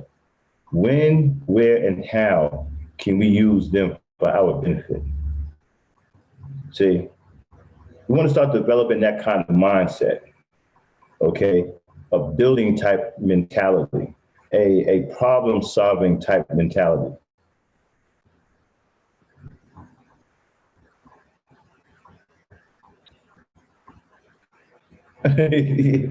well, aside of the reason why, because lately a couple of things have happened and I had to come out and do some unexpected streams. Especially the one today, which kind of pissed me off, but I had to do an apology to my strong peoples, the B1 Network and Cluster B, because of some reckless shit RBR said last night. So I had to come out and apologize to my strong peoples because it's my panel and I have to control what goes on my panel. And I was derelict last night in my duties of maintaining the integrity of my panel by falling asleep. I don't blame nobody but myself. Like I said, I take responsibility. This is what a real man does. I lead by example. I don't blame no one but myself. So I had to come out and make amends and, issue an apology to the B1 Network and my strong sister over there, Cluster B, because RBR fucking had a reckless mouth last night on my panel while I was asleep. He snuck up here while I was asleep. I left the damn door open last night and fucking had the panel thing in the chat, but I didn't have the panel locked to where you'd be in the waiting room. I let it stay open so people can come straight up because I was awake. So if he would have came up, I just could have booted him off or whatever. He would have decided to stupid. But I had fell asleep and I left the damn panel wide open. He snuck up there. And by the time I woke up, he had already caused all this damage and cussed people out and shitted on people and put Taz and Nyla and Cluster B's name in a whole bunch of BS. And so I had to come and straighten out. That's what this stream is. If you go back to the beginning of the stream, you'll hear me starting off with an apology to the B1 Network and Cluster B for his recklessness. You know what I'm saying? And then it turned into one thing and then another, You know what I'm saying? He even threw my man information man in there, you know what I'm saying? I was just arguing with him a few minutes ago about shit, trying to talk to him. He don't fucking get it, So anyway, so like I was saying, right? So we have to start looking at, we have to start changing our mentality, okay? Let's start looking at white supremacy in the way that we can make money off of white supremacy. I know a brother in Oklahoma who makes money off of racism. Black man, right? Now, how does he do this, right? The guy has a big body, Benz and everything, right? He shines shoes. Then you say, okay, well, Max, how does he make money, making all this money? Shining shoes. Surely you can't buy a Benz off of shining shoes. Oh, yes, you can. Let me tell you how. I got to talking to this brother, right? He had a pile of fucking shoes, snakeskin boots, all kinds of motherfucking shoes. When he showed me some of the price tags, it blew my mind. Some of them price tags were $300, $150, $75, $200, $250, depending on what type of shoe it was and what type of shine they wanted, right? And he had a gang of shoes over there, boots, cowboy boots, all kinds of shit, right? And I said, man, how the hell you get all these boots? He said, white people, right, like to see me in this position. It makes them feel like it's the old days. So at first I couldn't follow what he was saying. Like, what the fuck are you talking about? You purposely, denigrate. So he said, no. He said, look at it this way. They call us niggas all the time, right? He said, they call us niggas. I said, yeah. He said, but when you comply, right? He said, then they comply. He said, they react, right? He said, they treat you, right, like you're less than them, right? He said, they like that position. And I said, okay, I don't follow you, right? And he said, listen, when they see a black man out here shining shoes, they look at the black man in a lowly slave position, right? And so it puts them in a position to be magnanimous, right? And then they want to help you. They want to, pay you for your services because they feel that you're in your right position beneath them, right? And I was like, well, I mean, And he said, trust me, I study white people. He said, this is what they like to do. He said, this is why my business is booming. He said, I've even had some of them come by and pat me on the head, right? And I said, you let them come by and pat you on the fucking head? He said, some of them. He said, some of them don't mean nothing by. He said, they just fucking racist as hell, right? And I said, well, okay. And I said, I don't see how that's lucrative. He said, you don't? And then he showed me this fucking Benz sitting out in the parking lot. Big motherfucker. Rims on it. Motherfucker must have been a $90,000 automobile. He said, I bought that off of doing this. And I said, get the fuck out of here. I still didn't believe him, right? Then I went over there and he showed me all of these price tags on these boots and shit. $300, $200. Just in that area where he showed me, he must have had $6,000 to $7,000 worth of work to do. Just in that one area. So I said, so basically what you're saying is I got to be a slave. He said, no, you ain't got to be shit. He said, you look at it and he said, you see an opening and you take advantage of it. He said, if you have the opportunity to turn it into a positive situation, and he said, do so. And he said, it'll be lucrative for you. So I thought about that and I said, okay, well, fuck it, man. And then I said, okay, well, I started thinking this way. Yeah, white people are racist. White people, I don't want them calling me a nigga. I don't treat them like a state, but how can I use them to benefit me? How can I use them to help fortify my position or help me get further on in life, right? So we have to ask ourselves that question. Are they in position to help us? Some of them feel guilty about slavery, right? Maybe we can use that to our advantage. It's always a possibility.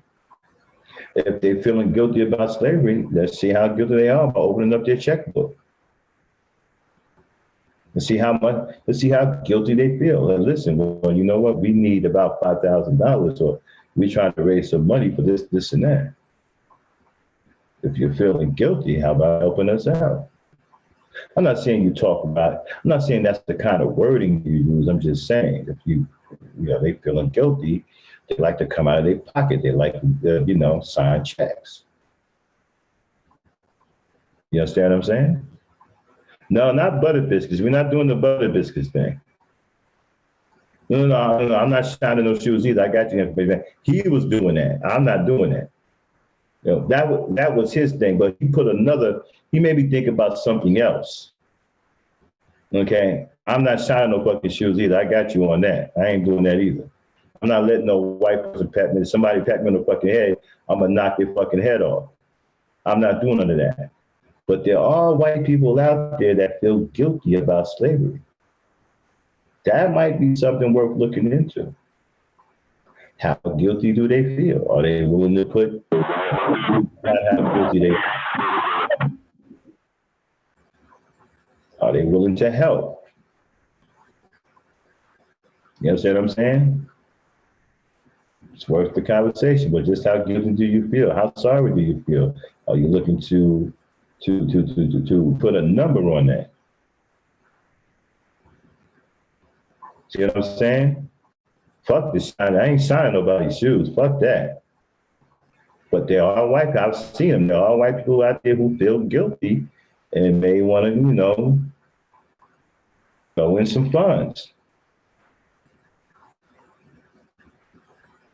As long as they're not attached to nothing, I guess their money spent as good as anybody else's. I don't have no problem taking money from white folks.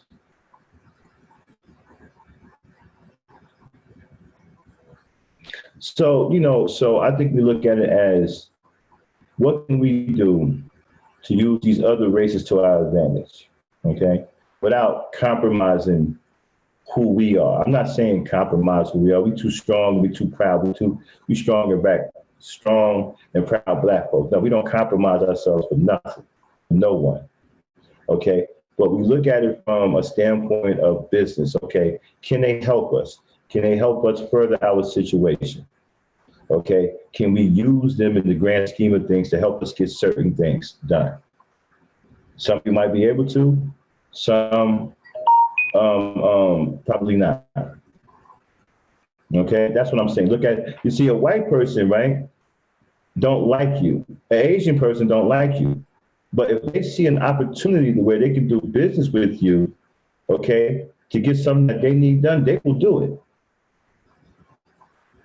And they don't kowtow to you, they don't look down, they don't do none of that. But they see an opportunity. Okay, wait, these black people, they're very good at making bicycles.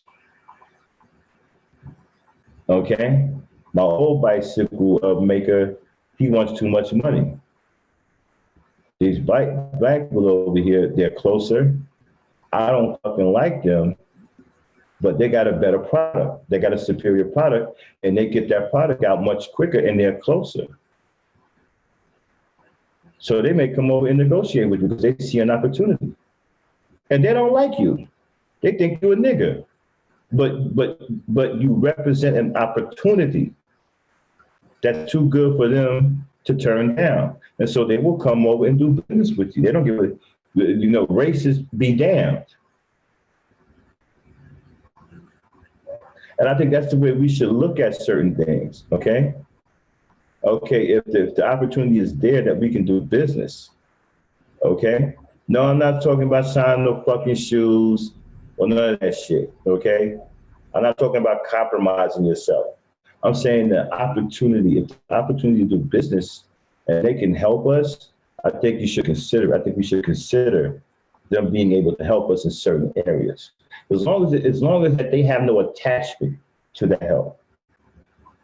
See, if there's any kind of white attachment where they're going to be hanging around, I don't want to do it. Because I don't want them involved in our business like that. But if they want to cut a check to help things get better, I'm all for it. If the Asians want to cut a check, let them cut the check. If we can do business with them like that and they want to cut the check, let them cut the check. I don't think that we should turn down, especially when we're trying to build. We have to think like the business people, right? They take everybody's money. They don't give a fuck whether you black or Mohegan or Moroccan or they don't care anything about that. It's about business to them. And I think that's the kind of mentality that we have to have as black people, rather than just only relying on black businesses. We don't have enough black businesses, right now to stand alone and say, we don't have to do business with the rest of the world. We don't have it like that. Not that I know of anyway. Now, if somebody knows different, let me know. But the last I checked, we don't own businesses like that to where we can stand on our own 2 feet. See, the white man does. The white man don't have to do business with you. He's got businesses all over the goddamn place. He ain't got to do business with you. We don't have it like that. So, Justin. Yeah. Hey, Info, what's going on, my brother? I can hear you. Can you hear me? Yeah, what's up, man? What's going on, man? Glad to see you up here, man. Yeah, I was trying to get my mix board set up. I wanted to Max, I only get on panels to talk about issues I think is relevant to Black people. You're not gonna see me getting on panels no more talking about bullshit. Right. So I just want to, I want to deal with what's solutions. This, what you just said, is a powerful information, because I think Black people, we need to understand how to manipulate white folks to our best advantage. Yes. Now, I don't think I'm going to let someone pat my head and I don't want to shine shoes because of what the historical impact of that is. But there are things that we can do to manipulate the system to our advantage. Yes. I'll give you one example. We know that Black people are impacted in the criminal justice system heavily. We saw in the O.J. Simpson case, whether you like O.J. or not, how Black people, we can nullify these situations if we get involved.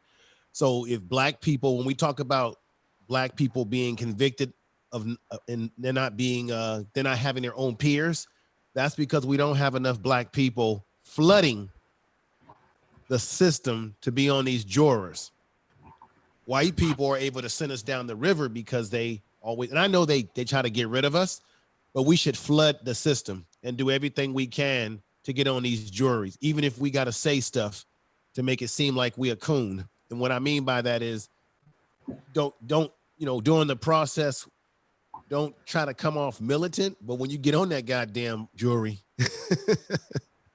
you make a militant decision that benefits Black folks when you know we're being railroaded. So there's so many different things we could be doing politically, socially, and especially on jobs where I work at. Other groups, maximum Asians, Filipinos, they will lie for each other when they know each other are doing things wrong on the job. They'll get the application when they know that a position is being hired for.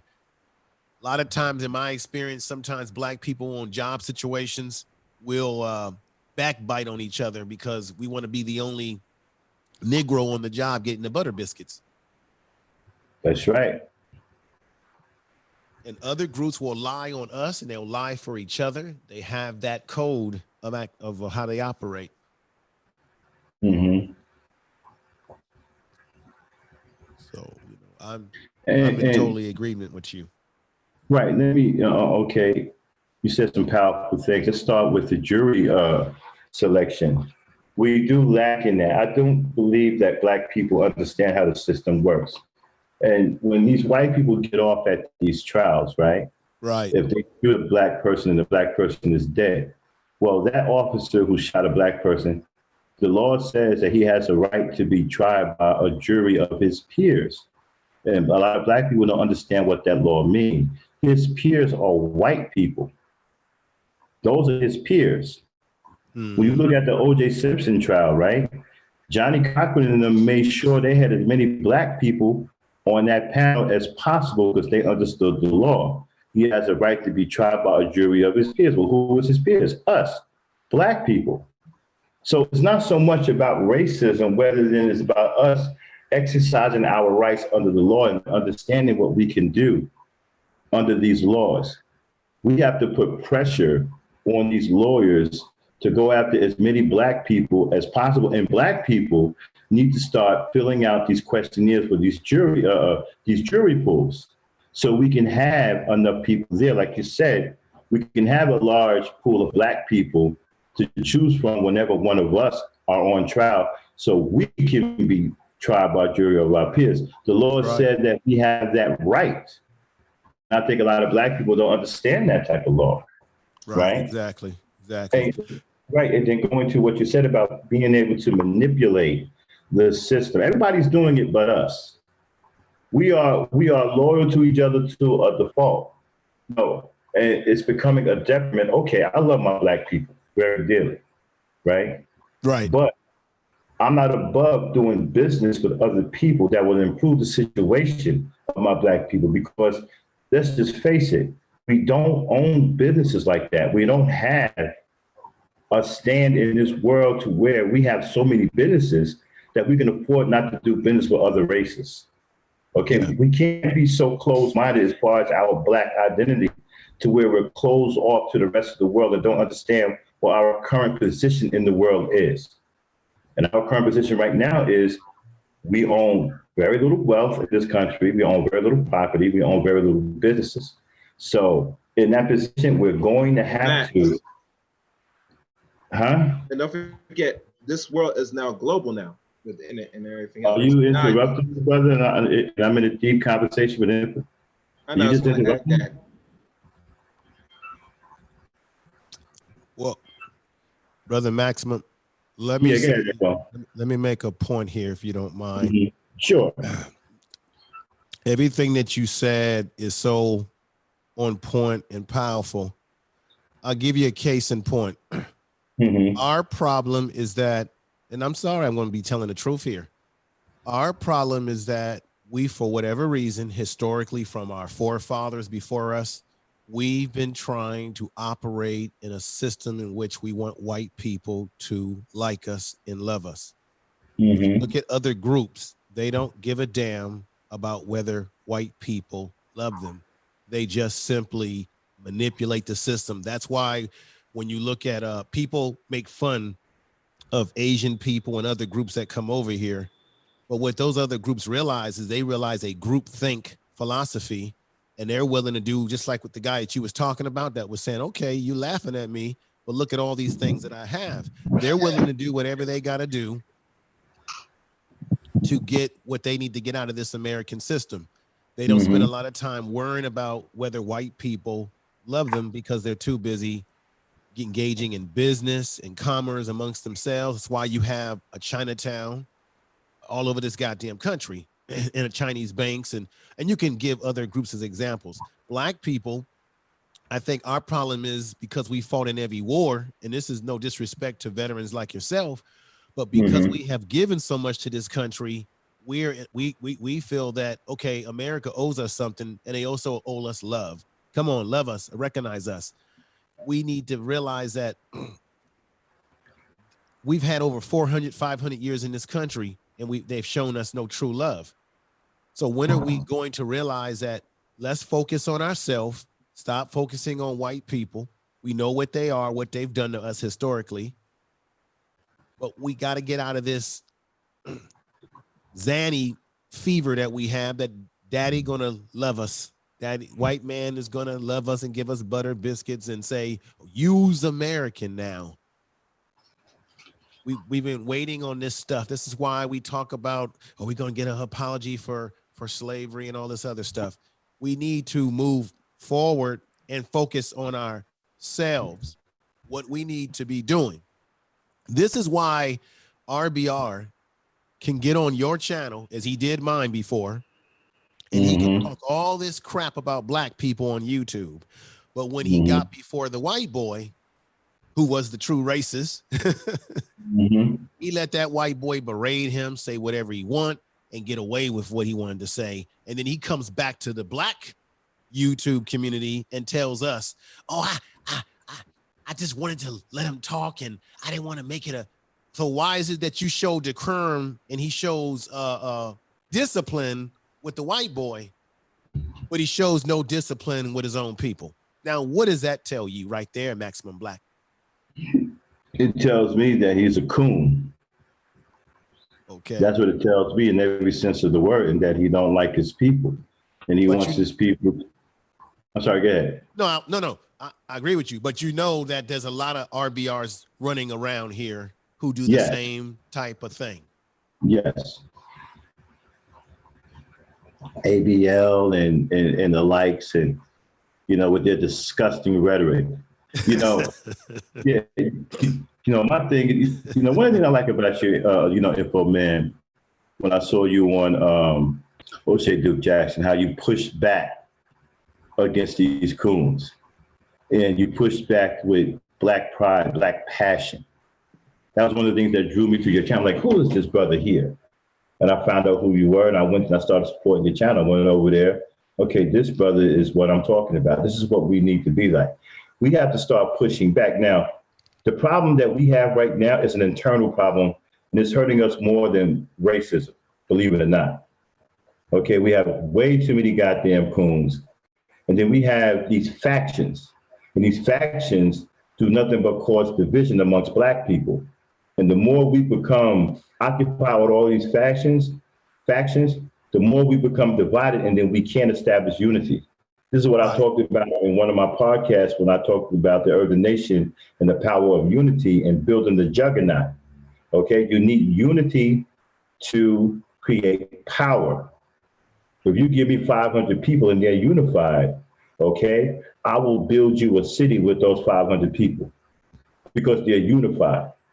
You give me 5,000, you give me 50,000 people, I'll build you a country with those 50,000 people because they're unified. White people are unified, that's why they are in power. I said before, you can take a white man who's homeless, sleeping under a bridge, and he's still on code. Right. He will still follow the goddamn code, even though he ain't got a pot to piss in or one to throw it out. He will still be on code. But another reason why white people have some of their success amongst economics and what have you that they've stolen, let's look at how they separate and discriminate for the best. I've said this before, and many people have said this on YouTube.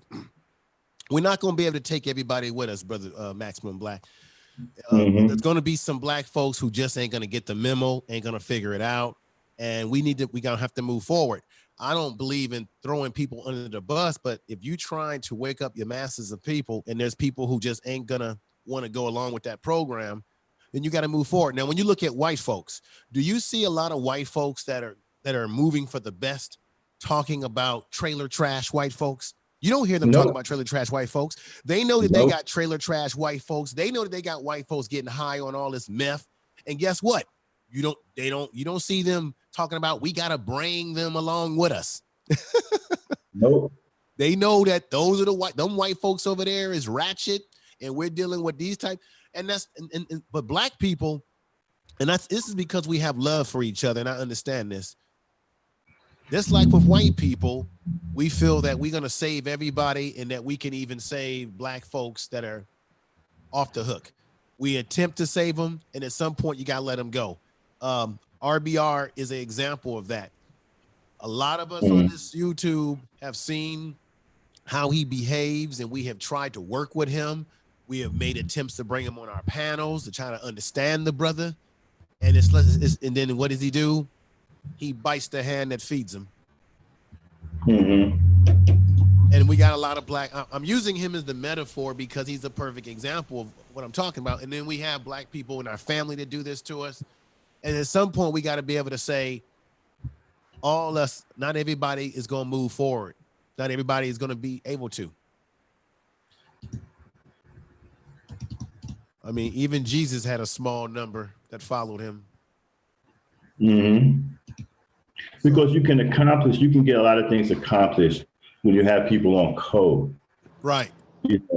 RBR is a loose cannon that is firmly entrenched into this democratic idea. And he doesn't even understand the difference. There's no difference between a white supremacist and a racist. He's trying to get us to believe that there's some kind of difference. I'm not sure where he got that from. Okay. Yeah. No, he knows the difference, Max. Don't care for him. Yeah. He knows the difference. The thing is crazy is that he's saying that we should have voted for Hillary Clinton because she was tutored under Obama. That's his methodology that he uses. But then he fails to mention the fact that this woman that he said we should have voted for, is the same woman that called Black men super predators. You notice he never brings that up. No. He says they're actually lying on her. No, he thinks that people are lying. The white people that he like, when we expose these white people, we're all lying, and he's the only one telling the truth. You see that whole thing right there that he's lying and he's telling the truth and we're all lying. That right there is crazy. So we pass him off as the crazy uncle. okay? Because we know that that don't make any damn sense, okay? But for some reason, he believes that. And he's reckless, and he thinks that coming up here disrespecting people is telling the damn truth. Right. You don't respect anybody's platform. You come up here, you make me look bad in front of my people that I have cool relations with, such as yourself, the B1 Network, Cluster B comes up here, bad mouth all of y'all. That makes me look fucking bad on my own damn panel. He doesn't care anything about that, man. Right. All he cares about is what the fuck he's talking about. Okay, and you know, and I was over on this panel for a while, and I didn't think he would do that to me, but he comes over here and he just don't give a shit. So I'm done with it, man. He's not allowed over here anymore. You know. I think we've said this before. RBR likes attention, and I think he does some of the stuff he does purposely to get attention drawn to himself, and he wants to be on panels to push his narrative because he believes, according to him, that 99% of Black people on YouTube are liars and that he is the only one who is telling the truth. And as a manifestation of that, he should be the one leading us. That's why he gets on panels and he'll begin arguing, and then he's arguing with women, yet he wants to have a women's panel night. I don't get it. But I think this is the thing. I'm going to tell you something because I've had a chance to sit back and listen to some of the things you've been talking about. I think you're on point when you talk about this whole divide between Black women and Black men. We cannot continue manifesting this type of shit going into 2020. Okay. Right. You're a man. I'm a man. We know that if you meet a woman, a Black woman who is no good for you, you leave her alone. If you meet any woman, I think that all women are the same in terms of their general nature. Then you have cultural nuances, all right, that are different. But all women biologically are the same in terms of their basic needs and their basic emotions, right? So no matter what their race is, if you do something, get a divorce, whatever, white women will take your ass to the bank. I mean, you got Antonio Brown. His ex-girlfriend, she talking about she gonna expose his ass. So this whole thing about, well, Black women are ratchet and they only do this. I think all women have the potential to go left on you if you chose the wrong woman. It's about you you got to vet the woman that you get involved with and take your time. I think, we get caught up in the sexual stuff, but I think that it's positive for us to move forward from this divide between Black women and Black men and start developing some healing and moving forward, because the conversation gets old and stale after a while. Yes, it does. And we're not going to get anywhere by tearing down our Black women. We need our Black women. We need that support. Where are you going? So I don't understand these guys. All these men out here in this world who are out here kicking ass, taking names, building infrastructure. What do you think their support system is? Their support system is their women. Right. Well, yesterday, the support system is your women. It's always been. That's why God gave us women as a support to us.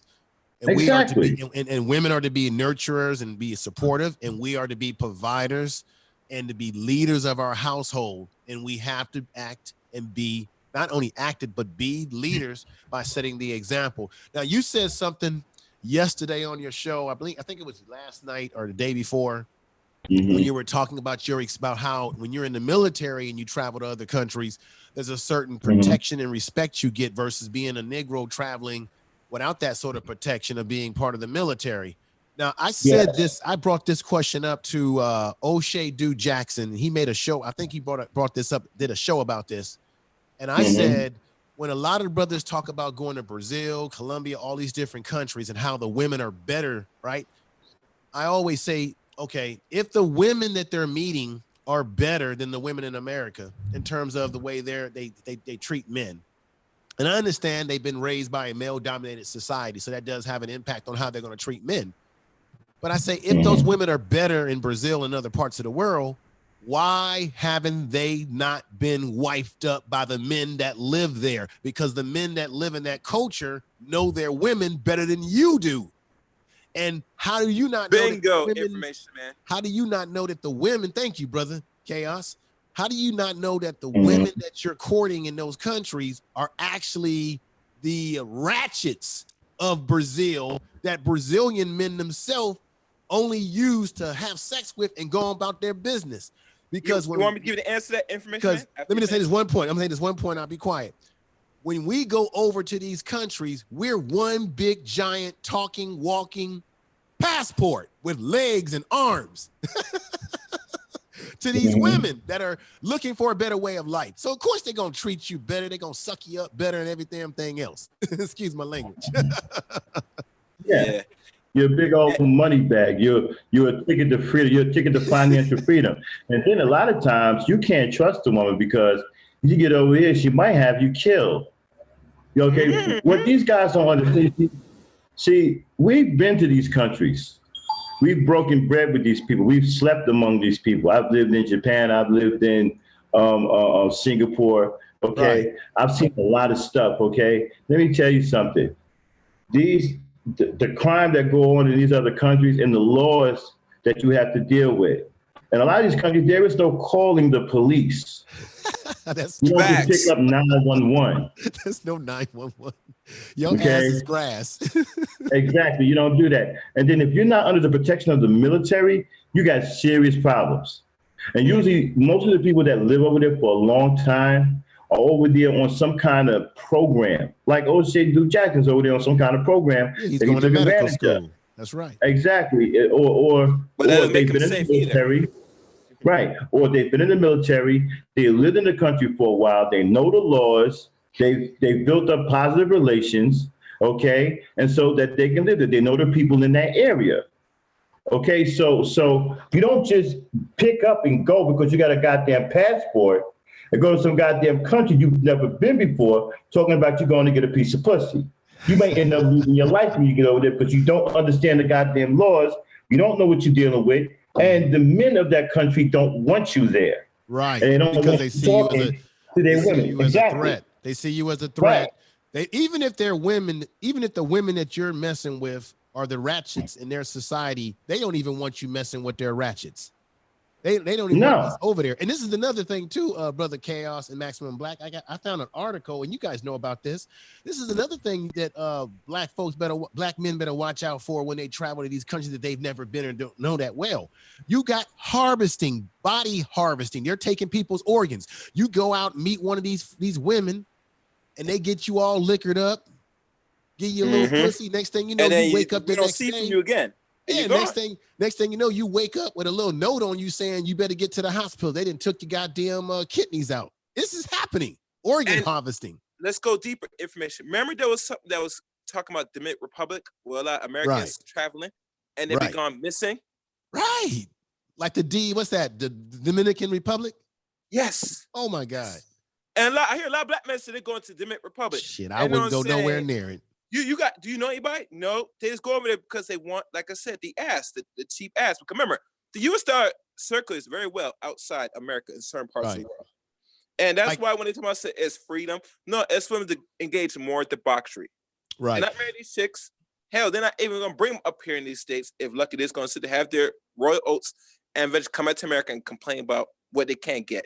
Right. That's why I can't really rock with some people telling me, say, you're free because you're a pastor. No, the pastor makes you travel, but you're not free because you're still bound by the United States government. Right. That's why a lot of that go outside the country that you have to report back to here. Mm-hmm. So as a black person, Jerry, you're not free of anywhere. Right. And you made a good point. You got to have some connection on the ground. Like when it comes to Brazil, for example, I know people, I can gone to Brazil. I got family in the northern part of Brazil, Fortaleza, and I know people there. So I just don't go anywhere blind. You got to make some sort of connections with people there that can tell you where not to go, where, and it's serious. And even the way you dress, particularly in Brazil, you can't go over there wearing no flashy stuff, man, because people will rob you. You get robbed. You gotta blend in with the people, so to speak. But they know when you are American. When you open that mouth, they'll Right. know. But back to that question, Cass, I want you to answer that question for me. If the women, if the women that the brothers who go over there and say, wow, she's treating me, she's cooking for me, she's doing all this kind of stuff, if those women are that great, and maybe they are great. Dan Frankie, mute your line, please. Let me see what's going on. Feedback. There's feedback. Yes, Dan Frankie, share me her line. Thank you. Okay.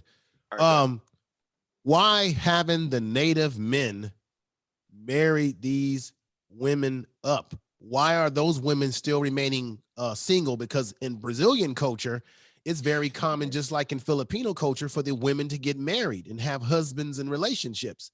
Mm-hmm. It's a very sexual country, you know, when men and women get together. So why are they still running around available to all the American men? And to be honest with you, information, it's good you mentioned that, because I never thought of that about what these women treat. Dan Frankie. Thank you. Gotta mute herself. Yeah, if you think about information, man, that's a very large question. I want to ask these people that's SYBM or these people that entertain these spaces from, like, you know, your good friend from the other YouTuber, this question. Mm-hmm. And I'm going to give you a simple answer, because they only pump and dump some of these women. Okay.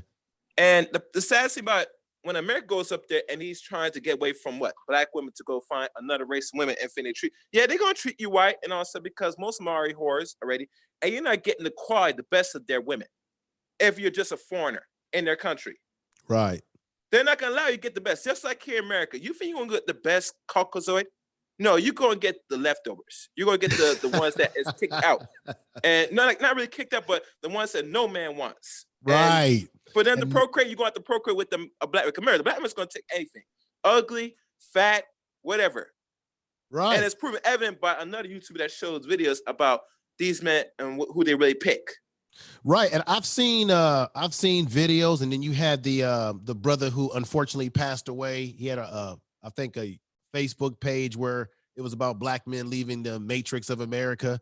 And I've looked at some of those little parties that they've had on the beach and all, and I've seen the women, and I could tell you for a fact that the women that they were running around with, those are not the cream of the top of Brazilian women that I've seen. Not there. Even in the Dominican Republic, information man. So I see these videos, and I'm not going to call some people's names, but you know them.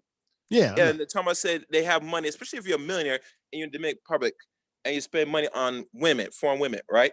That's not the quality, the best of their women. I'm telling you right now. Because if you're a person, like you said, if you're not here and protected by the United States government, military, especially military, you're up there as a guest. Yeah, they'll let you spend your money. If you big money, yeah, you spend enough money. Oh yeah, look, you might. Will allow you to get certain women, but you're not getting the top tier women. No, you're getting some women that's already sucking one man and ready line up to really deal with you nicely. You know, the leftovers. That's why you gotta be an influencer. I mean, some of the guys, you know, the guys that are really getting those top of the cream, top women in these type of countries are guys that are influencers, guys who have got bankrolls, right? They got a reputation, they got celebrity status. Come on, let's be honest. Yeah, the celebrities will get them. If they're gonna get those top, they're gonna get it. They're gonna set you real nice. Yeah, with a real quality, because they know it's gonna put something into their pockets, especially if they have something of an agenda. Yeah, the average brother coming from Detroit, LA, Oakland, around the country, you're going to get some women that you may think to you are top of the cream because they're treating you a certain way. When you made a good point, but those men in those countries, they're not giving up their top of the litter. Never. Not even the white man's going to get a top litter of his cocksoid, whether we look at as she the standard beauty or not. And if you look at the celebrities that got these women, and I tell people, really examine the women they really get. Right. Examine them real well. Even the ones that said that are billionaires and they get these women, they get these women that are what? Playboy models. Right. Playboy models. That's not even the top of their own women. Listen. Right. When you know you're getting the top of the top, you know. You know what I'm saying? Not just by looks, but she is the top of the top. Because we look at every race of men with their woman, examine them good. Look from head to toe. There's something different about this woman. Right. You get me? Right. And so remember O'Shea said on his channel how when you're in a foreign country and you go into clubs and bars and you start hitting on the women, you got to watch yourself because the men in those bars in that culture, they may see you as a threat and want to get rid of you. Like what happened to the young man in Greece. He was over there with those white folks. It was a shame. It was a shame. And it was a shame. They chewed him up. They chewed him out and spit him out. Even his white friends did not even back him up, protect and let him get beaten, killed. Yeah. And that's a message that show every black man should know. Say, most of these men that you're friends with, they're not really your friends. No, they're not. How other friends go watch you get beaten, killed in another foreign land? It don't make no sense. And I'm not saying black people should, who they pick as friends, say you should leave. No, I'm telling you, say the people that, especially that's not part of your race in your group that you're friends with, right. when shit gets hard and tough and serious, they gonna skedaddle. Same thing with the African man that was messing around with the Asian chick. How them Asian man beat him to a pulp with pipes. I'm telling you, black man doesn't understand his position in the world that we are not in no power position. Every action we take either is gonna be a power move, empowerment, or it's gonna lead to our death if we're not careful. That's why you hear always with black men, we have no room for error. Not in America or anywhere we at. That is definitely the facts. Yeah, man. Definitely. You know, I didn't think I was gonna see you in a while information. I told you you should come on my stream one of these days. Not on YouTube, but we have a call in, and we talk about issues still, man. I'm still waiting on that information, man. Yeah, I got no problem with that. It's just that I if it's a topic that I want to, that I feel that I'm passionate about, then I'll come on. Mm-hmm. Some topics I don't want to talk about. It has to be a topic that speaks to me, but that doesn't mean I won't watch and support what people are doing and everything like that. So, hey, but Maximum Black, man, I'm gonna get ready to get off, but keep doing what you're doing. Stay positive. Keep doing what you're doing, brother, with your channel. And it's only gonna grow and get better and better. Possible. And of course, you're gonna always have those that are gonna hate and make judgment. You know the thing that also gets me, brother Maximum? What's up, bro? Black people, we're so judgmental of each other. What is that all about? We really are heavily judgmental of each other. Well, I think one of the reasons why is because we're taught not to trust each other. And I think that when you don't trust people, you tend to be judgmental, and a lot of us seem to have some kind of mental illness to where we don't want to be wrong about anything. It's like it's almost some kind of fear that a lot of black people have. Like I had discussions with people who can't take a simple disagreement. As soon as you disagree with them about something, they jump up a fucking bridge. You understand what I'm saying? And so it's like when you have this inherent teaching, right, that comes out of the household when we're young, okay, and you're taught not to trust people that look just like you, it can lead to a lot of judgmental, situations when you come across each other. And I think that's what manifests itself today and rears its ugly head all the time. Yeah. We just generally don't trust each other. This is why in the Earthen Nation, we promote unity, to build up that trust, the camaraderie with one another, getting to understand that this is now a brotherhood and a sisterhood. We're trying to reestablish the foundation of the family, to build that family mindset, okay, to rekindle that trust in one another. So we're not looking at each other, right, suspicious. We're not suspicious people. You're not saying, well, you know what? I don't trust this dude because he looks just like me. I don't trust him because he's a nigga. I don't trust him because he's a black person. See, we're going to get rid of all of that with the Earthen Nation. We're going to reestablish a healthy mentality of unity and family. Right. Good points. Good. Well said. Well, brother, thank you for letting me. I was going to ask one question for you, information, since you're up here. Yes, sir. What's your views on, I know you've been following, there's been a lot of docs on it. A lot of people. What's your views on that? Well, I was on Gab's talk show on his program over the weekend and then a week ago. I think that when you bring family members into it, that's crossing the line. And people do these things because they're on computer keyboards, and so now they can be a keyboard gangster and attack people. People do things that they would not do to someone if they had to deal with them in person. Then you have what we call the mob mentality. People will do things and say things in a group think that they wouldn't do as individuals. So, excuse me, fighting a cold here. So I think that's crossing the line. You're never going to see me doing something like that. So I don't agree with it. But I also have to caution people and say this. Keep in mind, there's negative and positive energy. Sometimes what you put out, you're going to get back. So if I put out negative energy and I go around doxing people, talking about people and disrespecting people, then I cannot sit back and expect that no one is not going to try to do the same thing to me. And I'm not saying that, I'm not accusing anybody. I'm just saying that that's how it works in the law of nature. You get back what you put out. It also is going to, it's destroying Black YouTube, this part of Black YouTube, because I said to Gab, what part of Black YouTube are you talking about? Because Black YouTube is bigger than we think it is. There's many people that are on YouTube, Black folks that are doing different things that are not involved in some of the messiness that goes on. So when you say Black YouTube, we got to watch how we try to put a drag net on everybody, because not everybody is channel or their content is about trying to go at people in beef. But this is one of the things that's going to hurt. Our channels will never develop, never grow, because we are destroying ourselves. If Maximum Black has people who follow him, and if I start beefing with him, then his people will come and flag my channel. My folks will flag his channel.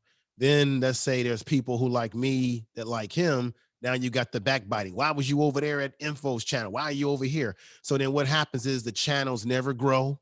You never reach your full potential as content creators, because we spending more time fighting. And then while we're fighting each other and our channels are being snatched up and destroyed and taken away because we're battling, white folks are laughing and having a good time because their channels are growing. They're doing cross promotions of each other's channels. They're helping each other out. Not that they don't have drama too, but the channels that I'm looking at, they're doing well because they're working together. Black people are jealous of one another.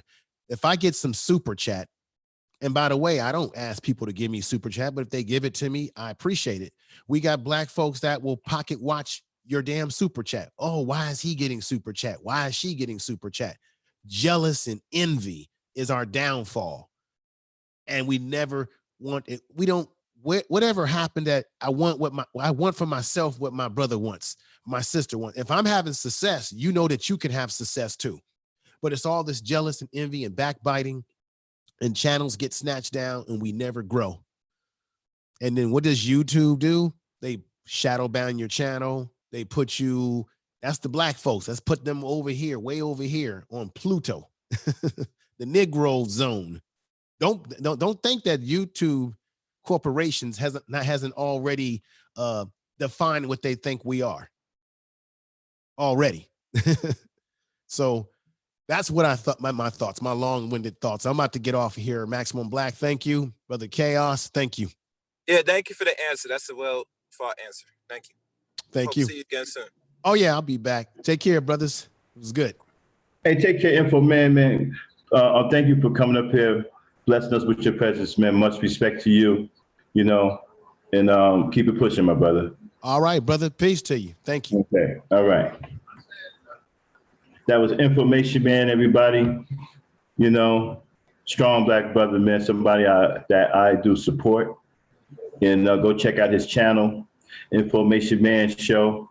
He always talking about something positive over there. I tell you, the first time I even saw that brother was on O'Shea Duke Jackson, and saw how he pushed back against that nonsense up there with a passion. And that's what drew me to his channel. And I've been watching ever since. The brother's a good brother. So go check him out at the Information Man Show. Glad that he came up here and made his presence felt. It was a good build. I don't expect nothing less from Info Man. I don't expect anything less than great builds with the brother, because he's just that kind of brother. Chaos.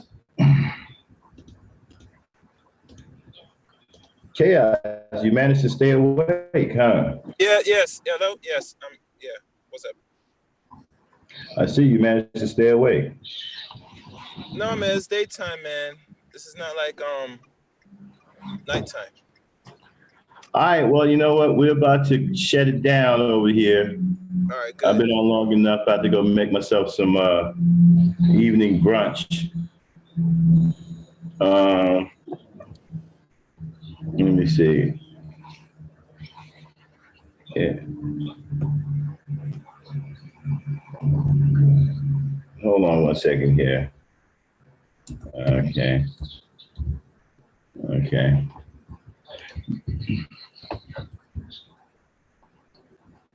Yeah, okay, about to shut it down. I want to thank everybody for tuning in. Again, I usually don't stream this early, but you know, I had some things I had to clear up.